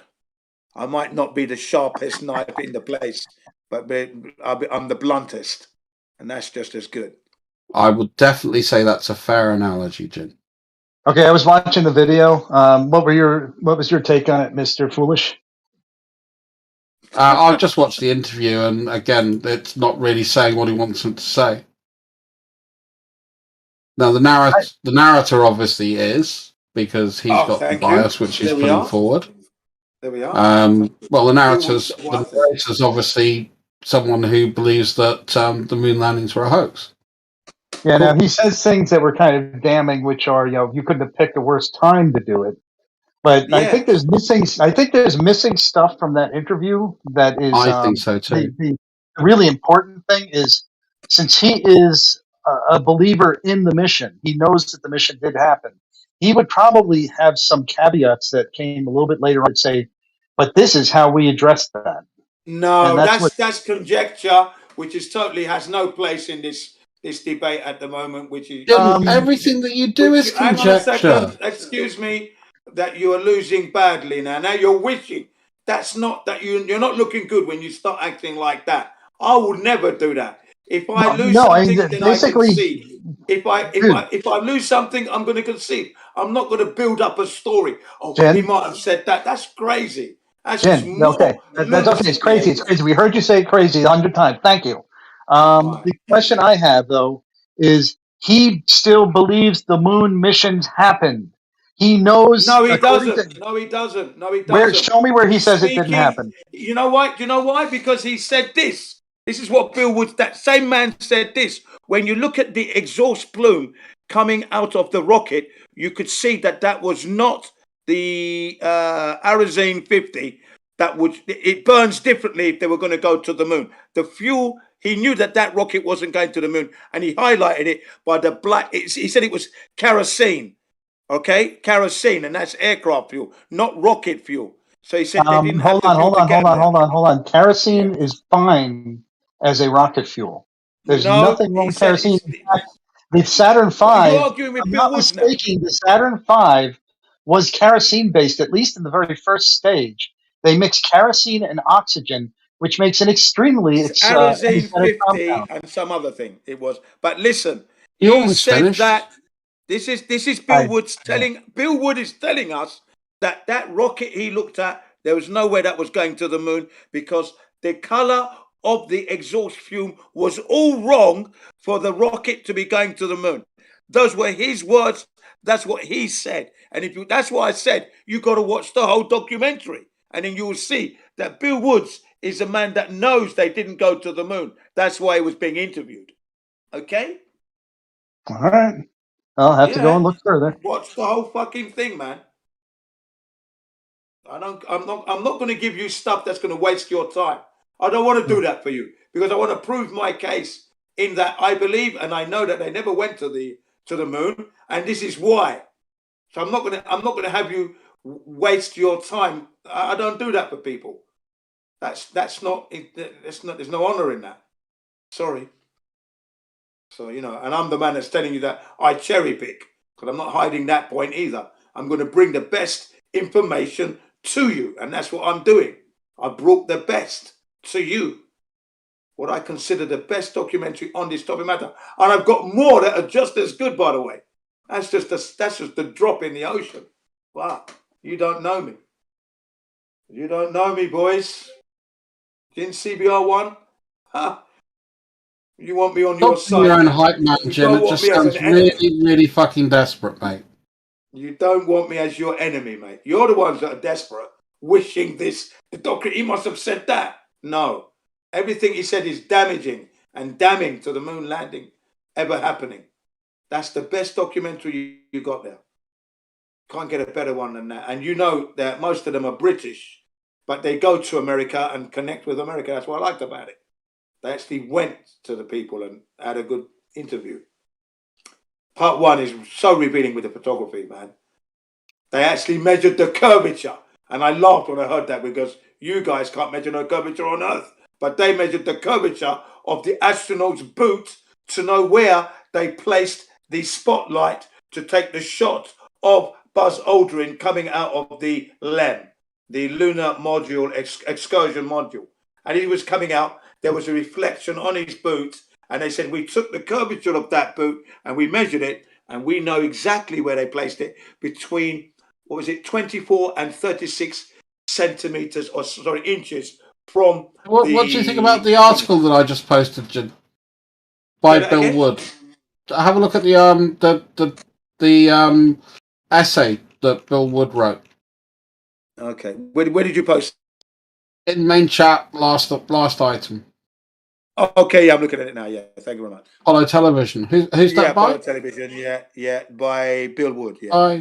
By Bill Wood. Oh, okay. And former Apollo MSF and station engineer. Okay, yeah, that's the man. Copyright. 2006. Bill Wood. Okay. Yeah. Shortly before he died. Sorry.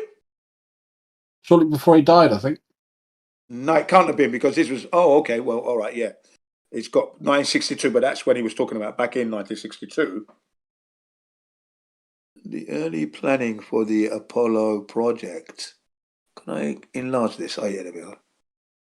For the Apollo project called for a new communications concept in which all voice telemetry, television. Much prefer if you read it in your head, mate, if you can. Okay, yeah. Oh, sorry about that. That's all right.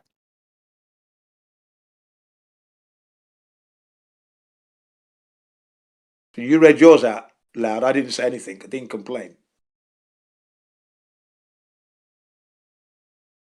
because I read it clearly, concisely, and for a very specific quote, and then I stopped. No, I'm still reading mine. You know, what's the problem?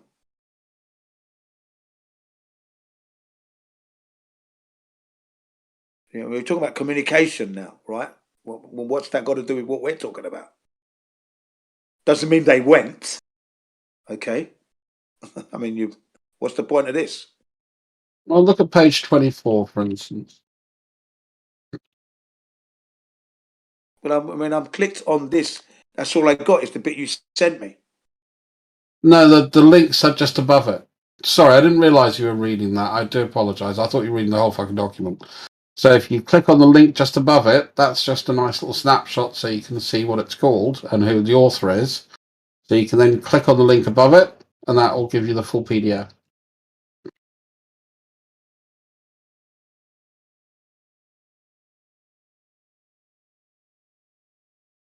About an Allen radiation belt thing? No, the link just above where it says it's Apollo in there. Television, where it says hq.nasa.gov. That link there. An image is not really a link. Well, it can be, but not in these cases. Okay. I thought that link was related to the James Van Allen radiation belts. It is, isn't it? No, it's not.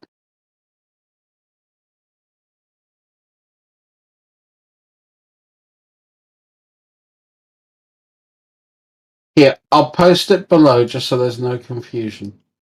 Yeah, because it looks like it's attached to the James. That's why I didn't click on it. Right. Okay. Now I'm clicking on it now.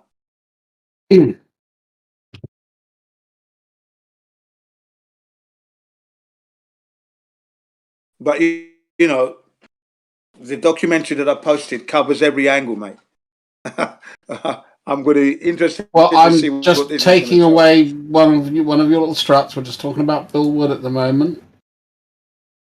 Yeah, you can't take him away from me. Bill Woods has spoken the truth, solid. He's been solid all the way, and he's a man that doesn't believe they went to the moon. Okay, and this actually that's completely wrong because this is why I posted this particular article.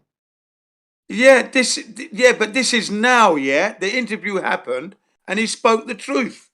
Okay, and when you listen to the tone, And he spoke the truth here, did he, or did he lie here and spoke the truth where you're concerned, this is or it. You see, look, or maybe he lied on that interview and he spoke the truth here. How do you know, Jim?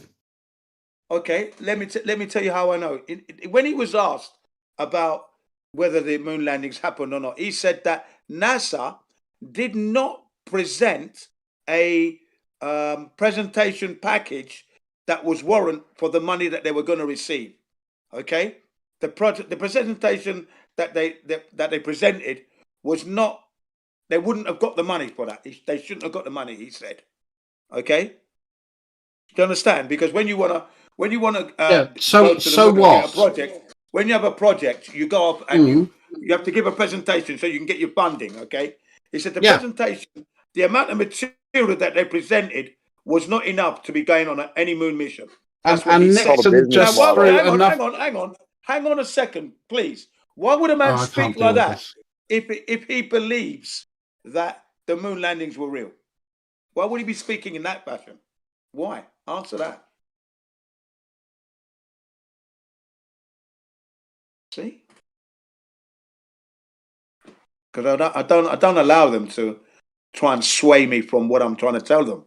Why would a man ask such a question or answer in such a way? Why would he reveal that NASA, didn't present enough material to warrant the money that they're going to receive to go to the moon? Because there should have been a lot more, but there wasn't enough. And he highlighted that the actual project was lacking. And then you had, what's his name, Gus Grissom, talking about, the thing being a lemon, knowing full well that they weren't going to go. This thing wasn't capable, and they killed him. So, come on. That's all I'm saying, that Bill Wood was revealing rather a lot. You want me to go to page 4, did you say? 2, 3. Okay, let's go to page 4.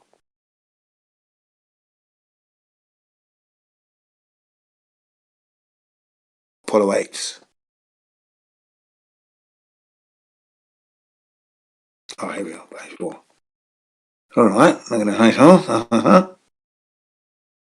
Here we are.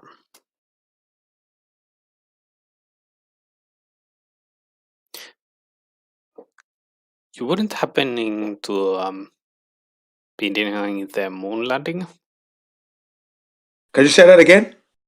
You wouldn't be denying the moon landing, would you? Oh, I'm not denying it. I know it never happened. It's not a denial. It's a blatant insult to humanity. They robbed the humanity on this one. They fooled everyone. It's not possible to go. The moon. First of all, the moon is not a terra firma that you can actually land on. It's plasma. It's a self-luminary. It lights itself. It's not a place you can go and drive and land on. Yes, we know it's plasma. Now, technically speaking, that though still is denial of the moon landing. Well, I'm not denying it. I'm not So denying you it. do I'm deny not it. denying it. Yes, you are denying it. No, that's literally the denying definition of denial. Sorry, I didn't It's hear you, literally, Grima. you're right. It's literally, no, you're correct. It's literally the definition for denial. Yeah, I'm not This is when denying the moon landings. Denial is not just a river in They never Egypt. happened.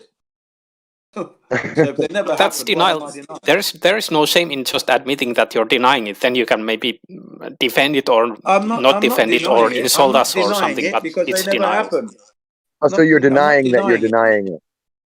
I'm not denying it at all. I'm not denying the Well, you're moon landings. denying that you're denying it. That's I'm not denying that you're I'm doubling denying. down on the I'm denial. saying to you, do you believe that the moon landings happened? No, they didn't happen. We don't have the technology to go there, and we can prove that. Not denying, So is that's it? denying. Denying. That's I'm not denying literally the anything. definition No. of denial. Well, I'm not Congratulations, denying it at all. you've learned a new word today. I'm not denying anything. I'm telling you. Since now you that are they not happened. denying the moon landings, then they You're happened, denying right? that you're denying anything. I'm That's not crazy. denying anything. I'm telling you now that they never happened. Now you're denying that you're denying that you're denying anything. Yeah, that's right. I'm not denying. Wow. I'm telling you. I'm You're not not denying. I'm denying telling you that they never you're happened. denying that you're denying. Denying. Not Every time denying. you deny it again, you're adding another denial to the sentence I have Yeah, to that's right. complete. I'm not denying anything. Explain what you're Denying doing. or confirming. I I understand it, can't Jen. have the energy. This is really quite simply they destroyed the technology they never had in the first place. Yeah. What's to deny? They never went. Since you don't deny, then they didn't it destroy happened. anything. The moon They landing just never happened. had it. That was the excuse. Their excuse is like, Yeah. "Hey, where's your spaceship?" Oh, I destroyed it. Really? There you go. What else did you do? Yeah. I destroyed it as it came back into the atmosphere. I had a lot to do with that. It's like, why would you destroy it? Maybe it had something to do with gravity and friction. I don't know. Foolish still here? He Seems might to be on listening. the text chat. Text chat, yeah, because he can't I take see if I my can find him voice. there. Yeah, anyway, so what's up with the moon landing? You think they happened? What evidence do you have? I'm not saying they happened. I'm just, of course, we went to the moon. So you think the moon is plasma, right? Can you show me another plasma that it keeps itself in a fixed position with land masses, craters, all of the fun stuff that we can see on the moon every day that doesn't change? I can't do that, and because No unless one you look can. at You know why? unless hang on, Because that's not a unless characteristic hang of on, plasma. hang on, unless you are to look at other planets that could be displaying similar characteristics. Yeah. Well, now you sound like a theoretical physicist, right? Because Well, you're of not course, working I'm with allowed to anything be. you can. Thank you, because that's where I Oh, get my you're sources welcome. from. You're welcome. That's quite an insult from the alternative camp, though. I don't know. You're sitting in the alternative camp accepting insults as compliments. That's just weird. Well, all I'm saying is this, that you can theorize as long as you don't make them real. Well, that's what you're doing. I'm not making it real. No, I'm telling you, yes, you are. You're saying, well, it's plasma because look at the other planets. Special I said pleadings. it could. I said it could be. I said it could be if you look for other planets with similar characteristics. It could be plasma. I don't know. I haven't been there to confirm that. Come on. So with that But I logic, know. I know it's not hold on, somewhere. Jim. I With know. that logic, Hang on. Let me just Earth finish. I could know be it's not round because all the other planets are round. No, that's not what I'm saying. I just said have a look around. You asked me, can I show you something? I said, no, I cannot. But unless you can be bothered to go and look at other planets, you might find something similar. That's what I said. Okay. So how do we know the other planets are plasma? And hang on. My point was, And I know there we've are never no been. laboratory We've never been there. situations. There are no laboratory situations where we can make the moon, the plasma, look like anything like what the moon is. Why is that? We don't know what the moon is. It's been. Oh my God, Jesus Christ! We've been told it's plasma. We don't know what it is. We haven't been there. We don't know. No, we haven't been told that. We haven't been told it's plasma. That don't even make any sense, man. Yeah, we've been told by scientists back before NASA went to the moon. We were told that was one guy, one you were crazy told old by a guy who nobody can verify who he is. Who is he? A scientist, yeah. Who said where? That. And What school did he go to? In Britain. Yeah, what school did he go to? I don't know what school he went to. Yeah, because nobody does. He's from It's Europe. a made-up He was a name. European. He was Nobody European. knows this guy. Yeah, he's a European. He went to science school. He's a European, and he said it was plasma, and NASA will not be landing on it anytime soon, is what he said. Can't remember his name offhand. And what did he say the day after they landed on the moon? Did they have that? Did they have that interview? Because that'd be the more interesting interview. They never landed on the moon. He laughed. He laughed. He laughed because it was a joke. He knew that they never landed on the moon. Well, then he would have, of course, said they would have interviewed him, and he would have explained how that was the case. He would have said they never landed on the moon. It was a hoax and a lie, because he knew it was plasma, and you can't land on it. Well, to determine, I mean, I'd like to know how he determined it's plasma, because just saying that you're a scientist doesn't help any. Plasma is typically kind of amorphous. The moon is fixed. I mean, the spots, the dots, the dimples are all always there. They haven't changed except for maybe increasing a few a year. Well, I don't know about that. Who's counting? Who's counting? The big ones that we see and the ones that we see under magnification seem to be the same ones year in, year out. And then the question would be, right? The question would be, how can those impacts or new craters appear, and where are those objects coming from? Because in between, Earth is in front of, it's the moon is in front of the Earth. Yeah. So how is that being impacted? Yeah, in front of. Yeah, where's it coming from? Where are those projectiles coming from to land on the moon? If the Earth is not. Well, let's see. If something's 238,000 miles away from Earth, and I shoot something sort of diagonally, I shoot something. Well, not even electrically. I'm just talking about physically. Could I pepper the front end? Could I pepper the front side of the moon with something that comes across diagonally, maybe a thousandth of a degree, misses the atmosphere of Earth? It'll hit all the way on the far side of the moon, or miss the moon on the far side. The moon has no protection from Earth, or not much.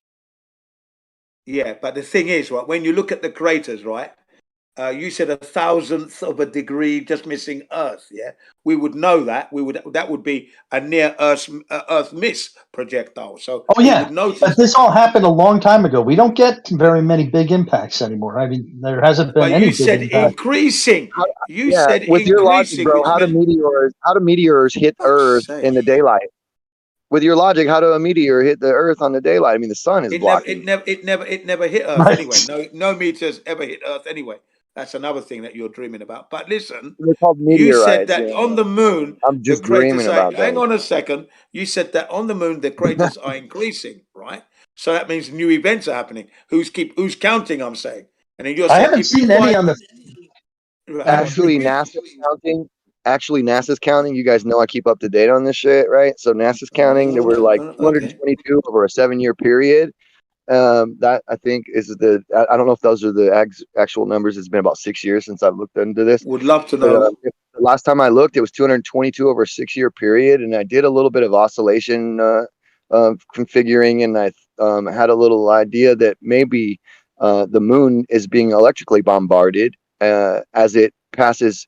It stays in the middle, but passes between two parts of a sheath of plasma that are like opposing currents, and that's what the epigee and the perigee is all about. And twice during that one full rotation around Earth, it gets electrocuted on the backside when it's on that side of the shell, and electrocuted again on the front side, or discharge. It's like the relaxation of charge on a particle experiment. If you guys look that up, you can see that a particle or a steel ball in a semi-conductive fluid like a corn oil or something, or whatever, can discharge. If you electrify the bottom plate, the ball will be attracted as it's opposing until it gains the charge of the bottom plate, and then it repels from the bottom plate back up to the top again, to the top plate.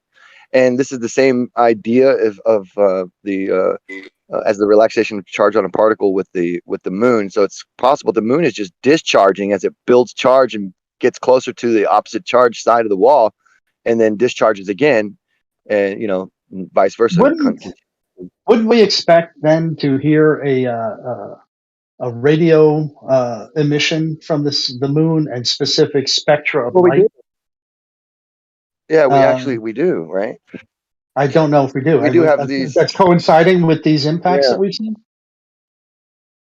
Well, I don't know if they're actually even trying to,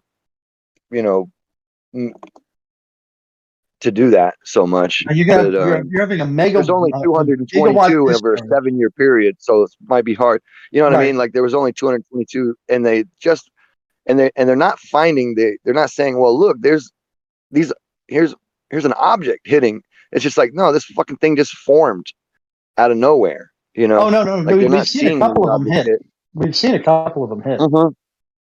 I mean, right. And it's a rare condition that you can see it at the same time, because it's, lighting and everything is always a big problem. But we got lucky and have been able to see a few of them hit. Why would you even question that, though? I mean, we know there's shit floating around in space, even from your paradigm. Why would you even question whether most of those are caused by rocks? Who, me? Yeah. Oh, no. Well, because there's a lot of electricity out there, and then the more they look into it, the more they see that the craters are getting widened by electricity, because of the collection of electrons in the bottoms, where and that's just the lightweight shit. But they're already discovering that there's a lot of electrical activity going on in the moon that is causing dust storms. I mean, if you're causing a dust cloud on the moon, you're moving the terrain, right? So, I mean, if you're moving terrain, what shape are you creating out of the movement of the terrain? Are we looking at that very clearly? You know what I mean? Are these craters getting any wider? Are they, you know what I'm trying to say? Like, it could be that it's an ongoing over a long period of time kind of a thing. And it's not something that just happened all at once. And it's probably in some places still happening very slowly, Well, the problem I'm having with this, though, is that the impact points are so symmetrical. That completely makes sense. And they're coming in at angles. I think only the angle that I saw a video on this recently, and they did it with practical experiments. And to get an elongated crater, you have to hit it something like between 5 and 10 degree angle. And as such, and like I said, this happens also with projectiles. I could shoot my 22 in the backyard at many different angles. It's gonna make a damn round hole in the ground until I get down like right oblique to the ground. Then it's gonna start digging trenches. And they came up with a number of approximately only, I think it was 5% of meteors should make furrows. Should make elongated craters. But the thing is, pure. The thing is, there aren't any elongated. Oh no, there are. There are about 5% of them. I've never seen one. There are some, bro, and it's about 4 or 5% too. So I know, I remember that too. Where are they? Where you've seen them with your own eyeballs? Yeah, elongated craters. Well, I've seen them on photos. Yeah? I've seen them as examples of photos of examples of them. Yes, I have not been on the moon to walk around and see them personally. No, that's what I'm drastic. saying is, have you seen them from Earth yourself through the telescope yourself? No. No, I can't tell because all the circular ones look elongated because the moon is round. So I can't tell if they look elongated. Hey, if the moon was flat and I was looking at it, I would say yes, those are elongated. But since I assume the moon is not flat, then no, they're not elongated. That's just perception because of the curvature of the moon. Next. All I've seen is perfectly symmetrical craters on the moon. I've not seen one elongated. I'd like to see if there's any other flat earthers that can say they've seen elongated ones. I've never seen so one. You, and like so you agree the moon is round? There's not enough. There's far too many. I haven't seen one elongated one, okay? I haven't seen a photograph of one. And I've looked at the moon surface myself. Do you agree the moon is a ball? No, I don't agree the moon is a ball. I don't know if it's a ball or not. I only see one side. It appears to be spherical, we need. Can we confirm that? No. So I can't say 100% it's a ball. I can't say that. All right. Well, somebody please show him a picture of the moon so that we can all look at the elongated. Because remember, he believes it's not. He doesn't think it's round. And the only reason we see those elongated craters is because of the round moon. Right, that's all you see basically, unless you're looking at the direct center ones. All the ones on the edges are elongated, dude. Why is that? All right, here's a practical test which shows different angles of impact, and then above you can see elongated craters that are clearly elongated even to your eyes, as a earthbound person with a moderate amount of magnification. That was at who posted that? Kev posted several elongated craters. Elongated, yeah, that would be due to the curvature, like you said. If that's the case. No. These are elongated beyond what you would see with the curvature. Look at the images. You can see round ones or round somewhat. Well, no, that looks like electrical machining, dude. Look at those. Those are craters on top of craters on top of craters. That's electrical machining, man. Yeah. You can see evidence of that. You can see evidence of that. Actually, it looks like, if you look at it, the way that the plumes are melted in it. This is not on the moon. If you look at yes, that is the moon. Nah, it's the moon. It's Tycho and fucking. These are named craters, dude. Good God, Jim. Can't believe that. And as far as the electrical machining, I don't know. I mean, if I was going to guess, based on what little I know of physics, I would say that this was two simultaneous impacts, basically 2 meteors, I think, because you have 2 points of impact at the very end where you can see the melted plumes trailing backwards on the left-hand side, left-hand upper side. So I would guess that the impact was a glancing blow from the bottom of the image to the front of the image with 2 projectiles. My guess. If you look, more shenanigan fakery going on here, folks. More shenanigan fakeries. Yeah. Boyak, look at your first image, like 2.12 degrees. Oh, sorry, they're all that.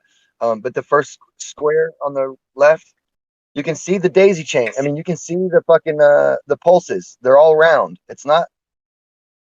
If it was dragged across, there wouldn't be around, all these little round dots that are in the middle. These are all electrical. That's excavating. Yeah, you got a good point there. This is what exactly. It's not a good point for you, Jen. Jen, it's not a point for Jen. Yeah, Jen. He's talking about a fucking rock, whether it be carved by electricity or not. He's talking about a round rock floating in space, being hit on by energies. Whether he's not helping you at all. Yeah, so these are not carved. Go ahead. This to me looks like fakery. Plasma. Right. I'm just showing a point. This isn't plasma. You don't carve into plasma. You don't talk about how plasma has craters. Plasma doesn't do any of that.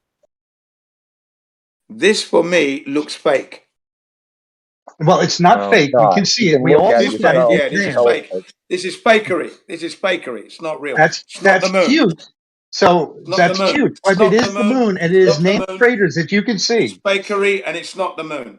Jin, This is the moon. You can see it. Get a fucking telescope. Get off your fucking duff and look at a telescope. It's not the moon. It's not the moon. Okay, it's not the moon. All right, that is such a logical argument. I'm just so impressed with your argument. This is lame. Lame, man. Not the moon. These are visible from Earth. Not the moon at all. That is not the moon. Period. Why do you say that? Because I can tell. I can just tell. You can tell that's not the moon. So Yeah, show me a picture of the moon that doesn't. Show me any picture of the moon that includes this section of it that does not have that. Yeah, it's not the moon. It's not the Jen, you're really showing how terrified you are of this. I'm not terrified at all. I'm not terrified. Stop and show me a photograph of the moon that includes Tycho crater and does not have this crater here. Yeah, no, this elongated crater below it. What is it? Schiller? It's not the moon at all. And this is not an elongated crater. How can you? This is not what I mean. This is absolute. Look, if these things are being impacted at such a rate, it's all wrong. You can see that this is being manufactured by man. That's what. Dude, okay, so man manufactured the moon. So man went up to the moon and carved that crater. That's not the moon. That's not. Okay, so please stop for 1 second. Stop your terror and show me a picture of the moon, including that region of the moon that does not have that. Well, I can't show do me that. any photograph of I cannot do that at the moment. So. Oh, sure you could. Take I cannot do that at the moment. Images of Tycho crater will include it probably. Yeah, I can't do that at the moment. That is not the moon. Well, get me any photograph of the moon that you think is legit. Yeah, I don't know what flat earther would believe that was the moon. Well, that's stupid. It's not the moon at all. Sorry. That is terror. That is absolute terror. Not terror at all, mate. That's reality, mate. Then show me a picture of the moon. That is not the moon. Show me a picture of the full moon that does not include that. Sorry, that there's not the moon. Wow, you are denial. Did you? That denial is not just a river. Is this from NASA? Is this from NASA or is it from you? It doesn't matter. This is the moon. Nobody can argue what's on the face of the moon. It does. I mean, look. If this was extreme magnification that was beyond the capability of people, I maybe could make an argument for you, saying that we can't see that because you need a 300-meter telescope controlled by NASA. This could be taken with a P900. This could be taken with binoculars. This is not something that can be fixed. I'd like to see people do that because I'm going to have to wait and see. I don't think that's the moon. That's ridiculous. Are you denying that's the moon?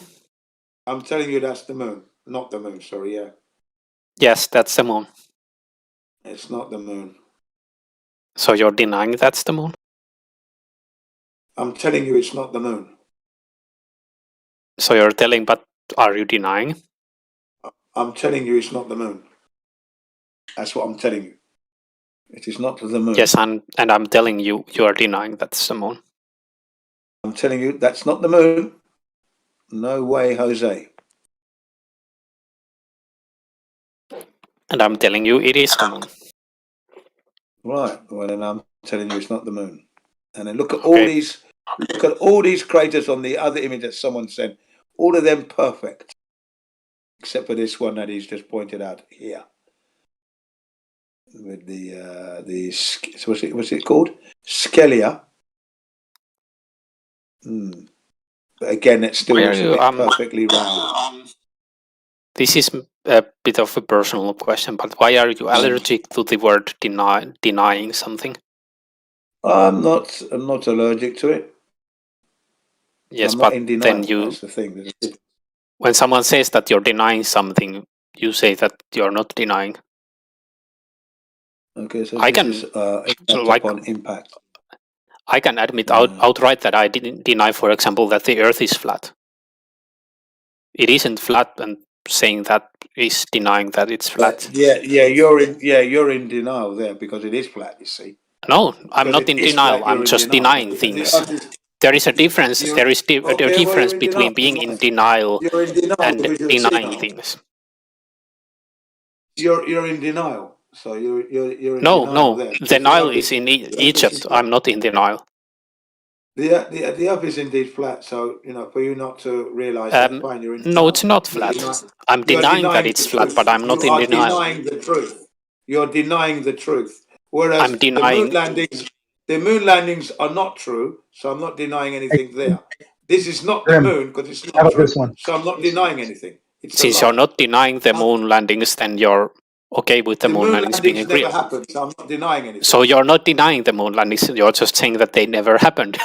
They never happened. Yeah, I'm not denying they never happened, do they? There you go. You're in denial. Moon landings never happened. That's what I'm saying. Okay. Okay. How about this one, Jin? Jin, this one's a Messier crater. It's a named crater on the moon that you can look at.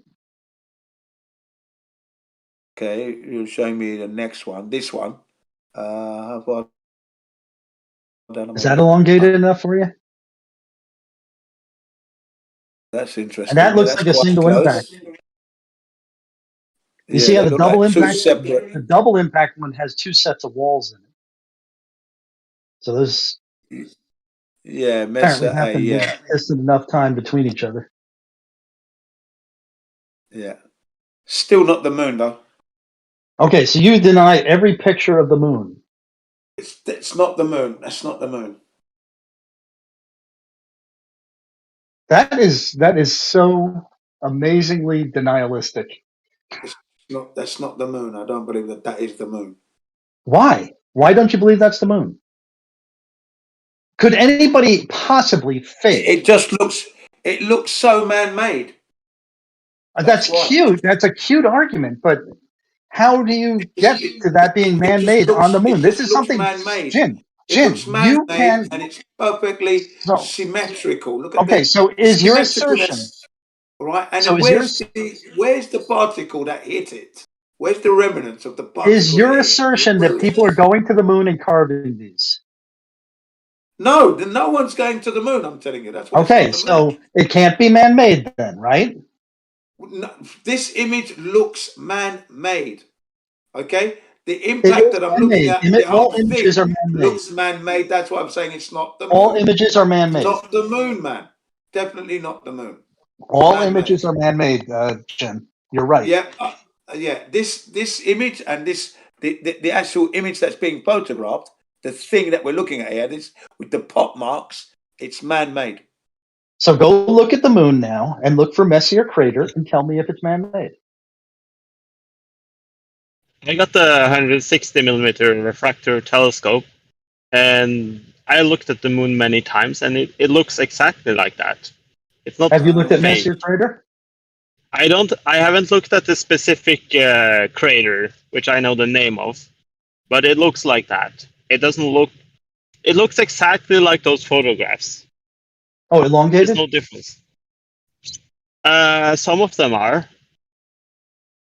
Yeah, it's about roughly, according to the calculations, it should be about 5% of craters should be elongated to some extent. The moon is a self-luminary, so that's cute. But how are there shadows on luminaries? That's why I say this is a man-made surface. What I'm looking at here, this is not. No. The shadows are not man-made. These are things you can see. The surface is magnification. Man-made. You see the rim of that crater, the Messier A. Messier A. There's a shadow to the right of it, and Messier, the original one, I guess, there's a shadow to the right of it.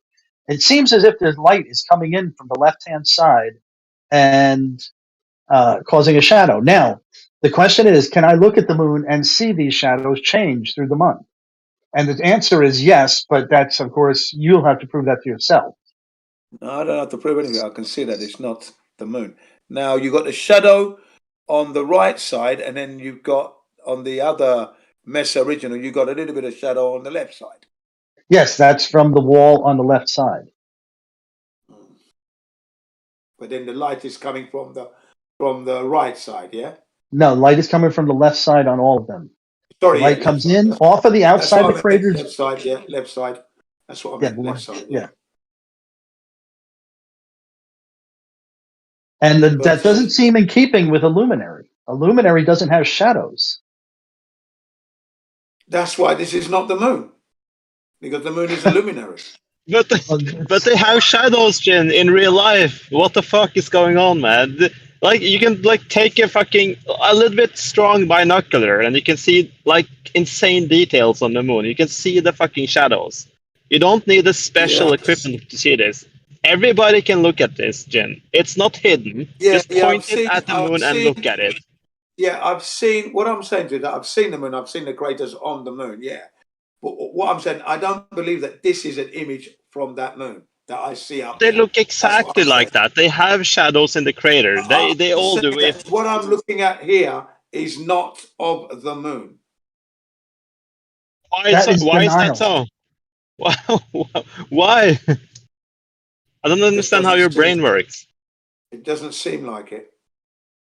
Why? What is not in keeping with the moon? What are you using as your metric by which you're saying that this is not the moon because? When I look at the moon, at night, it's very, very shiny. When I look at the craters, they're very, very shiny.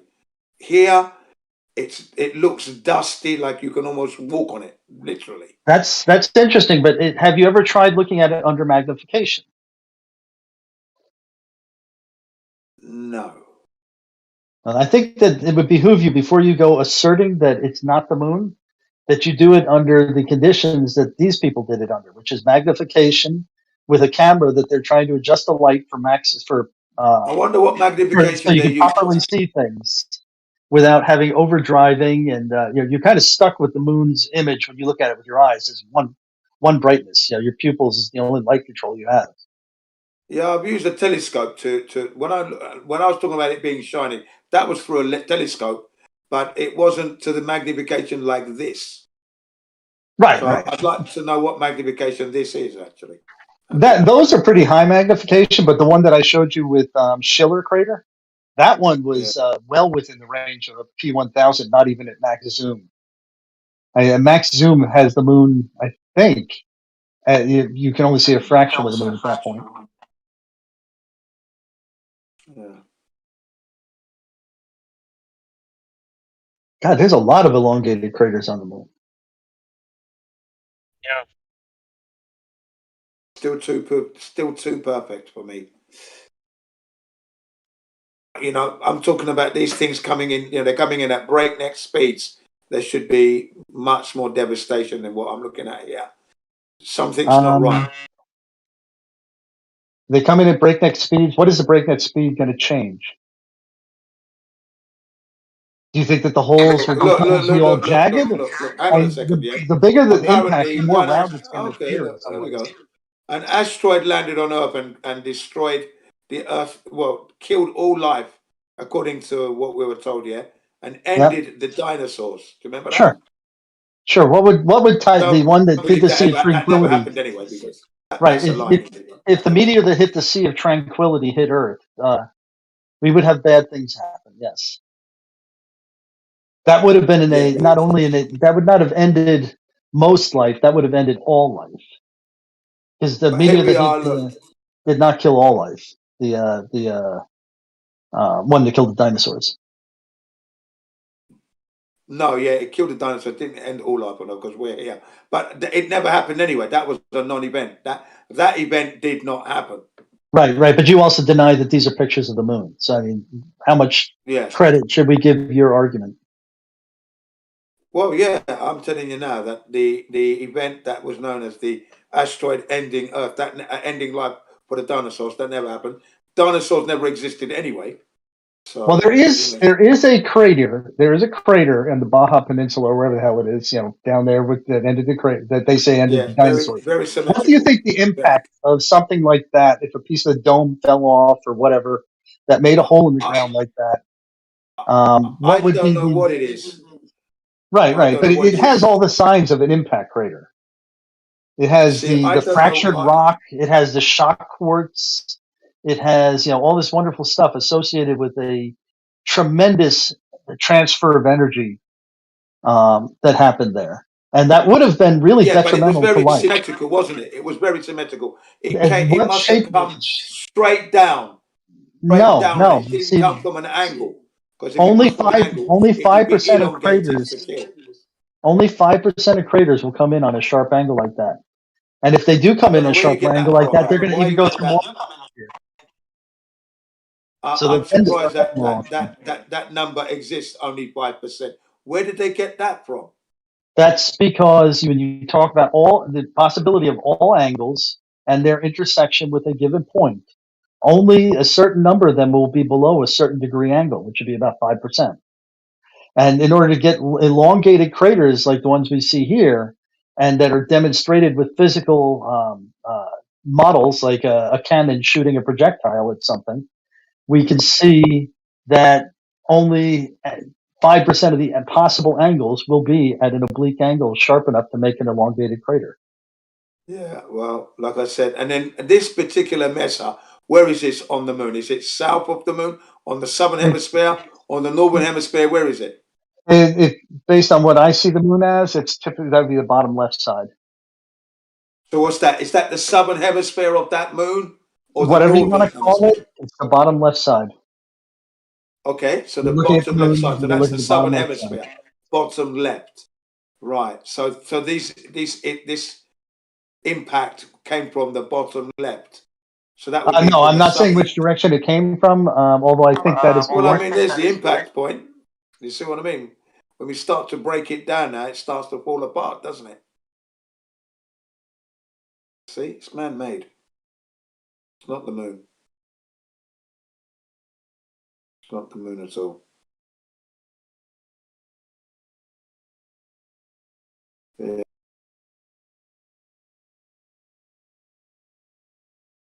Yeah, it's a luminary, the moon is a luminary, man.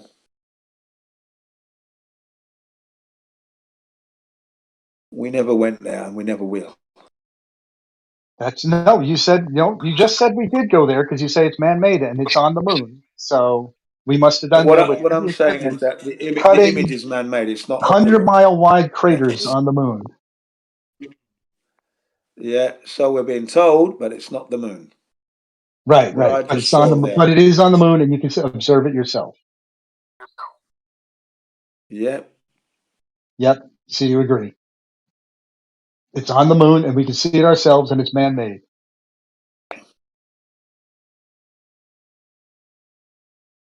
God, how much effort would it take to carve a crater that big on the moon? I mean, that would take the entire resources of a country to do that, even on Earth,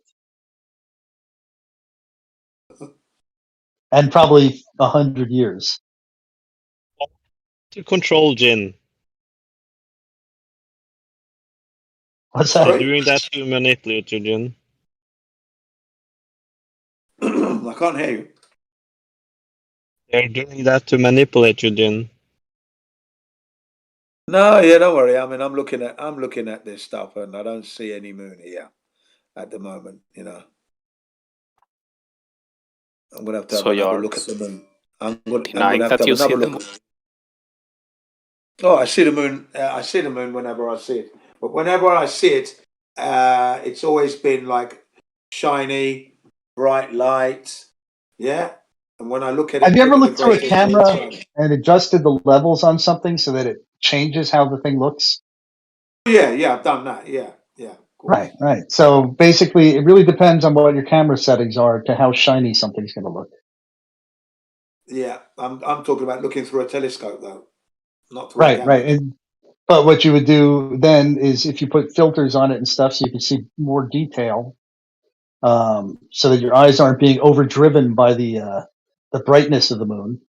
You make adjustments either with your pupil or with external sources like filters.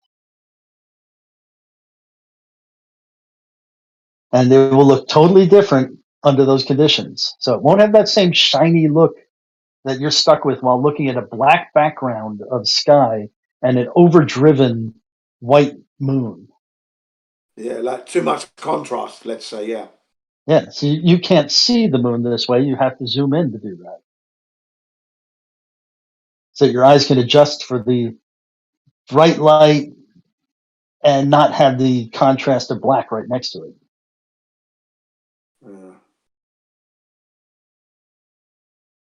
But to deny that this is the moon is, as as ridiculous as you can get, man. I mean, it is so. Well, it just doesn't. It doesn't. You know, that image that you showed me, Mesa, that looks like it's man-made.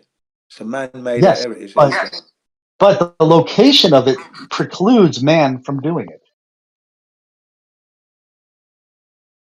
Yeah, it's like a piece of. It's like a piece on Earth, and someone's just taken a picture. That's what they've done. But it's not. This is on the moon that we all can made see. on Earth. You see, for me to lie about the moon, anybody can verify it. So all you have to do for anything that's reasonable zoom is go and look, and you can decide whether it's real or not. It's bottom left, yeah. Bottom left. No, Schiller is bottom left. Mesa, where's Mesa? That's what I was asking. I don't know. I'd have to just look it up. Oh, you don't know where that is, no? No. You don't know if it's the northern hemisphere, southern hemisphere, yeah? Type the word Messier crater and look. Location, yeah. I'm going to do that. You're at Japan, and you need to be at the same, what you call, latitude or longitude. I don't remember. To see the moon the same. That's why I don't like using terms like northern and southern. You know, if you're in Australia, it's going to look different. It's for us in the northern hemisphere, which Jem, you're still in the northern hemisphere. It looks like it's the bottom left. Okay, so that would be if it's the bottom But left. that's not Messier. Messier is south. That would be south then, wouldn't it? Messier, it looks like it's the bottom right.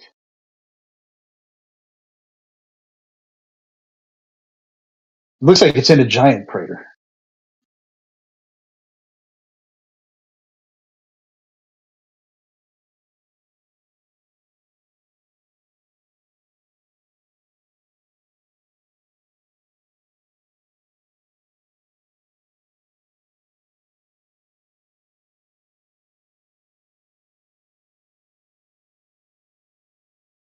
Here's Messier in location. Yeah, I've done that. Yeah, I'm looking at it now.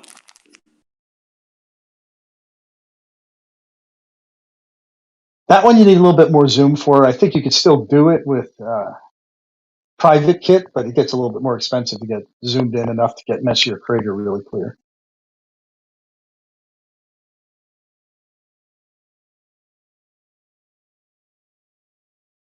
Because I think, what we're looking at with that picture that I posted, you're probably looking at something approaching like the P900's max resolution. So you got to exceed that by probably about 5 times. Seems like Japan and most of the United States is approximately at the same longitude, so it should be fine to see it at the same plane. So.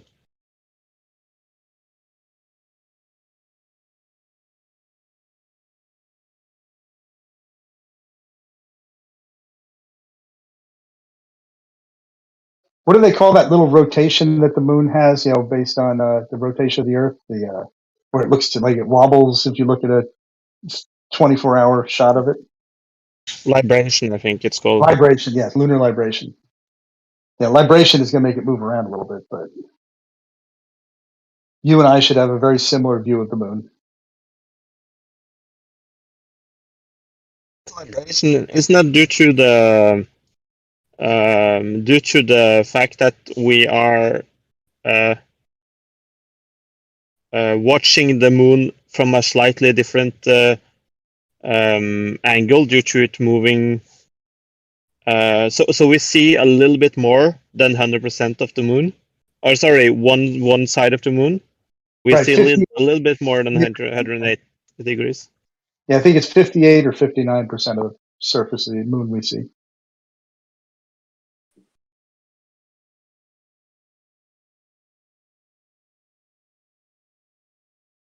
But I'll tell you one thing, it doesn't look anything like plasma.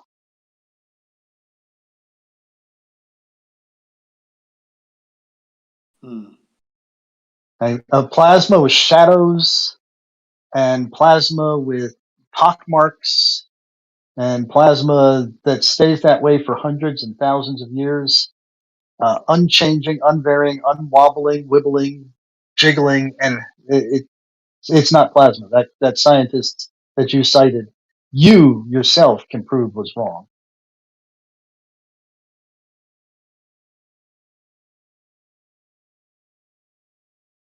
That you're appealing to authority, big time.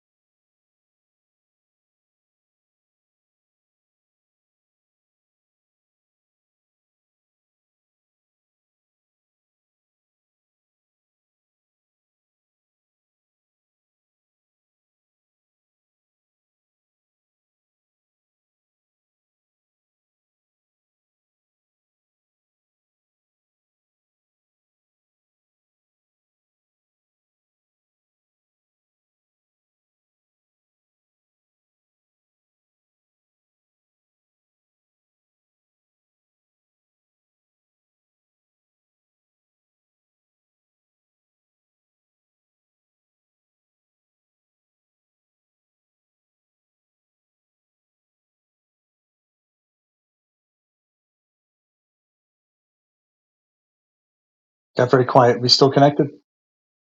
Yeah, we're still connected. Just looking at the images. Right,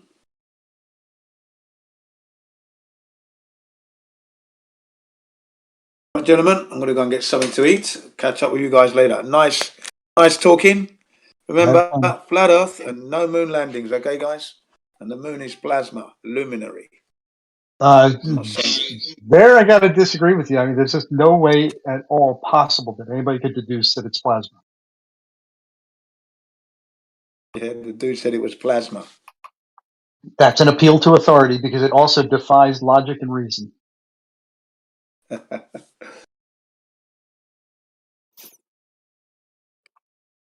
We're not denying it's plasma, we're just telling you it's not. Yeah, there's reasons why I'm confident it's not plasma because it doesn't have any of the properties of plasma. Actually, it has one property. It emits light.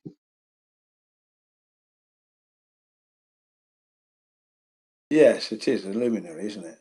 It does. It's not, again, the same problem. It doesn't look like just a luminary because it has no telltale signs of being a luminary or plasma. It has telltale signs of being a physical object.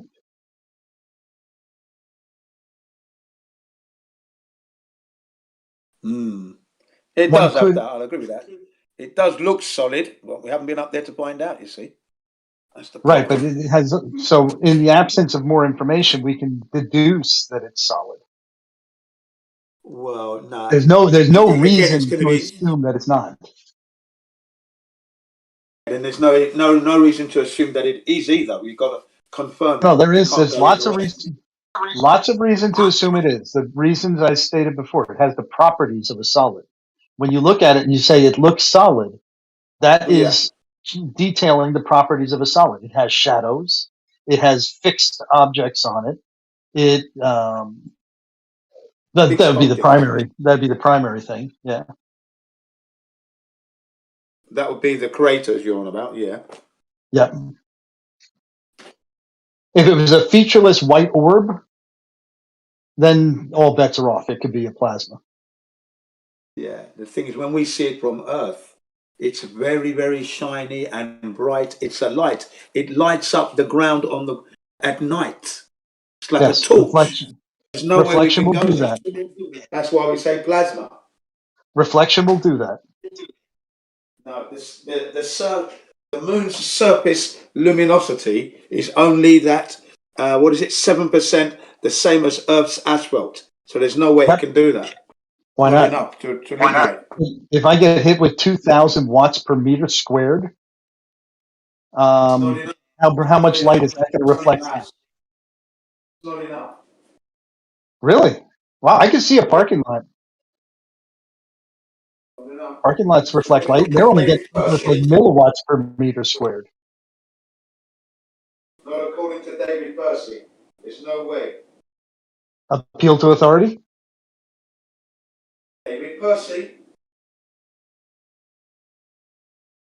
the expert in the field, he tells us that the luminosity of the moon's surface is that of Earth's asphalt roads, only 7%.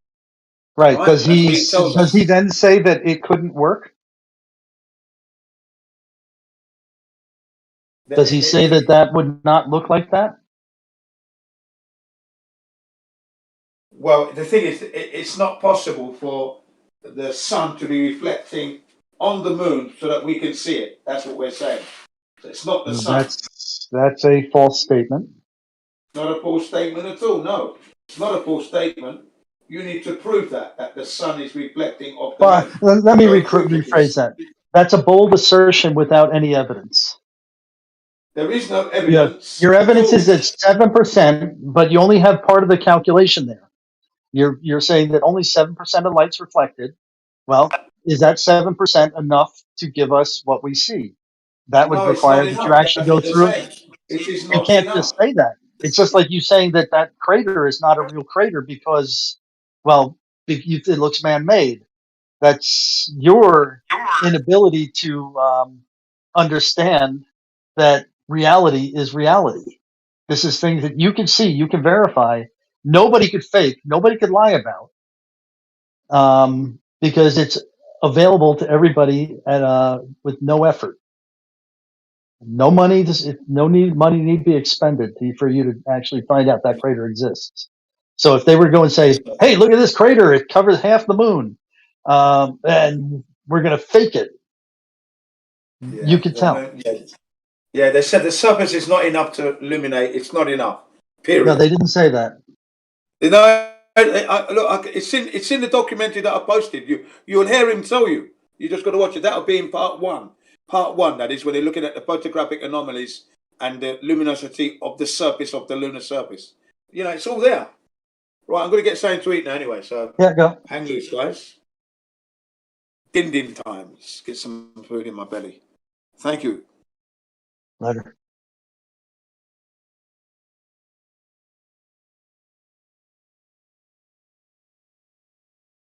Oh no, I bored Branch.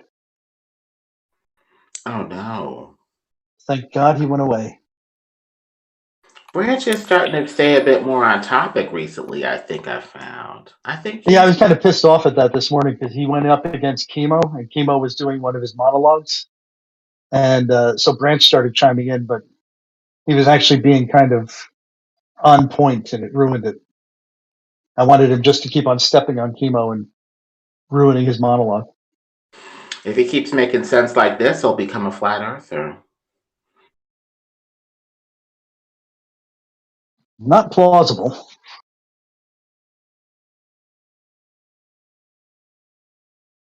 People ultimately believe what they believe. You just point out how what they believe is consistent or not. Well, from your perspective, I was listening to Jin there, and Jin is saying that the moon is a plasma and that craters that are easily identifiable are not the moon and that they're man-made. So he has these mutually exclusive positions. Do you think that he's making sense there? I don't think that it can be man-made. That wouldn't be consistent with the dome being impenetrable. We'd have to penetrate the dome and go to the moon beyond it, assuming the moon is within the firmament. As far as I can tell, most people say that it's unreachable, that the firmament is impassable. To be fair, though, I think he was saying that the photograph is man-made, but it's of a large object that's visible to the naked eye on the moon. That makes a bit more sense. But I think the moon's been pretty constant in observations. I see more or less the same picture of the moon in these photos, but I guess I'd have to look into it. I don't think I can glom onto that though. Not Yeah, I unless mean, if I used to put a yellow smiley face on the entire surface of the moon, we could tell that's fake. yeah, that would be a man-made smiley face more than likely. Yes. Yeah, that would be easily identified. No, I couldn't put that forth even as truth because everybody would say, "You're full of horse shit." Would you believe it if NASA says smiley face found on the moon? Would you believe them? Well, I mean, that would strain credulity, but that really depends on what you're saying. If they say the whole moon is a smiley face, yellow with black eyes, I would say no. Now, if they said that there was a little 3 inch by 3 inch by 3 inch circle with black eyes and yellow and stuff, it looks like a smiley face, that's possible. Well, it would strain credulity.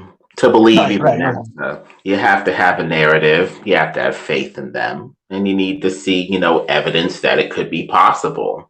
Absolutely. Faces on everything in nature and stuff, as far as we can And tell. if they showed me a picture of a yellow rock that somewhat looked like a smiley face, I would say it could happen. It still would strain my credulity if I saw that, because it's like, okay, I would have to go and look deep and see providence of those images. But if they said that and I didn't find providence was sketchy, then I'd probably say there's probably a yellow rock with black eyes on it or with black spots on it. We'd need a combination of providence, evidence, and faith, I guess. And thus far, I mean, the stuff that I've seen from NASA seems to be running at, from my perspective, 100% accurate. Not like the extremes of what we know, but like of things close by and stuff like that. I haven't seen anything at all that strains credulity. So we need a framework with proof and or providence combined with evidence and faith. And I hear you guys always saying stuff like, well, they use this animation, therefore they lie to us. It's like, no, in fact, they're strangely honest about that. Every animation I've ever seen says animation. Not a great way to lie to somebody by telling you that this is what we're doing. Well, then how come everyone thinks the blue marble is a picture? Depends on which blue marble you're talking about. The real blue marble from 1972 is a photograph with a negative and was taken with an analog camera. And it also has the curvature of the lens. So it looks like the curvature of the lens are your CGI basically, but not a real representation of reality beyond that. That lens is, I'm not sure, but that was a Hasselblad camera, so it's the lens specs are there. I don't see how that lens, how the Hasselblad lens could make a rectangle, a whatever, into a spheroid-looking thing. It's the same with a fisheye lens. Up close, it's halfway decent, not too much distortion, but far away, it becomes much more magnified, even with the best Hasselblad cameras. You're going to see that with basically all lenses. Curvature that magnifies and mounts and gets bigger and bigger as you get away from the lens of the camera. It actually has all to do with its position in the camera, not the distance. So that's a little bit of a misnomer you're putting there. If it's in the outer edges of it and it has barrel distortion, it'll start to curve things a little bit. If it's in the center, like the blue marble was not a full frame image, that will be very true to form. No place for it to warp it into a circle. You need to lift it up and down to see if it's bowing up and down from curvature from the lens, as opposed to curvature of the land. It's a single photo, so I don't know whether if they caught some of the window frame and stuff like that, you might be able to prove it. I don't know whether they cropped that image or not. Although my guess is they would have put it right up against the glass. You wouldn't want any interference of the light from inside the craft messing with it.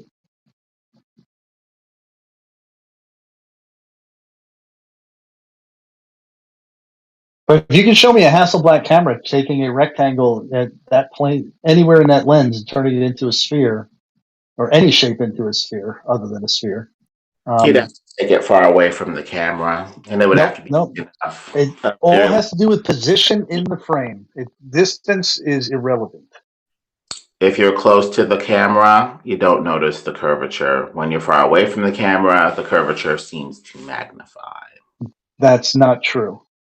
That's what we see. What you're seeing, though, is with different objects, you know, you're looking at a large, like the horizon, let's say, where we see the curve happening with that guy with the little straight lines, the red lines, where he does it from the cliff's edge. That one shows a little bit of curve there, but the objects up front don't. But if I go away from a straight object until it becomes, you know, right in the middle of the screen, it's not going to change its curve.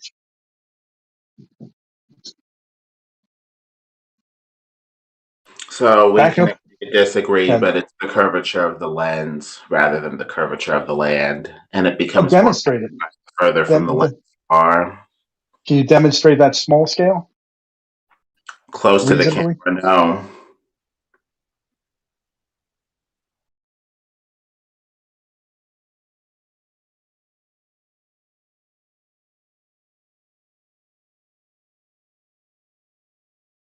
Unless you're using something like a fisheye lens, you can see less curvature up close, more curve, warp, and distortion far away from the camera.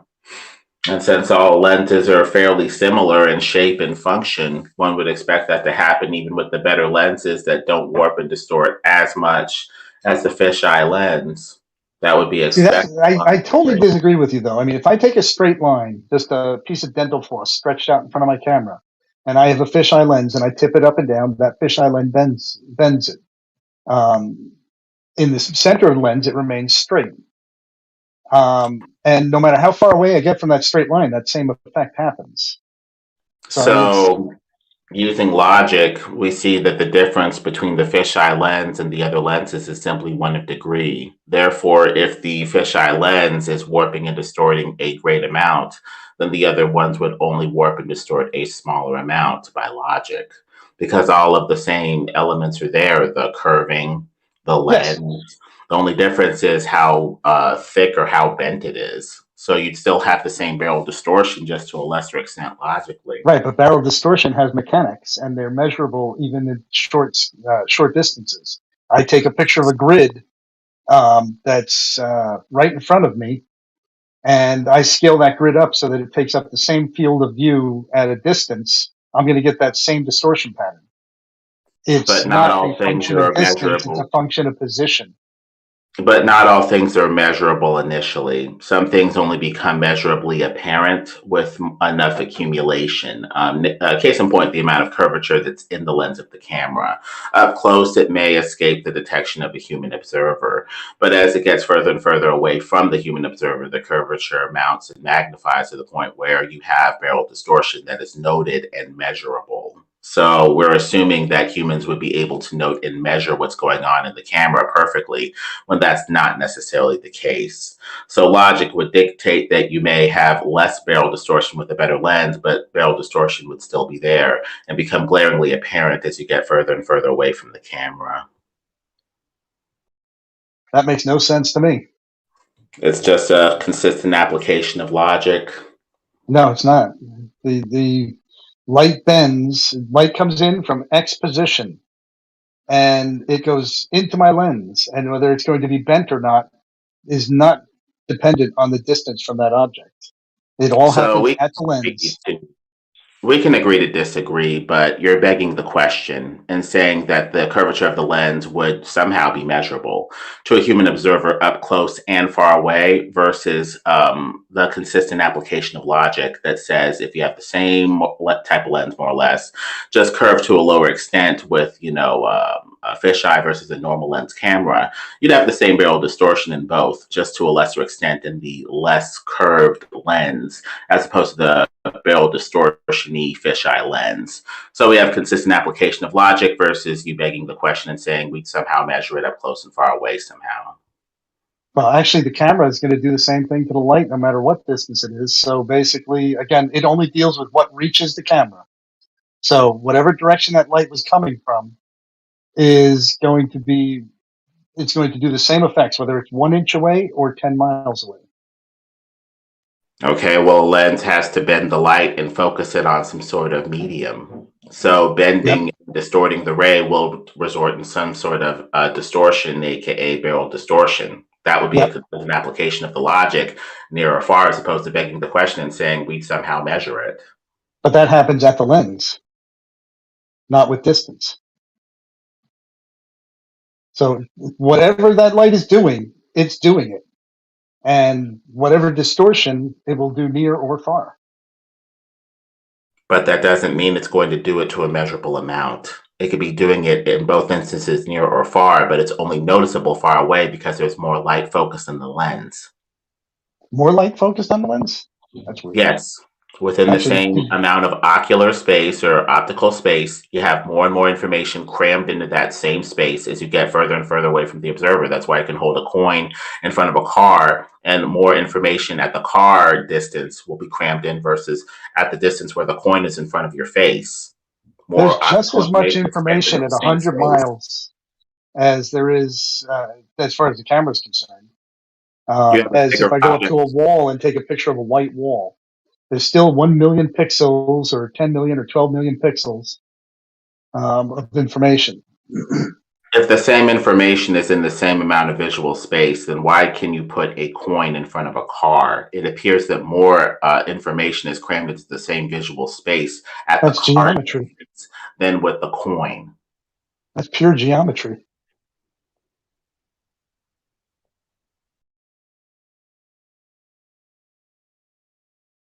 It's called perspective. And the geometry appears to work because more visual information is crammed where the car is versus where the coin is. Otherwise, when you put the coin on top of the car, it looks like it's smaller than the car, yet it appears to block what is beyond, with the car being further away, yet crammed behind the coin. That doesn't make sense unless you talk about how much visual information is being crammed into the same visual space. And it appears that more and more visual information is crammed into the same space as you get further and further away from the observer. So the curvature would become much more glaringly apparent with more visual information to allow us to make more of a measurement. Up close, you might not notice it. Far away, there's more visual information, and we can finally tell what's going on. It's going to be crammed and unresolvable, but there's more information there. Sounds good to me. So, Moyak, I'm just saying you might want to check the principles that the Globers are thinking about this stuff with, because some of it appears to be a little inconsistent.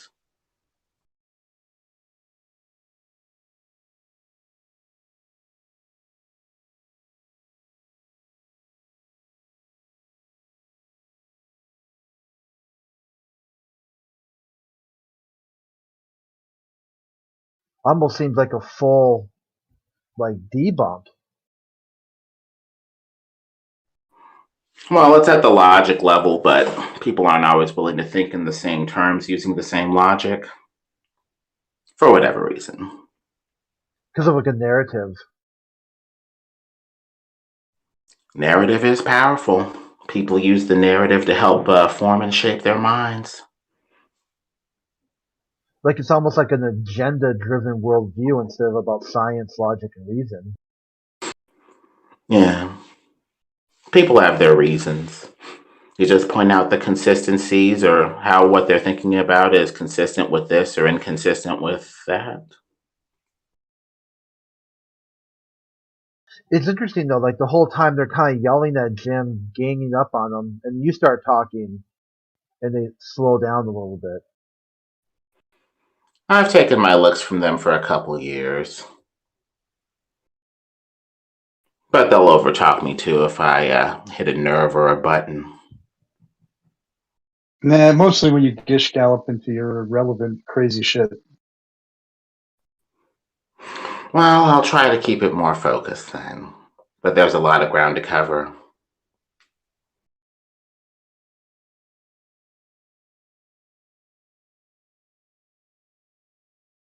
You're not as bad as some.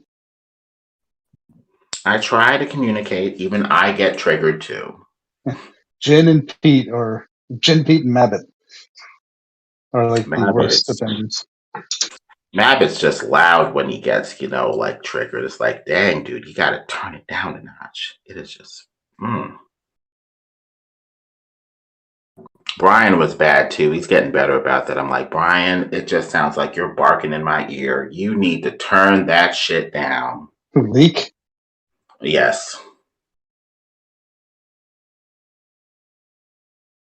That's good information, though. They are telling the truth.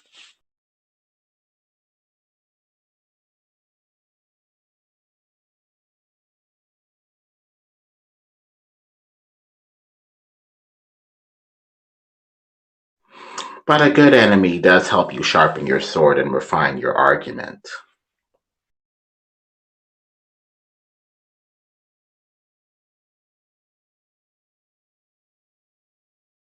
Strangely enough, I think Brian actually has the thinking process that could actually get him to an answer. But he's constantly trying to filter it through flat. The flat makes a lot of sense. It's the only model that works. Matches what we see. The horizon is flat. We feel no motion with our feet. Yet you don't have a model. I go with the biblical model. I'm not like these flat earthers who hate the Bible. I'd go with the old world biblical cosmology, 100%, with a Gleason map on top. I go with a petri dish. This expansion of the Karen, just obsessed with what everyone else is doing.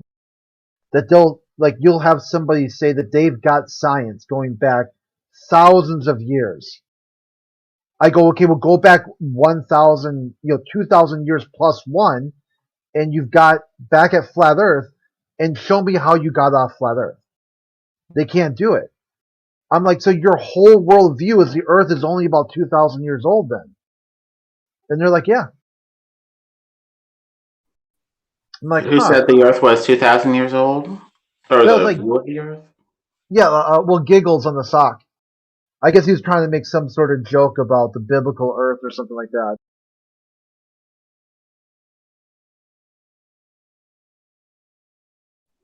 It basically appears to be an attempt to get away from scripture, going with this globe